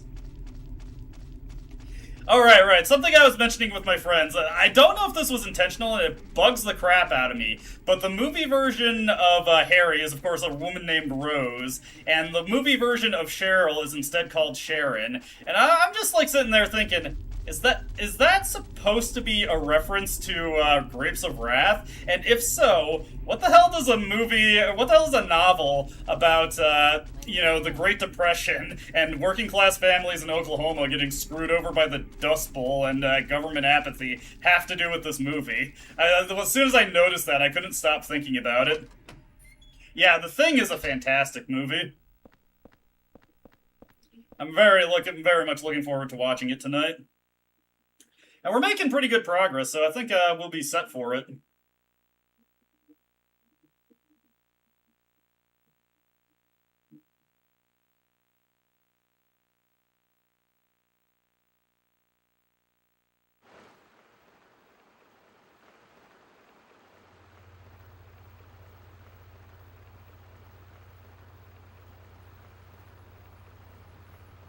Alrighty, here we go into Water Prison World again. I actually kind of like this little scene of the elevator going down. It just like it kind of gives you like a sense of scope of the water prison. I want to know the logistics of building this thing.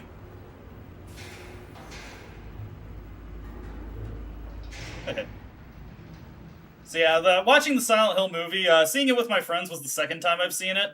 I've never seen the sequel movie, and I hear that movie is like one of the worst movies of all time.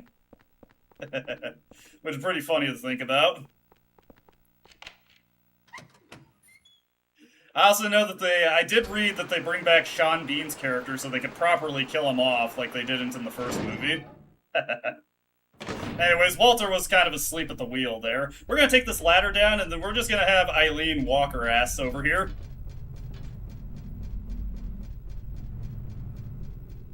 There are some Humberbats moving around, and they kind of move in an erratic pattern that they might still hit Eileen, but again, the damage that they deal is not of anything of concern to her.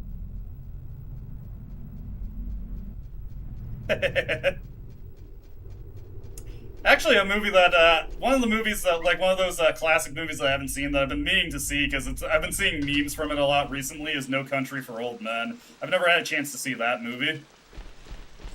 Ugh. There we go.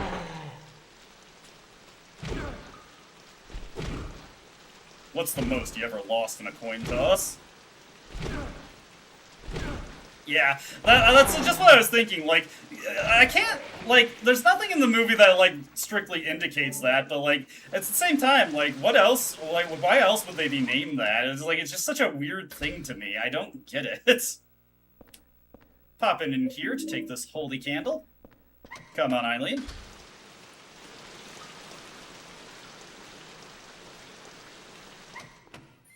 I should probably try to read Grapes of Wrath again. I tried to read it as a teenager, but it was a bit above my head at the time. I think I was like 15 when I tried to read it. I didn't really get it. I mostly read like Stephen King horror novels.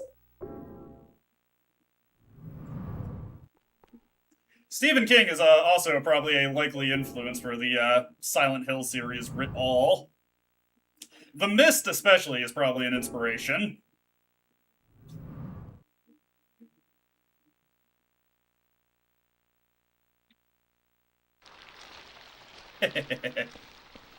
Alright, so, heading in here. Fuck Superman. Insert with some wax. All of the Silent Hill games I've played a bunch, but 4 and 3 are probably the ones I've played the most, so some of these parts are pretty effortless for me. There we go. Just killing those guys for fun, really. They're in the way, so they get to die. Ah! Fortunately, stubbing my toes on them still results in their swift death. There's a very, very easy to miss Saint's Medallion here. Pretty cruelly placed one, in my opinion. Take that nutrition drink. I think I might be done with Eileen's chain, honestly. By the way, if you go up the ladder here, we don't have any need to rotate the water prison anymore, but if you go up the ladder, you can find a police baton for Eileen. It's technically her strongest weapon, but it has less range than the chain, so a lot of people recommend against using it. Okay. Ladder goes up. Now we can unlock that door again, because some dickhead locked it on us. Oh, hey, free nutrition drink. We'll take it. Let's see here. You know what? I'm actually going to top myself off here. Pause. And now we're going to take this opportunity to return to the apartment.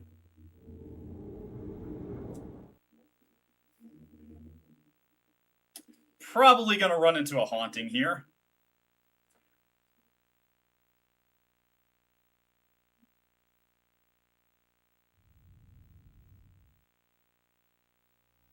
Anything haunting me? Let me, oh, I already got my Saint's Medallion equipped. Doesn't look like there's anything overtly haunting me right now.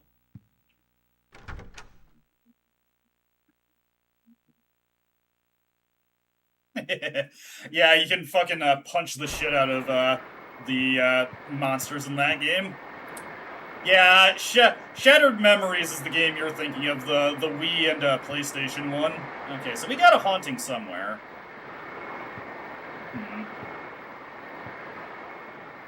It's not here.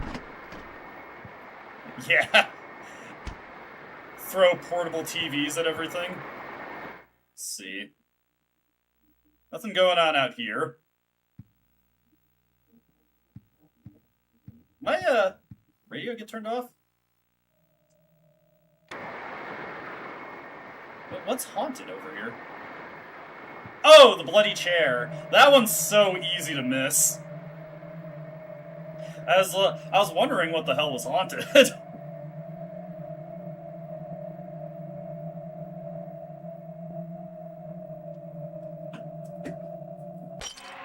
Ah, shit.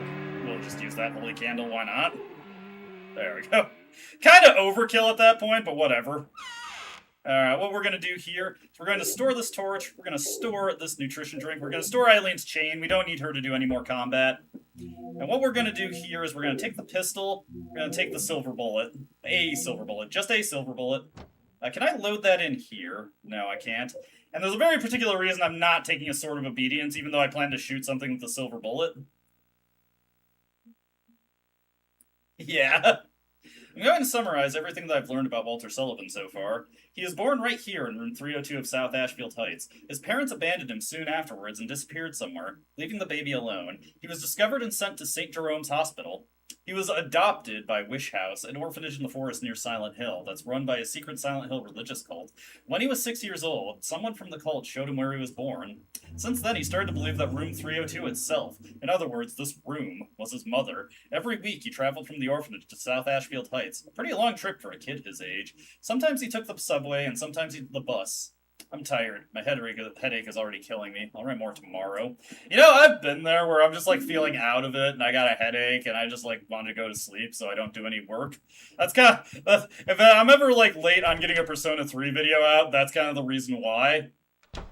I'm mostly done with recording for the next Persona 3 video, but this week has obviously had a pretty big thing on deck, so I wasn't able to really find the time for it. My room is on the second floor, and I had to drink something with black things in it. I hid the sword with the triangle handle under my bed. That guy, the fat one, took the basement key. Next time I'll stick this triangle sword into that pig and take the key. Alright, so we've got a triangle sword on the second floor. That note in and of itself, you do need to read it to spawn in that sort of obedience and grab it. Actually, you know what? Change of plans, just a slight bit of economizing here. I'm actually going to take both the silver bullets, and I'm going to take the Sword of Obedience that I got here. It'll become clear why. Okay, Benny, thank you so much for making it. Oh boy, I'm getting hit hard here. Let's see, Russian education. Cool. I mean, yes, it is depressing. But thanks you for coming, Benny. I hope you enjoyed it. Check out the LP later if you want to see the game in more detail, because I show off a lot more things there. Eileen's health. The way it affects the ending is that basically there's a timer for the final boss, and how damaged Eileen is affects that timer. The more damaged she is, the shorter that timer is, and if that timer expires, you get a bad ending. So that's why I'm considerate of Eileen's health. Otherwise, Eileen actually cannot die, though you don't want her to get at low health anyway, because if she does get into hey, Extermina, hope you're excited for we're getting close to the end of the game. Actually, we're making pretty good progress here. But if you want to avoid problems, you don't want Eileen to get too damaged anyway, because she starts having possession effects, so she'll randomly turn into a ghost enemy, and also sometimes she'll fall over and just go really slowly.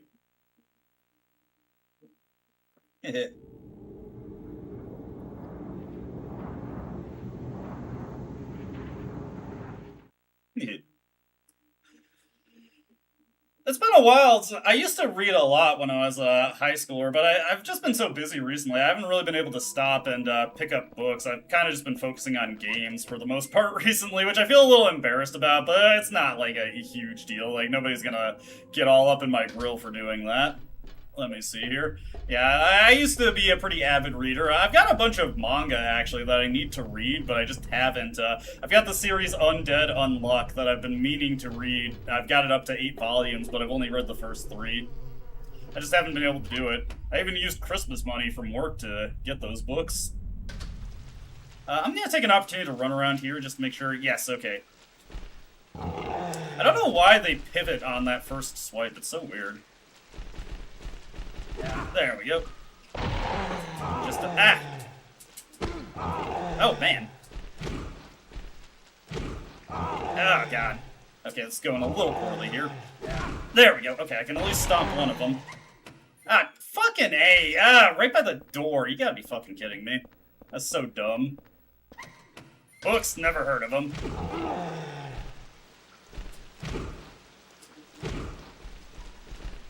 Yeah, that was a ton of damage right there. But I want to explore this area with Eileen in tow, so this, it's preferable. Oh god, I'm getting my ass beat here. Okay, do this. There we go. It's okay, we should be able to find some more healing items. Where is Eileen, actually? I need to get her. She's probably taking damage as I faff about here. There we go. Sorry about that, Eileen. Ran into some trouble on the way here, but we're all good now. Alright, I'm gonna look for, I'm gonna scavenge a little bit, see if we can't find some healing items. Let's see, nothing in this room. It's actually one we already checked out.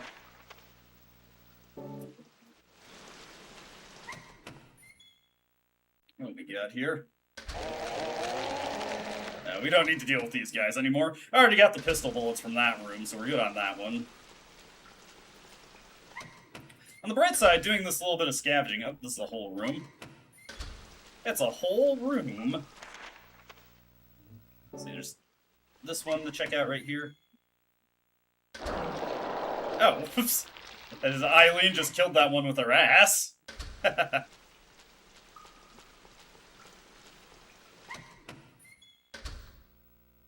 Yeah, I think there was, like, plans to add, like, a UFO ending, but they just never got around to implementing it. I hear this game had a pretty chaotic dev cycle.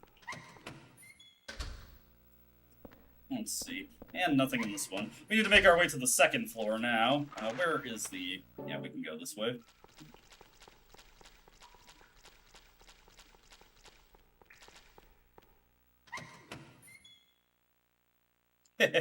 Yeah, it's an unfortunate thing.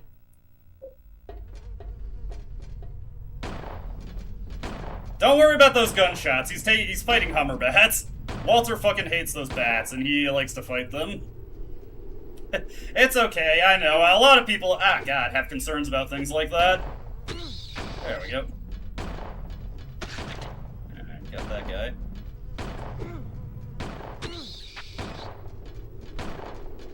Hey, Eileen, nice to see you. Let's make our way in here now. Societe. Oh. Alright, let that guy do the swipe. Yeah. And then we'll try and catch up with him. Ugh, the leeches are lagging the fuck out of this room. There we go, got him. Okay. Now we have to investigate doors. I'm just gonna look for the Sword of Obedience. Oh fuck! Oh fuck, oh fuck, oh fuck, oh fuck. Oh god, that was terrifying.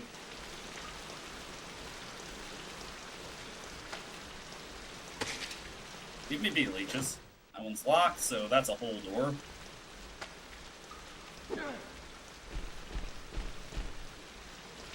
Oh, hey! That guy actually went for it.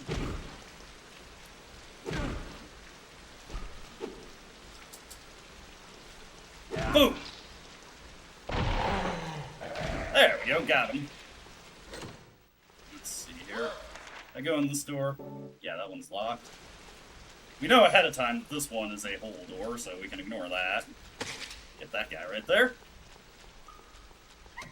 Would also like to get some healing items if I could. Oh god. There's a holy candle in there, though. Coming back into this room puts us behind him. There we go. Nice, up against the wall. I will take this candle, thank you so much. It is so gracious there.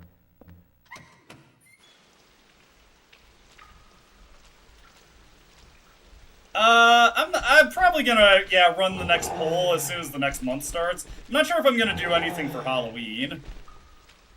But I will put up a new poll soon. Ah, fuck, this again.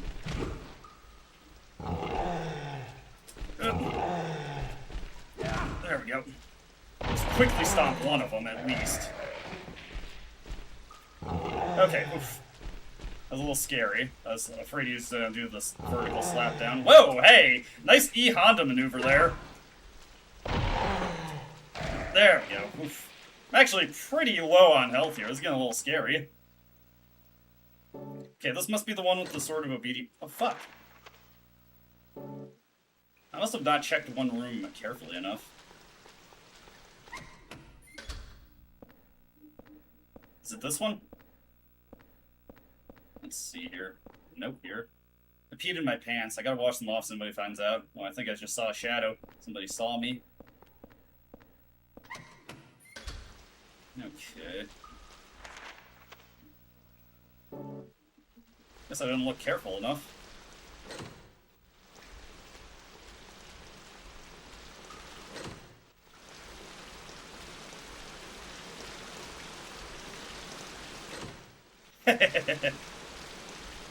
Well, it's impressive to see, you know?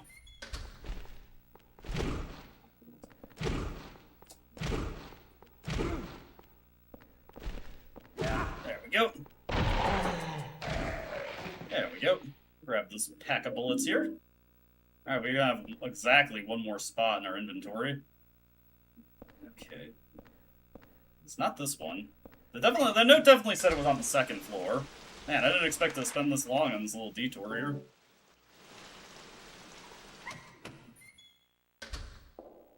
Okay, it's this one, definitely. There we go. I just walked completely by this room, wow. Oof, I am so damaged right now. Hopefully I can get through without any more issues. Okay. Ah, shit! Immediately just get nipped at. Ugh. Go down. Now we gotta wait for Eileen's slow ass to get over here. Okay. Got the silver bullet loaded. So we're good to go on that ahead of time. Oh shit, oh shit, oh shit, oh shit, ah! There we go. That's a solution for that. Maybe I should wait for a little bit. I don't want to accidentally shoot Eileen, though. Alright, we should be good to go through with her. Okay, oof. That sucked. Okay, now we'll load in the silver bullet. Could this be that Silent Hill cult? Ah, you're probably just a coincidence, Eileen.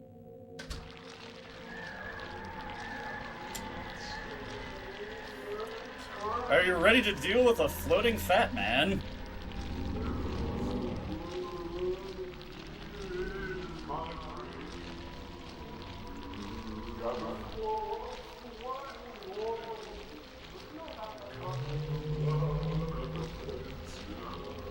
He's singing the songs of the church. How ironic.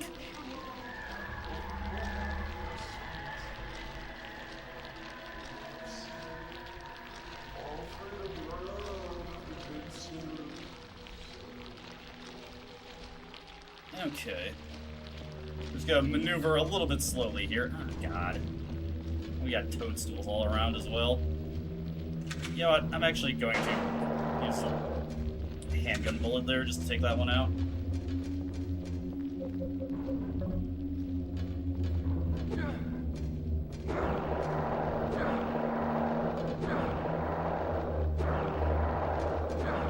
Let's see. I got my silver bullet loaded. Keep going slowly. Ah, man.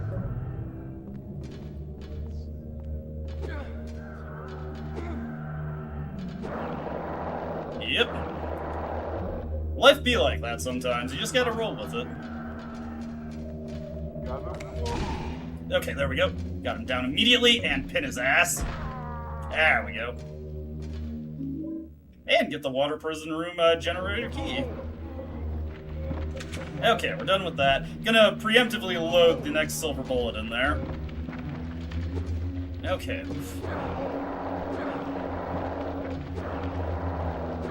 Alright, got this, got this. Gotta go for the next set. There we go. We're all done with this. Now, there should be a portable medical kit on the bottom floor, so I can use that to patch myself up a little bit. I'm definitely going to want to save for what's coming up here.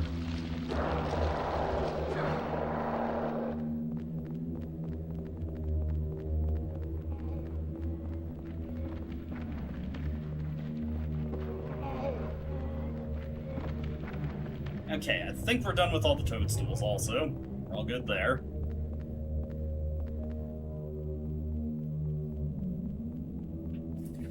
Come on, Eileen. There we go. Alright.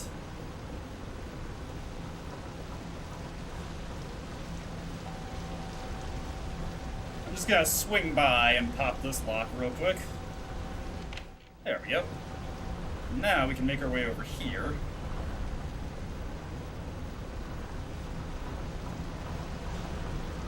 And yes, I was right. Okay, let's heal up a little bit. Hello! Nice to see you, little worms. Yeah, he just had kind of the bad luck. He was in the wrong place, wrong time. Very wrong place, very wrong time.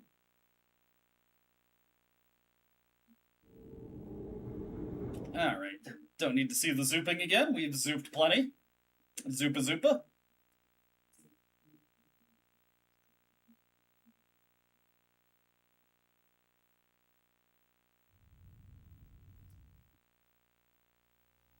Alright, anything in this room that looks haunted?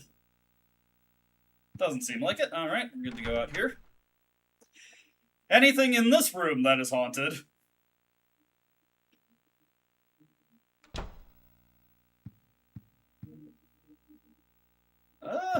Actually, we might be good this time. Yeah, the radio's still on. Alright, we're looking pretty solid there. Let's see, do I want to drop anything off? Obviously this holy candle. I should be good with the rest of the stuff. So I want to just take something to heal me real quick. Nah, I should be fine. What I'm definitely going to do, though, is save here. Yeah, I'm going to go for a tricky maneuver here. I haven't practiced it in a while, but if I do it right, it'll save us a lot of headaches. If I mess it up, though, I'm probably going to reset the game and try and take it on a bit more conventionally.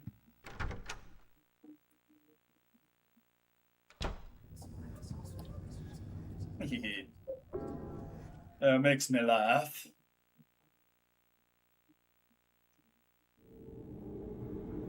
Okay.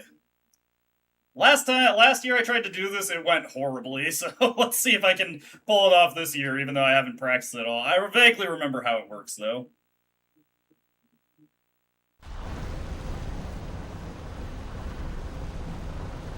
Alright. Come on, Eileen. There we go. Alright, so what we want to do here is we want to hug this wall. There's a very particular point where I want to start crossing over. I think, like, right here. Alright, and then we just mash on the door here. I got it! Yes! That is the twin victims room, Skip. If you do that just right, you can get through there without having to try and fight the twin victims off of Eileen. If you do it just right, you can do it without taking damage, but just getting through there without Eileen getting absolutely gang-fucked by the twin victims, that's a victory there, so we made it. I'm surprised I got that on the first try. Not the most perfect version of it, but good enough for my purposes. We've got plenty of healing items in reserve, so we're all good there. Every time I've tried to do that on stream and in recording, I fucked it up. In my 10.2 star run, you see me fuck it up. In the stream for the 10.1 star run, I fucked it up. I finally got it on recording how to do that. So many people absolutely dread that room, but that is a trick you can do to absolutely bypass it and not have to worry about the worst of it. I'm gonna get the handgun out preemptively, because we got somebody we need to blast with this.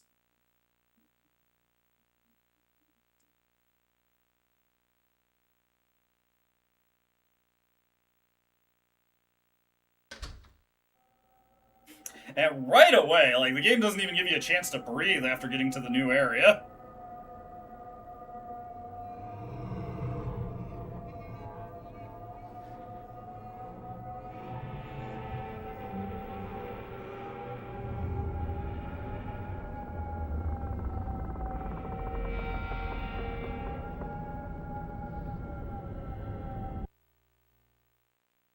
Alright, here comes Richard. We're gonna want to blast him with the silver bullet. There we go. If you actually whittle his health down with a melee weapon here, yeah, she's still mentally stable. She's doing fine.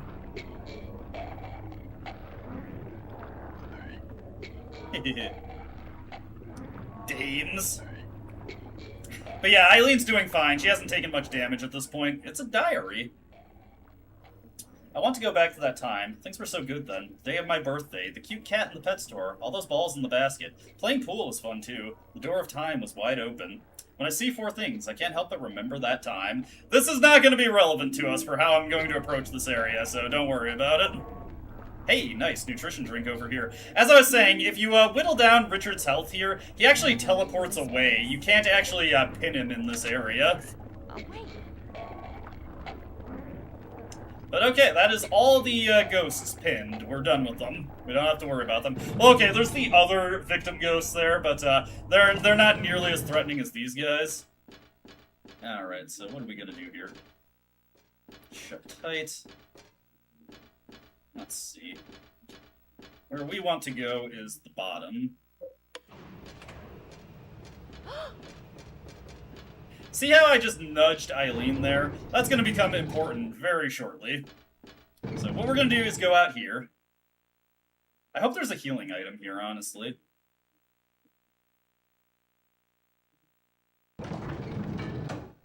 There is on the other side, at least. There's a holy candle here, I'll take it. Alright, so what I'm going to do here is be a slight douche. I'm going to nudge Eileen real quick. So, let's... That should work. Nah, that didn't work. Okay, it's a little tricky to get it. What we want to do is take her, like, right over here. Then nudge her. It's a little tricky to get this to work. I think that works. No, damn it. Okay, take her into this corner. Look, I gotta be places, so I need this as a time-saving measure. There we go. Okay, that worked. That got her. Now what we're gonna do is we're just gonna take the ladder here. I think technically there's no enemies in that area, so she shouldn't take any, The only good bug is a dead bug. Normally I'd agree with you, but again, I got places to be, so we're just gonna do this the quick and easy way.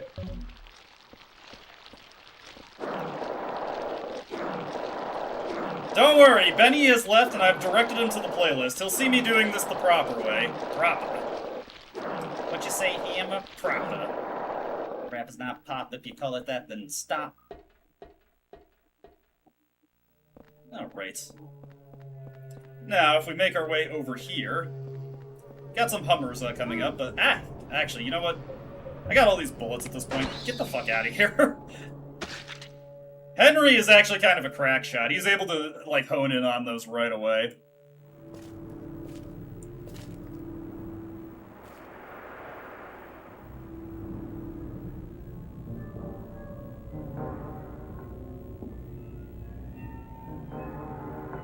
I'm going to see my mom. Stay out of my way. Who are you, anyway? My name's Walter. Walter Sullivan. It's time to complete the 21 sacraments. But that's my name. And what are the 21 sacraments? Don't worry. You'll know soon enough. Well, let's go and see Mother. Let me go, that hurts. Getting a little too close and comfortable with himself.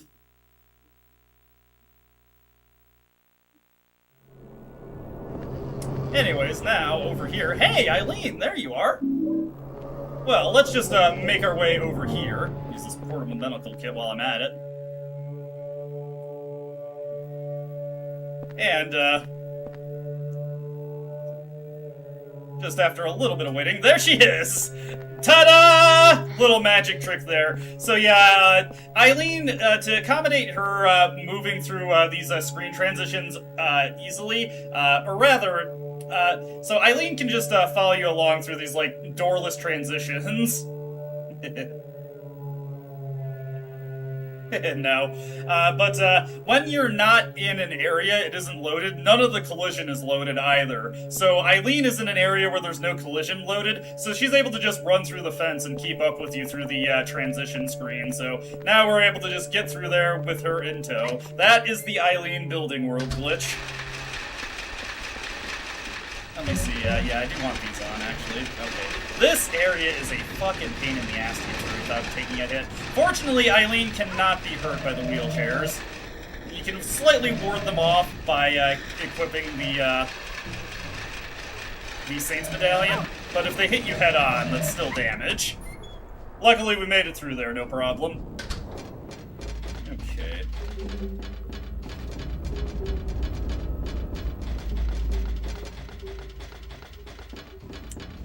But yeah, that is just a huge time-saving measure for me, so that's why I'm doing it. If I wasn't on a bit of a time crunch tonight, I would do this the correct way, but not tonight. We're just cheating. That's right, we're gonna cheat. I've got ample evidence that I can do this the fair way, so don't judge. Don't be hating. There's a memo here. The boss said we had to change our phone number because of all the complaints about the weird noises. Now we have to change the store sign on the roof. What a pain. By the way, the number is the last 4 digits of the new phone number. Not too smart if you ask me. Yeah, the glitch should still work on PC, because it's just kind of a quirk of how the game is coded. The PC version does have a problem where some of the hauntings don't activate properly. I've gone over this earlier in the stream, but I believe there's a fan-made patch that corrects that. There's like only 8 hauntings in the PC version compared to like the 22 I think there's supposed to be. It's pretty silly. I'm not sure what it is about them that caused them to break like that.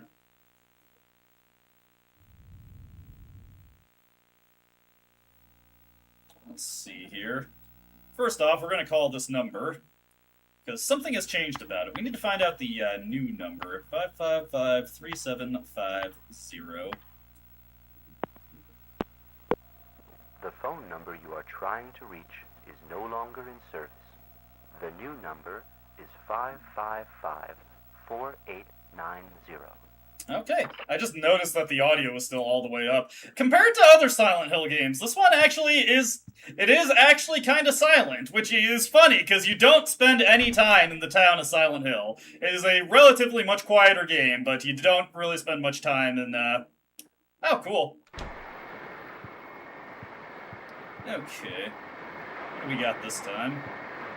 I do already have a holy candle at the ready. Oh, is that the bloody shoes? That's the bloody shoes. There we go. That one's easy to deal with.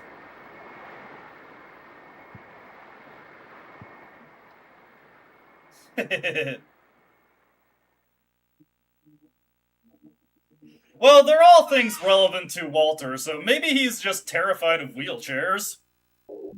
Okay, what I'm gonna do here is we need a bunch of bullets. We need about 56 bullets.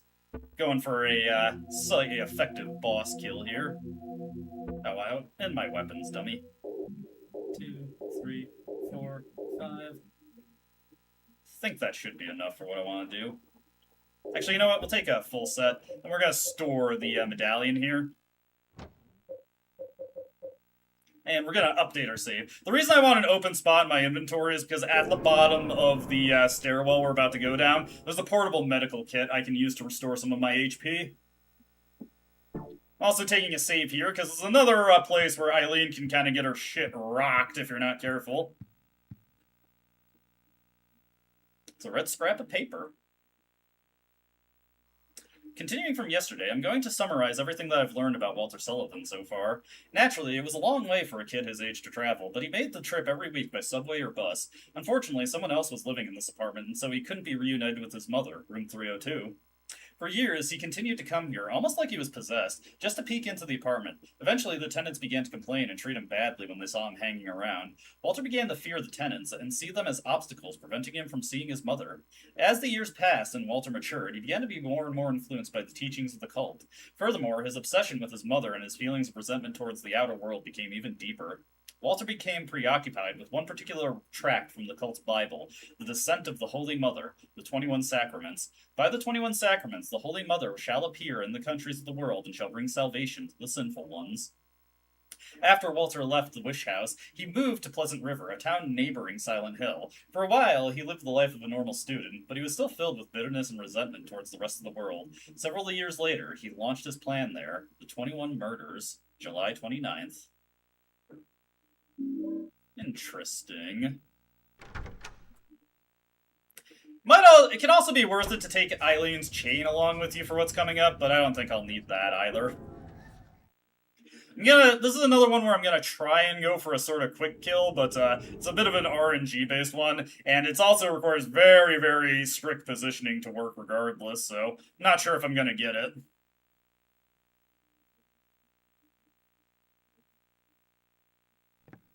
Okay, here's Eileen.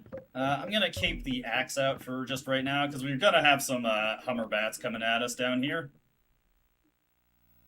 Let's see. It was 4890, was it?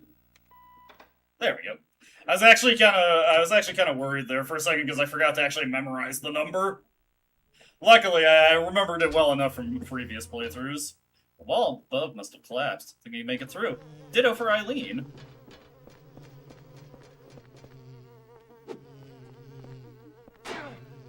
Come on. Yes! Send that guy flying down there. I mean, he had to kill himself to do it, and then keep murdering... Ow! Murdering other people, so... Bro's got the... He's got that conviction. He's got that dog in him.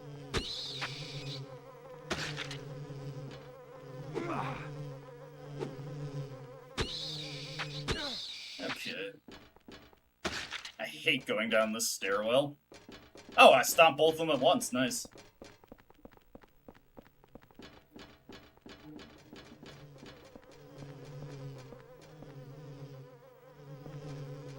Come on.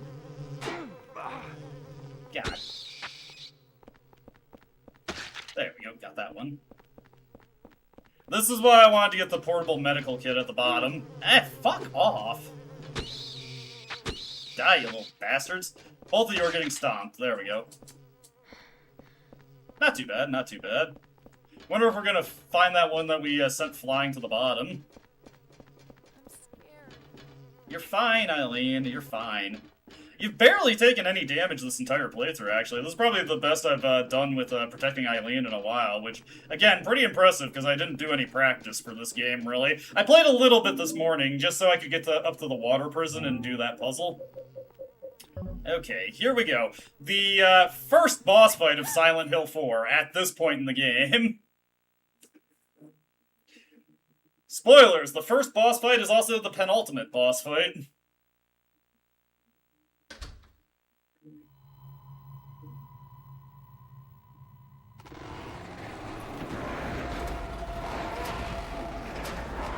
Alright, so this is the one truth, and there is significance to that name. Eileen, Eileen, Eileen, we need to get to this corner right away. Ah, God. Eileen, what are you doing?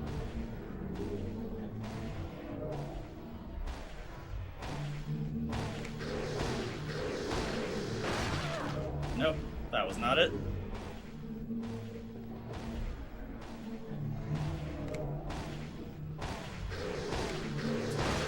No, this is not working. It's very tricky to get this to work just right.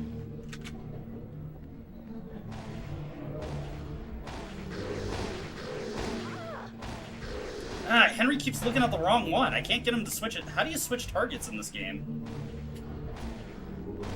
Sometimes he just doesn't switch targets like he's supposed to. No, this is not it. Okay, we're going to have to do this the other way. Oof, that was bad. That's okay, though. That's okay.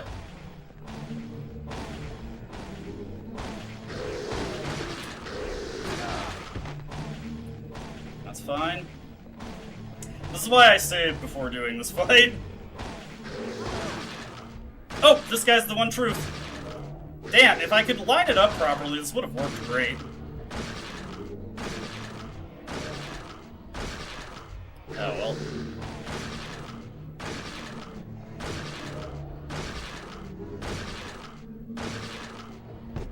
Okay, there we go.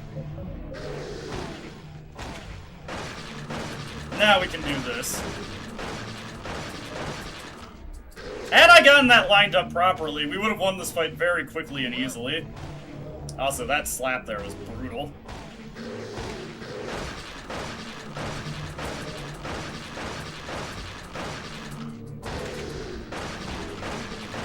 Come on.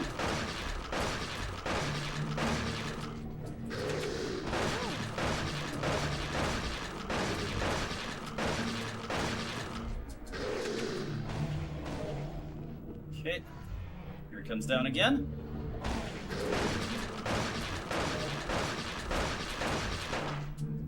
Okay, they're all dead. Nice. That was pretty brutal, and I got beat up pretty bad, but I think Eileen is okay.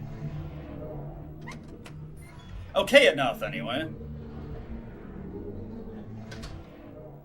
Yeah, she looks fine. Okay, we're good there. I should have plenty of time to win the final boss fight. Well, win the final boss fight with Eileen being completely okay.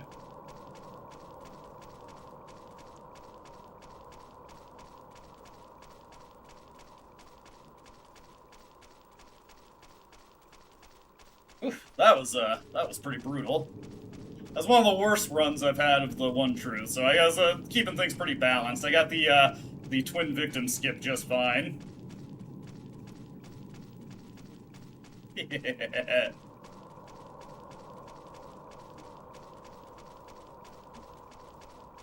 Alrighty. Oh, Eileen, you're fine.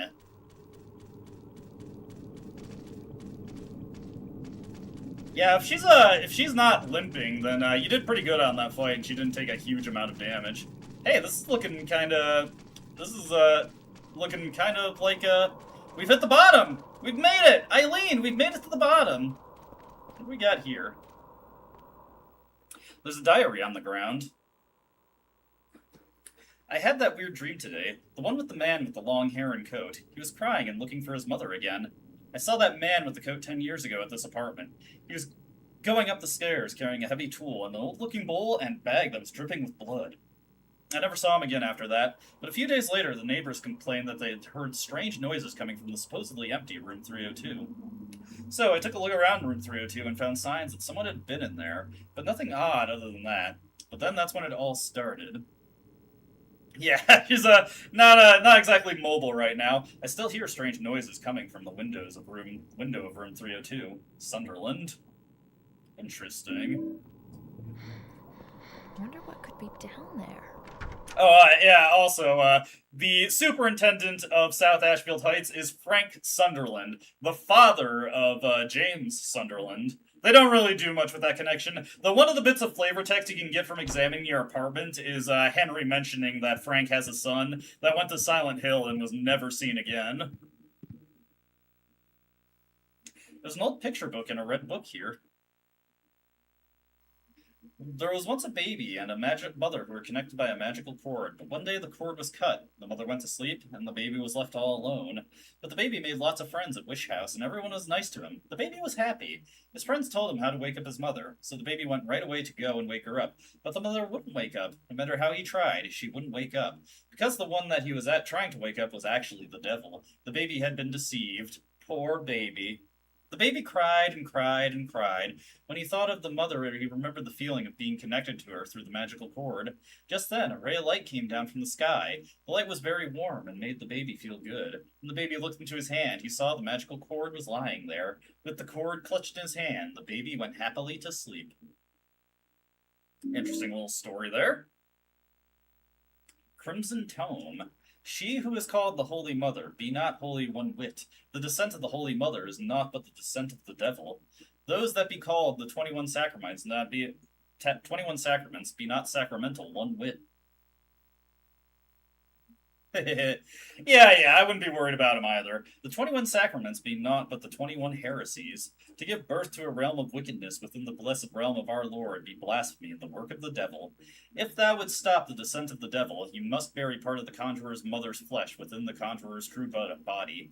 Thou must also pierce the conjurer's flesh with the 8 spears of void, darkness, gloom, despair, temptation, source, watchfulness, and chaos. Do so, and the conjurer's unholy flesh will become that which once it was by the grace of the Lord.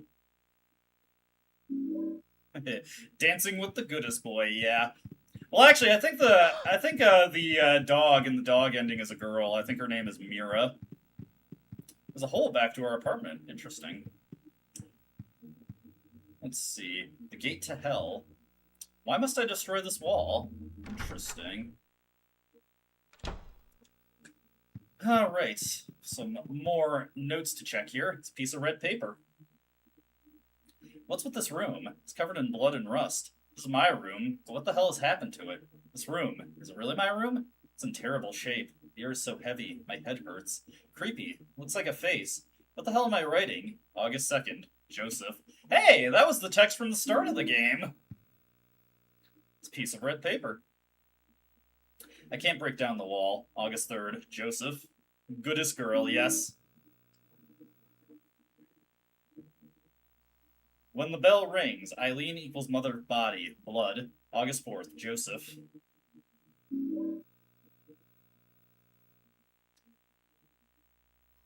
The Crimson Tome. Bury the part of the Conjurer's mother's flesh within the true body of the Conjurer. Part of the flesh equals Super's room? August 5th. Joseph. Anything else to check out here? Doesn't seem like it. Alright. Out of the room we go.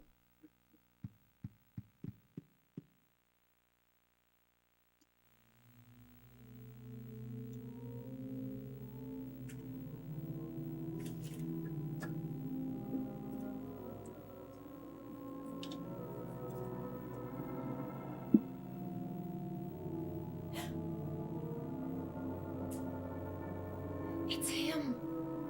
You've done well to make it this far. Let me tell you something about me, Walter Sullivan. When he was a little boy, he began to believe that my apartment was actually his birth mother. He decided to free her from the stains and corruption of this world. At the orphanage, he learned of the 21 Sacraments, the only way to purify her. He then performed the ceremony of the Holy Assumption and created this twisted world. Now, he's become nothing more than an inhuman killing machine. Well, he's dead now, but he's still trying to complete the 21 Sacraments. His boyhood desire to return to the bosom of his birth has divided him. Now his child self has manifested itself in this world, and soon he's planning to finish his work, the 21 Sacraments. Number 20, the Mother Reborn, Eileen Galvin. Number 21, the Receiver of Wisdom, Henry Townsend. Even now, it may not be too late. Follow the Crimson Tome. Stop. If not, wherever you run, he will catch you. Find him. His true location. It must be nearby. You must kill him. You must kill him. Kill. Kill. Kill. Yes, indeed. That's a good bit of wisdom there. Not good to get beat up when you're already beat up. Also, ass. She's number 20. The mother was born. Eileen can definitely be in much worse condition than she looks right now. This is about the best she can look like when you get to this point. Kill him. Must kill. Kill. Him. Kill. Kill. Kill. Kill.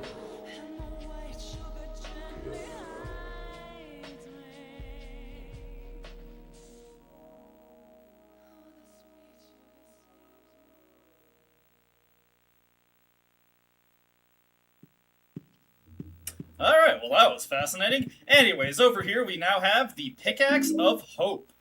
This is an important item for us to get, as it will allow us to escape Room 302. Finally, we're about to accomplish the goal of the entire game. I'm popping into the hole, Eileen. See you in a bit.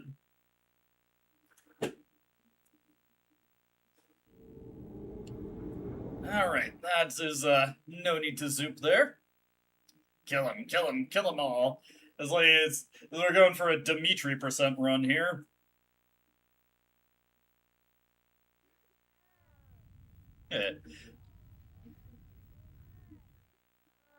She was...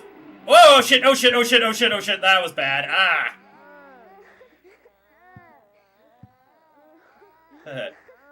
She was beaten up by Walter Sullivan. Ow. I was right on top of the haunting when I woke up. Of course, that was happening when I was, already beat the hell up. Okay. Huh. That was a loud noise there. Alright, we're gonna grab a couple things here. I'm gonna grab a portable medical kit just to heal myself up a little bit. We're kind of dinged up here. And then, let me see, let me get a holy candle so I can deal with that ghost child. There we go.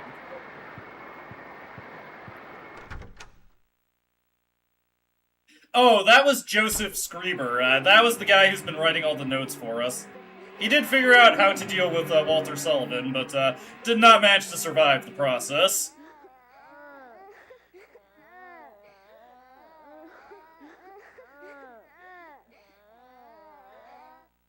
There we go. Okay, that's gone. Ugh, that sucked. Like, right on top of me when I woke up. Anyways, time to fuck up the wall over here. I do kind of like how, like, the texture for the wall, that wall there, like, the paint is kind of runny.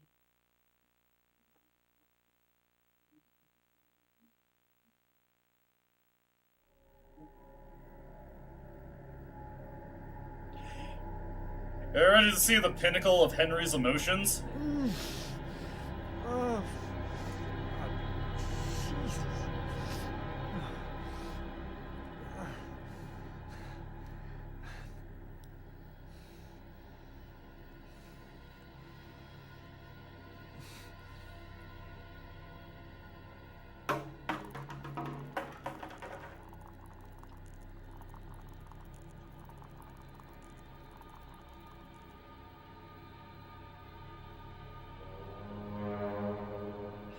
Oh, is that what that source of that smell was? Okay, now I get it. No wonder it was so stinky in here. Oh, Jesus.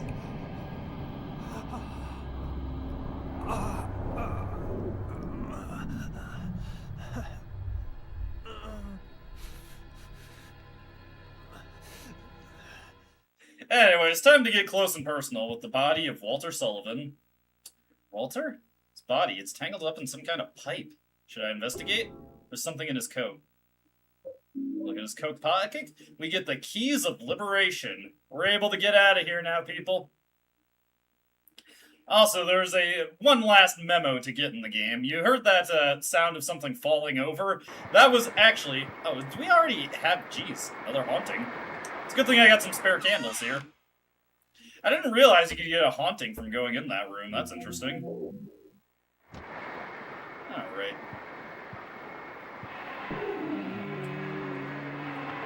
There we go. That should deal with it. Fascinating that happened. I just want to make sure that is cleared. Okay, we got another diary note to get here. Or journal note, rather. Scrap of red paper stuck in the door. 10 heart. 10 hearts. 10 hearts, Steve Garl. 10 heart, Billy Locane and Miriam Locane. 10 hearts, 10 hearts. Assumption, Walter Sullivan. Void, darkness, gloom. Despair, Joseph Screeber. Temptation, Cynthia Velasquez. Source, Jasper Geen. Watchfulness, Andrew Salvo. Chaos, Richard Braintree. Mother, Eileen Galvin. Wisdom, Henry Townsend. The 21 Sacraments. And one final note to grab here. Let's see. I believe it's right here.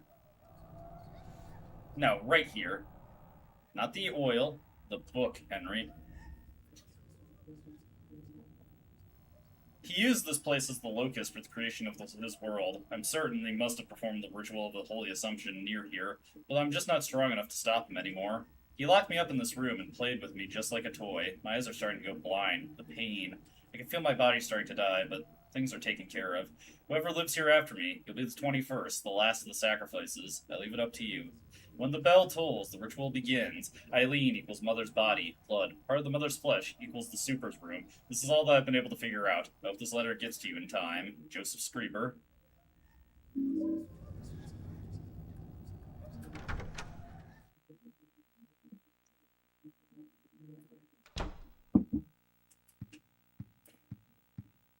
Alright. Let's take one last look out the window.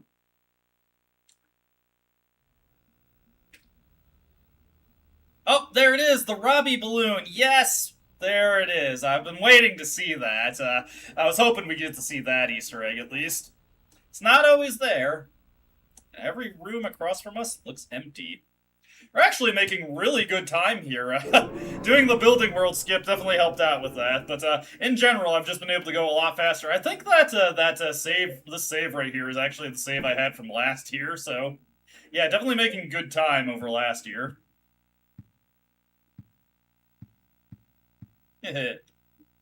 Respect for the fallen soldier, absolutely.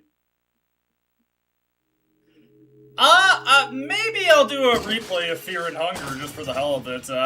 We'll see what I feel like doing. Of course, if Orange wants to surprise me with a Halloween present, I can think of one thing that would be nice to do for Halloween, but I don't know if he's actually planning to do that or not. It would be cool, though. There's also supposed to be a Halloween update coming for Look Outside, which that sounds pretty interesting. Although Frankie Smile Show has admitted that he's not certain he can actually make that deadline.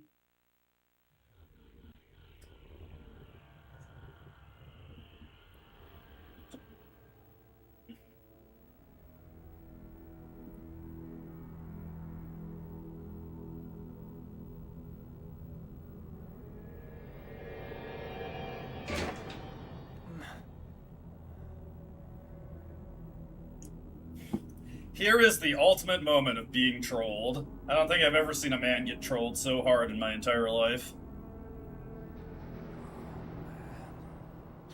This whole time, he was in the other world. Not here, too.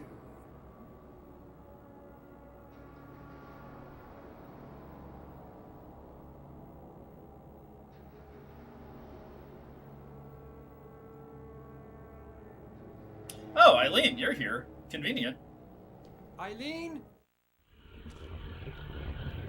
Alright, so you don't have to abandon Eileen here, but I'm going to. Now it looks like some kind of nightmare. Okay, so what I'm going to do is I'm going to just shoulder check Eileen there to try and delay her catching up, and I'm going to run past her. We're going to leave Eileen here behind intentionally. It is much safer to do that. Compared to the forest world, it is genuinely much safer to just abandon her here. We're not going to be moving so far that she would take that much damage. All the tiny hands. Oh, Walter taking some shots at us there. Shots fired. I do need to be a little bit careful, because I am pretty banged up. Maybe I should have used a second med kit. Here's the final Sword of Obedience if you want to take it, but we've already pinned all the ghosts that I'm worried about, so I don't need to take it. Let's see. Guessing, is there any healing supplies here, or do I just have to go right in? Yeah, we just have to go right in. Now, the reason I'm leaving Eileen behind is, one, she's not going to take too much damage, and two, she gets teleported anyway, so there's not too much reason to actually carry through this really dangerous area.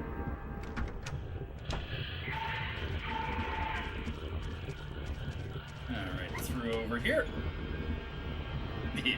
Yeah, it does kind of look like minced meat, you're right. Let's move through here really quickly.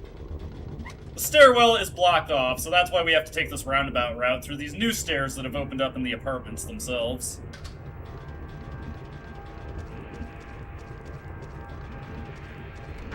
Alright, into room 206. Alright, let me see here.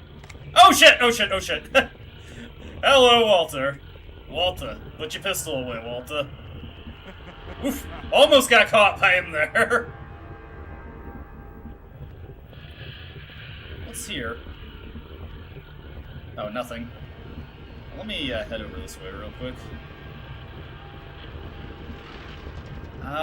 God, just handgun bullets. We don't need them at this point. I'm just hoping for healing items. I'm so dinged up, it's bad. Luckily, we did save before we came out here, so I can easily, I'm not gonna lose a ton of progress if I die. Obviously, I wouldn't want to do that. Where's Dad? Dad?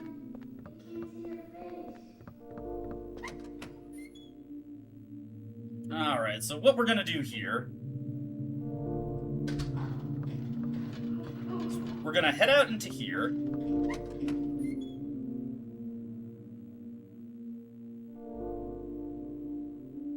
then we're going to immediately return here because Eileen is going to have teleported. Or isn't she supposed to? Am I getting that mixed up with something later? I might be getting that mixed up with something later.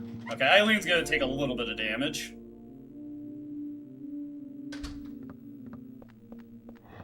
Okay, hit this one. Shut the hell up. You can't blame it on me. Okay. This one. There we go. Going up. Okay, there we go.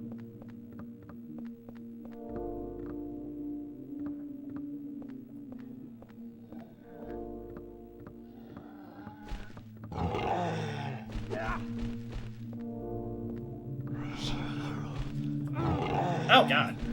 Nice pivot on that turn.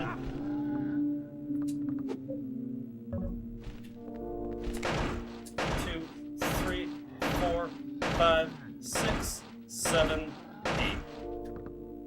Damn. 1, 2. Jeez, this thing is resilient. There we go. Got it eventually. I'll take this right here. Damn it, take the pistol bullets, Henry. Okay. Pick this up. Stupid little crybaby. It's a literal baby, dude. What are you on about? Let's see. I can't find any items in here. Anyways, we gotta find all of these chained up Walters and interact with them. Hurry up. Get back. Okay. Man, can I please get a healing item or something? I thought there were more healing items along the way here, but I might have been just optimistic about that. Oh well.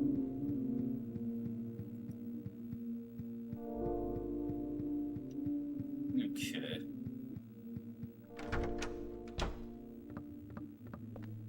Next up is this room over here.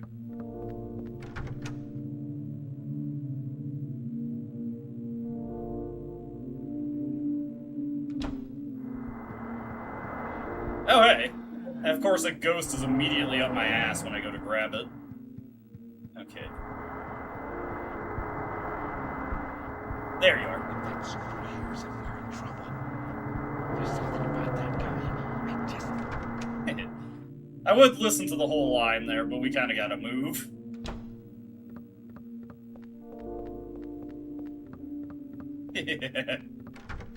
If only, if only. I actually don't know very much about 40k, truth be told. Oh god, ah! Man, immediately get some healing and get my ass slapped by... Fuck! Oh god!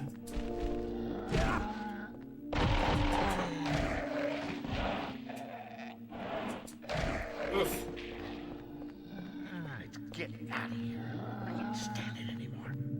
I am so banged up, Jesus. Please tell me that's a nutrition drink over there. Oh, thank God. I can't believe how much of my ass is getting beat here.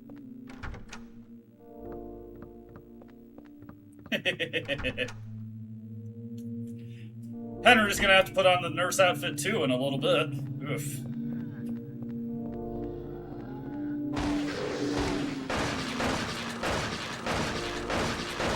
There we go.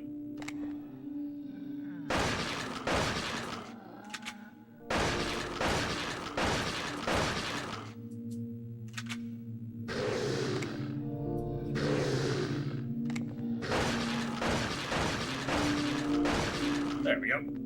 Do that. I can get this, no problem. Alright. Heal up. There we go.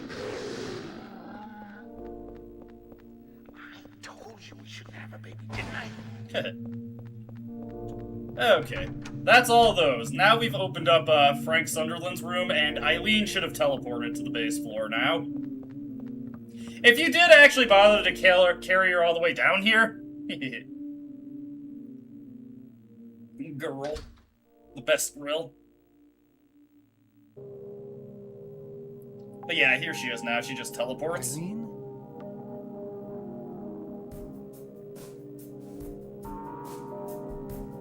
It's terrible. Or magic. That poor little boy.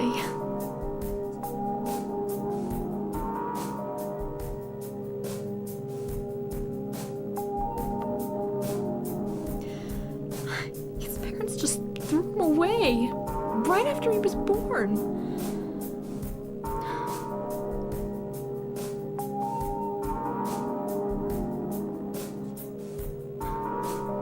Poor thing. He really thinks that room 302 is his mother. I've gotta help him. I don't think there's really much you can do for him at this point, Eileen. Anyways, if you did carry Eileen all the way down here, she would just stop at that little circle and wait for a little bit. Anyways, now we will continue over to Frank's room. There we go. This is your last chance to do some door spam on Eileen if you want to heal her, but she doesn't look at all dinged up, so we should be fine.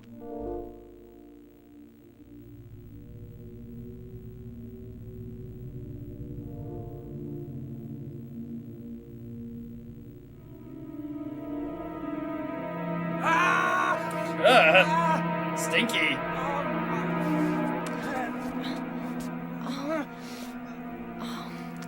Henry? Are you okay? It's Walter. He's crying. Stinks really bad, Eileen. Even finishing the 21 Sacraments? It won't help that boy.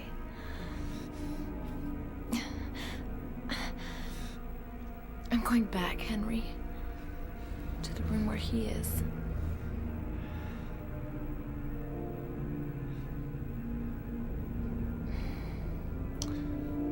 We're the only ones. The only ones that can stop him. Eileen is going to fail in this endeavor immediately.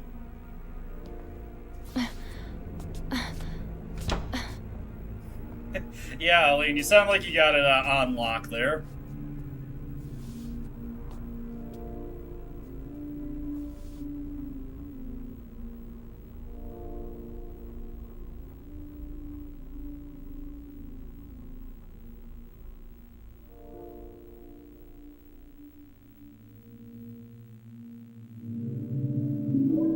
Alright, the umbilical cord has been acquired. Necessary item to defeat the final boss, so be sure to have it. Let's see, over here, get a nutrition drink, which I'll definitely use to top myself off real quick.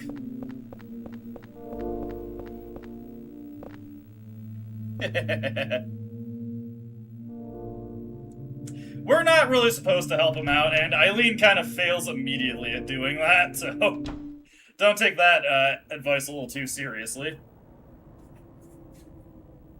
Now, at this point,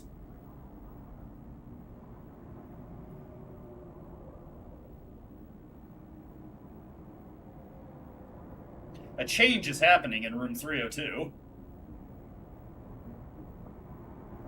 And very unfortunately, we can't just take a warp hole to get over there. What the frickin' frack is that? What is that?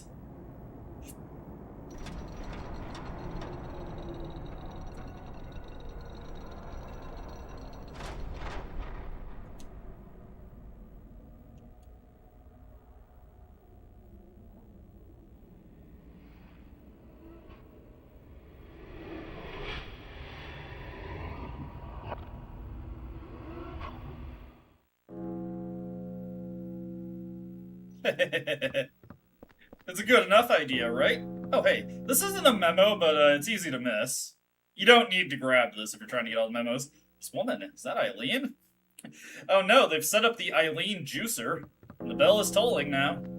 We better hurry up. Yeah, not surprisingly, Eileen deciding to go and try and help Walter turned out to be a bad idea. Good idea.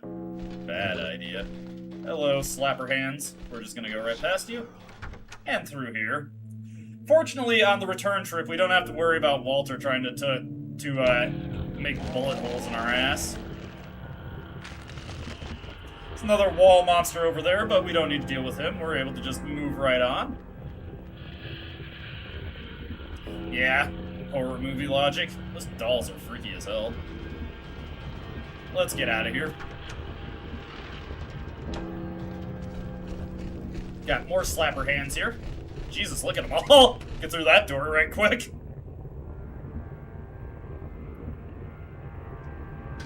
Alright. Back into this part of the second wing. Second floor wing, I should say. Alright, moving on over here. Fortunately, no slapper hands to deal with in this room. Alright, we're making it, we're making it. We're doing this. I wonder... No, you can't investigate this shirt now. There's a memo in that shirt that I didn't get, so, we're not gonna have all the memos in the game, but that's okay.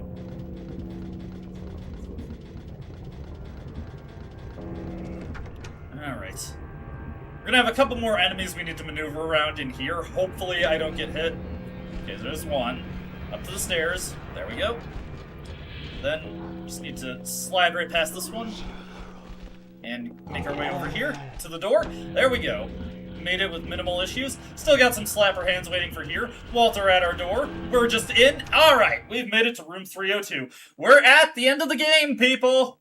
This is not a drill. This is not a drill. Only thing left to do is to fight the final boss.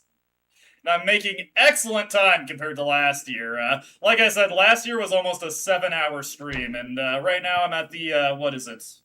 5 hours and 18-minute mark. So we're doing pretty good. We're cruising, we're cruising.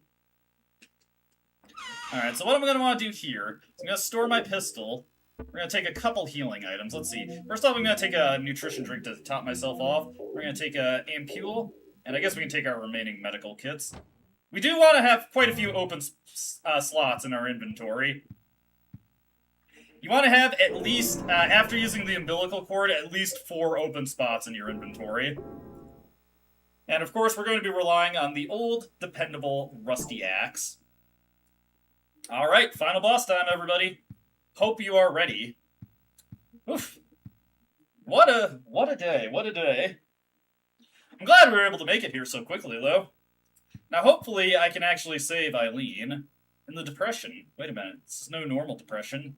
When I stare into it, I feel like I could be sucked in. It's like it's connected to some other dimension. Or maybe it's like a hole that once you enter, you can never leave. Will you go in? Shaw! Coming back to that whole Silent Hill characters and holes thing again.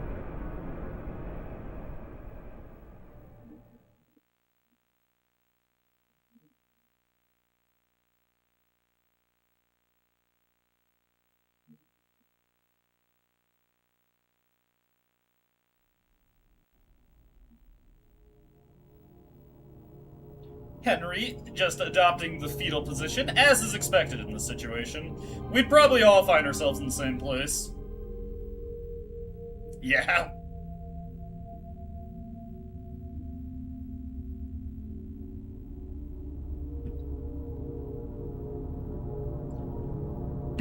Just call him Vandalay Silva, because he's an axe murderer.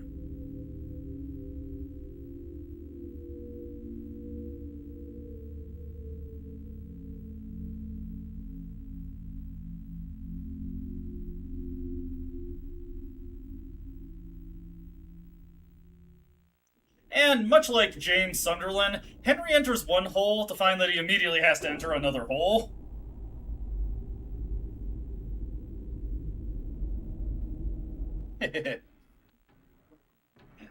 Because it's creepy as hell, of course. Alright, so that's the Eileen juicer there, and that is going to juice Eileen if she walks into it. That over there is, Walter's extremely bloated corpse. I've heard corpse because it can become bloated with gases produced by the decaying body, but yeesh, that's ridiculous. And of course, here is the spectral form of Walter Sullivan.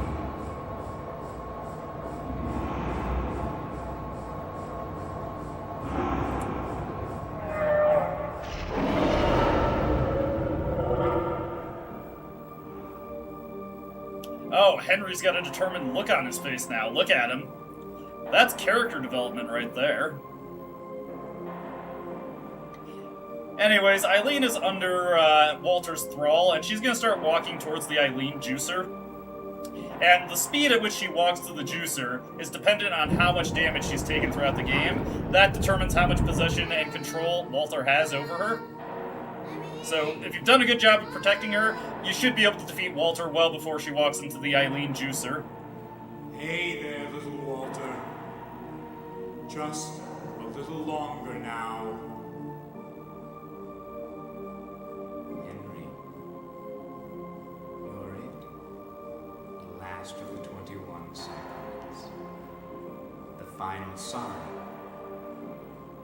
The receiver of wisdom.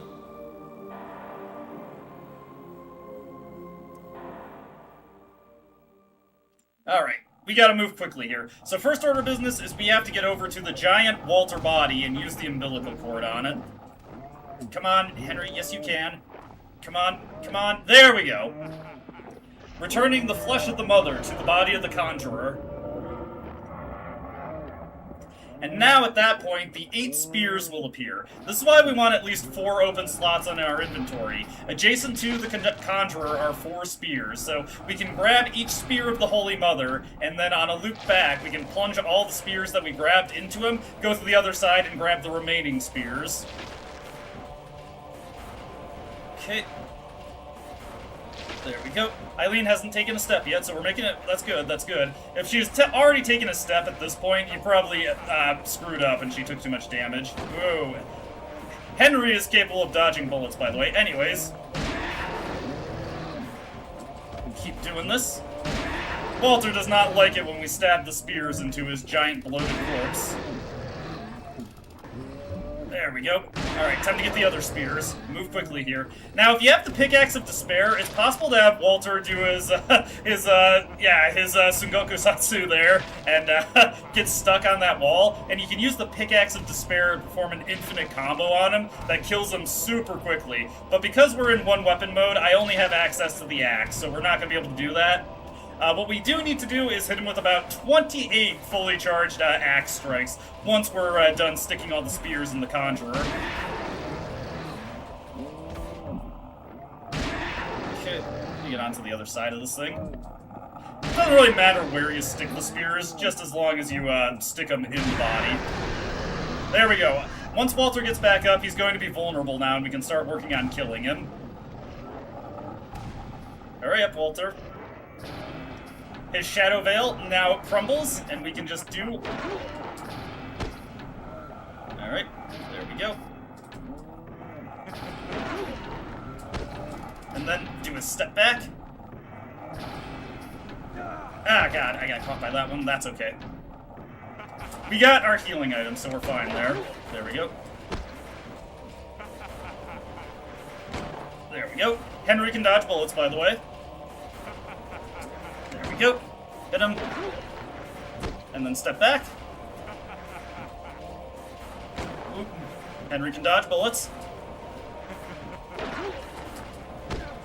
There we go. Ah, it's a little annoying to dodge that spin attack that he does. The spin attack itself looks pretty goofy. There we go, hit him again. Ah, I didn't do the sidestep properly. There we go. Oh, wait, didn't dodge that one. There we go. Hit him. Boom.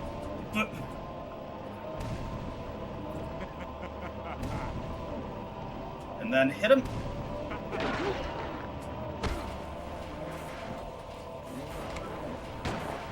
Okay, made that okay. Go in for the step here. There we go.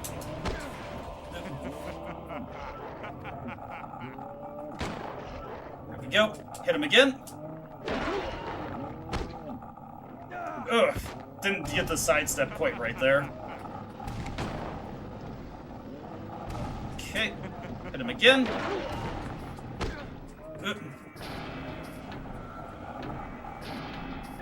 Ah, it sucks when he does that. It's really hard to dodge it.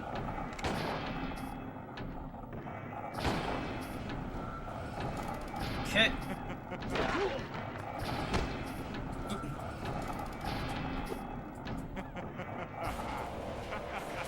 Okay.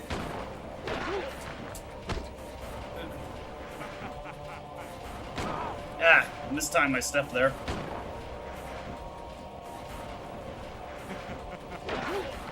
Go. Whenever you hear the click of the pistol, that means he's gonna fire. There we go. Ah, mistimed it there. Didn't hear the click. There we go.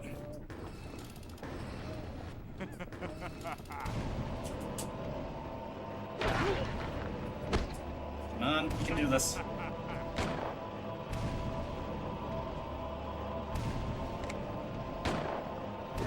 Ah, I was off there. That's okay. That's fine. There we go.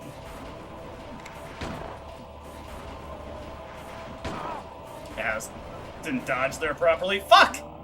Released that way too early.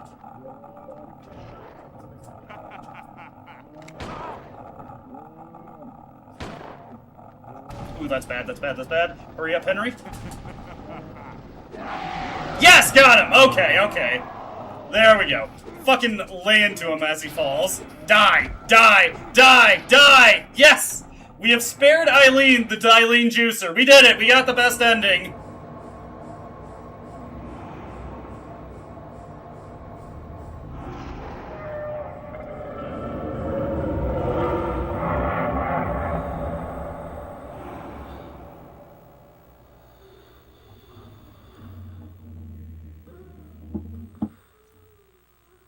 Let's go, yes.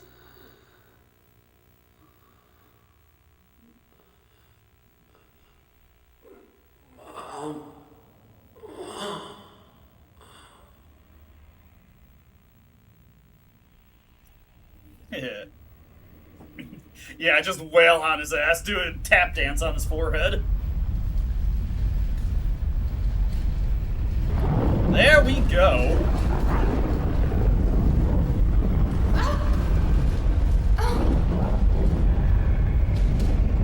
Eileen?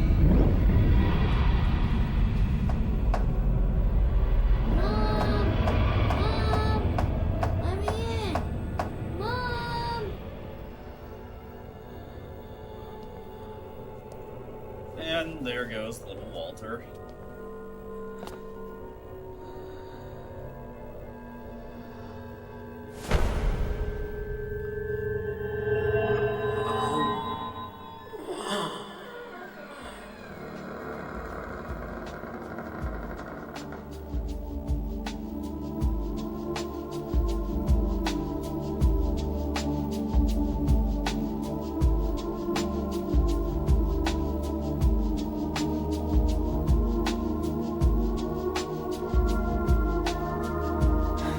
Look at our hero Henry, surviving to fight another day. It's not surprising to me that his arm's kind of hurt. I mean, all of those axe swings that he was doing. Well, you see, he didn't really have an option. That's the whole impetus of the game. Come on.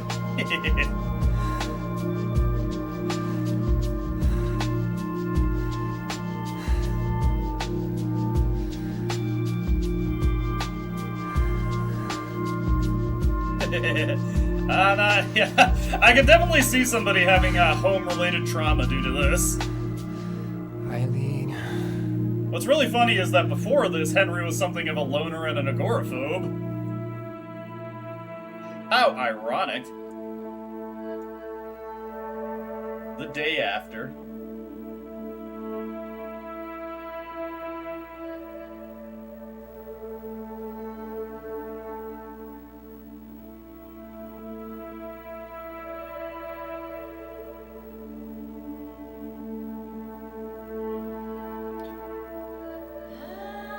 Check it out, it's Henry and the Chickie pulled by being autistic.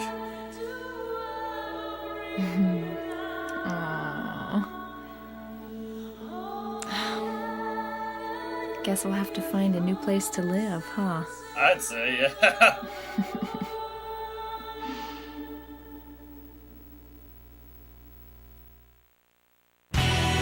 There we go. Silent Hill 4. Best ending acquired, beaten on hard mode, and pretty cleanly, I will say. Especially because I had a bit of a misstep there happen where I didn't get the submachine gun like I was hoping. But hey, we completed it. We did it. Pretty good. Only a couple of choke points, but I did it without dying, so that was pretty good. It was actually looking really close in the apartment there. I was worried I was going to have a death. That was great, though. Good stream for this game. I was glad I was able to get it done so quickly, though. Made really good time here. Last year, the stream was 6 hours and 50 minutes, almost 7 hours, so yeah. Whispering hand in hand. Everything's fine. Let's stay, baby girl. Just like children like to do. That was great, though. I hope everybody else had a good time, because I was having an excellent time with this game. Yeah, clapping. I always love coming back to this game. I think it's pretty great, honestly. Very underrated entry in the series. One last credit sequence with the seal of the order.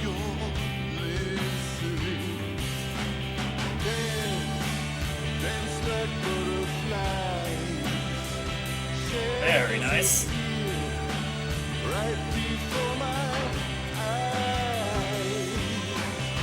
Alright, yeah, so I hope you all enjoyed watching this. Hopefully Benny will be able to finish up the VOD later and maybe check out the Let's Play proper. If you want to see a more detailed look at the game and I'm a bit more thorough about checking the text and stuff and playing a bit more cleanly overall, definitely check out my Let's Play series for it. I put a lot of work into that one and I think it turned out pretty well, honestly. Okay, yeah, thank you, Ben. I'll have that up soon enough, and we'll see if I do something for Halloween. I'm not sure if I'm going to. Day that I have to work, so we'll see what I feel like. Definitely gonna work on some Persona 3 related stuff soon. But now that I'm done with these Halloween games, I should be, or the Silent Hill games, I should be more focused on my recording now.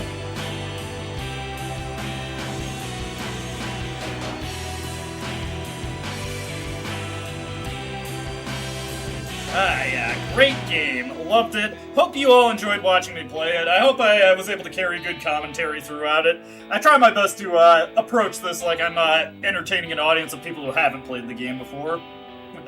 Alright, good night and good... You know what? Everything. Good morning, and if I don't see you again, also good evening and good night. Good afternoon and good night. Yeah, I gotta do the Truman Show thing. Yeah. Bright and early. Silent Hill in the morning. Alright, that was fantastic, though. Hope you all enjoyed watching, and I hope to see you in whatever I'm streaming next or whatever I'm playing next. Not a terrible ranking, considering I missed a couple memo items. I wonder what the other one I missed was. Well, regardless, still did pretty well, I think. Not a bad time for a relatively casual playthrough. So, we'll save that off there, just for posterity's sake, and that's where I'm going to call it a stream. Once again, hope you enjoyed watching, hope to see you whatever I do next, and I hope you have wonderful morning, wonderful afternoon, wonderful evening, wherever you are, I hope it's just a wonderful time. I'll catch you all later. Bye-bye!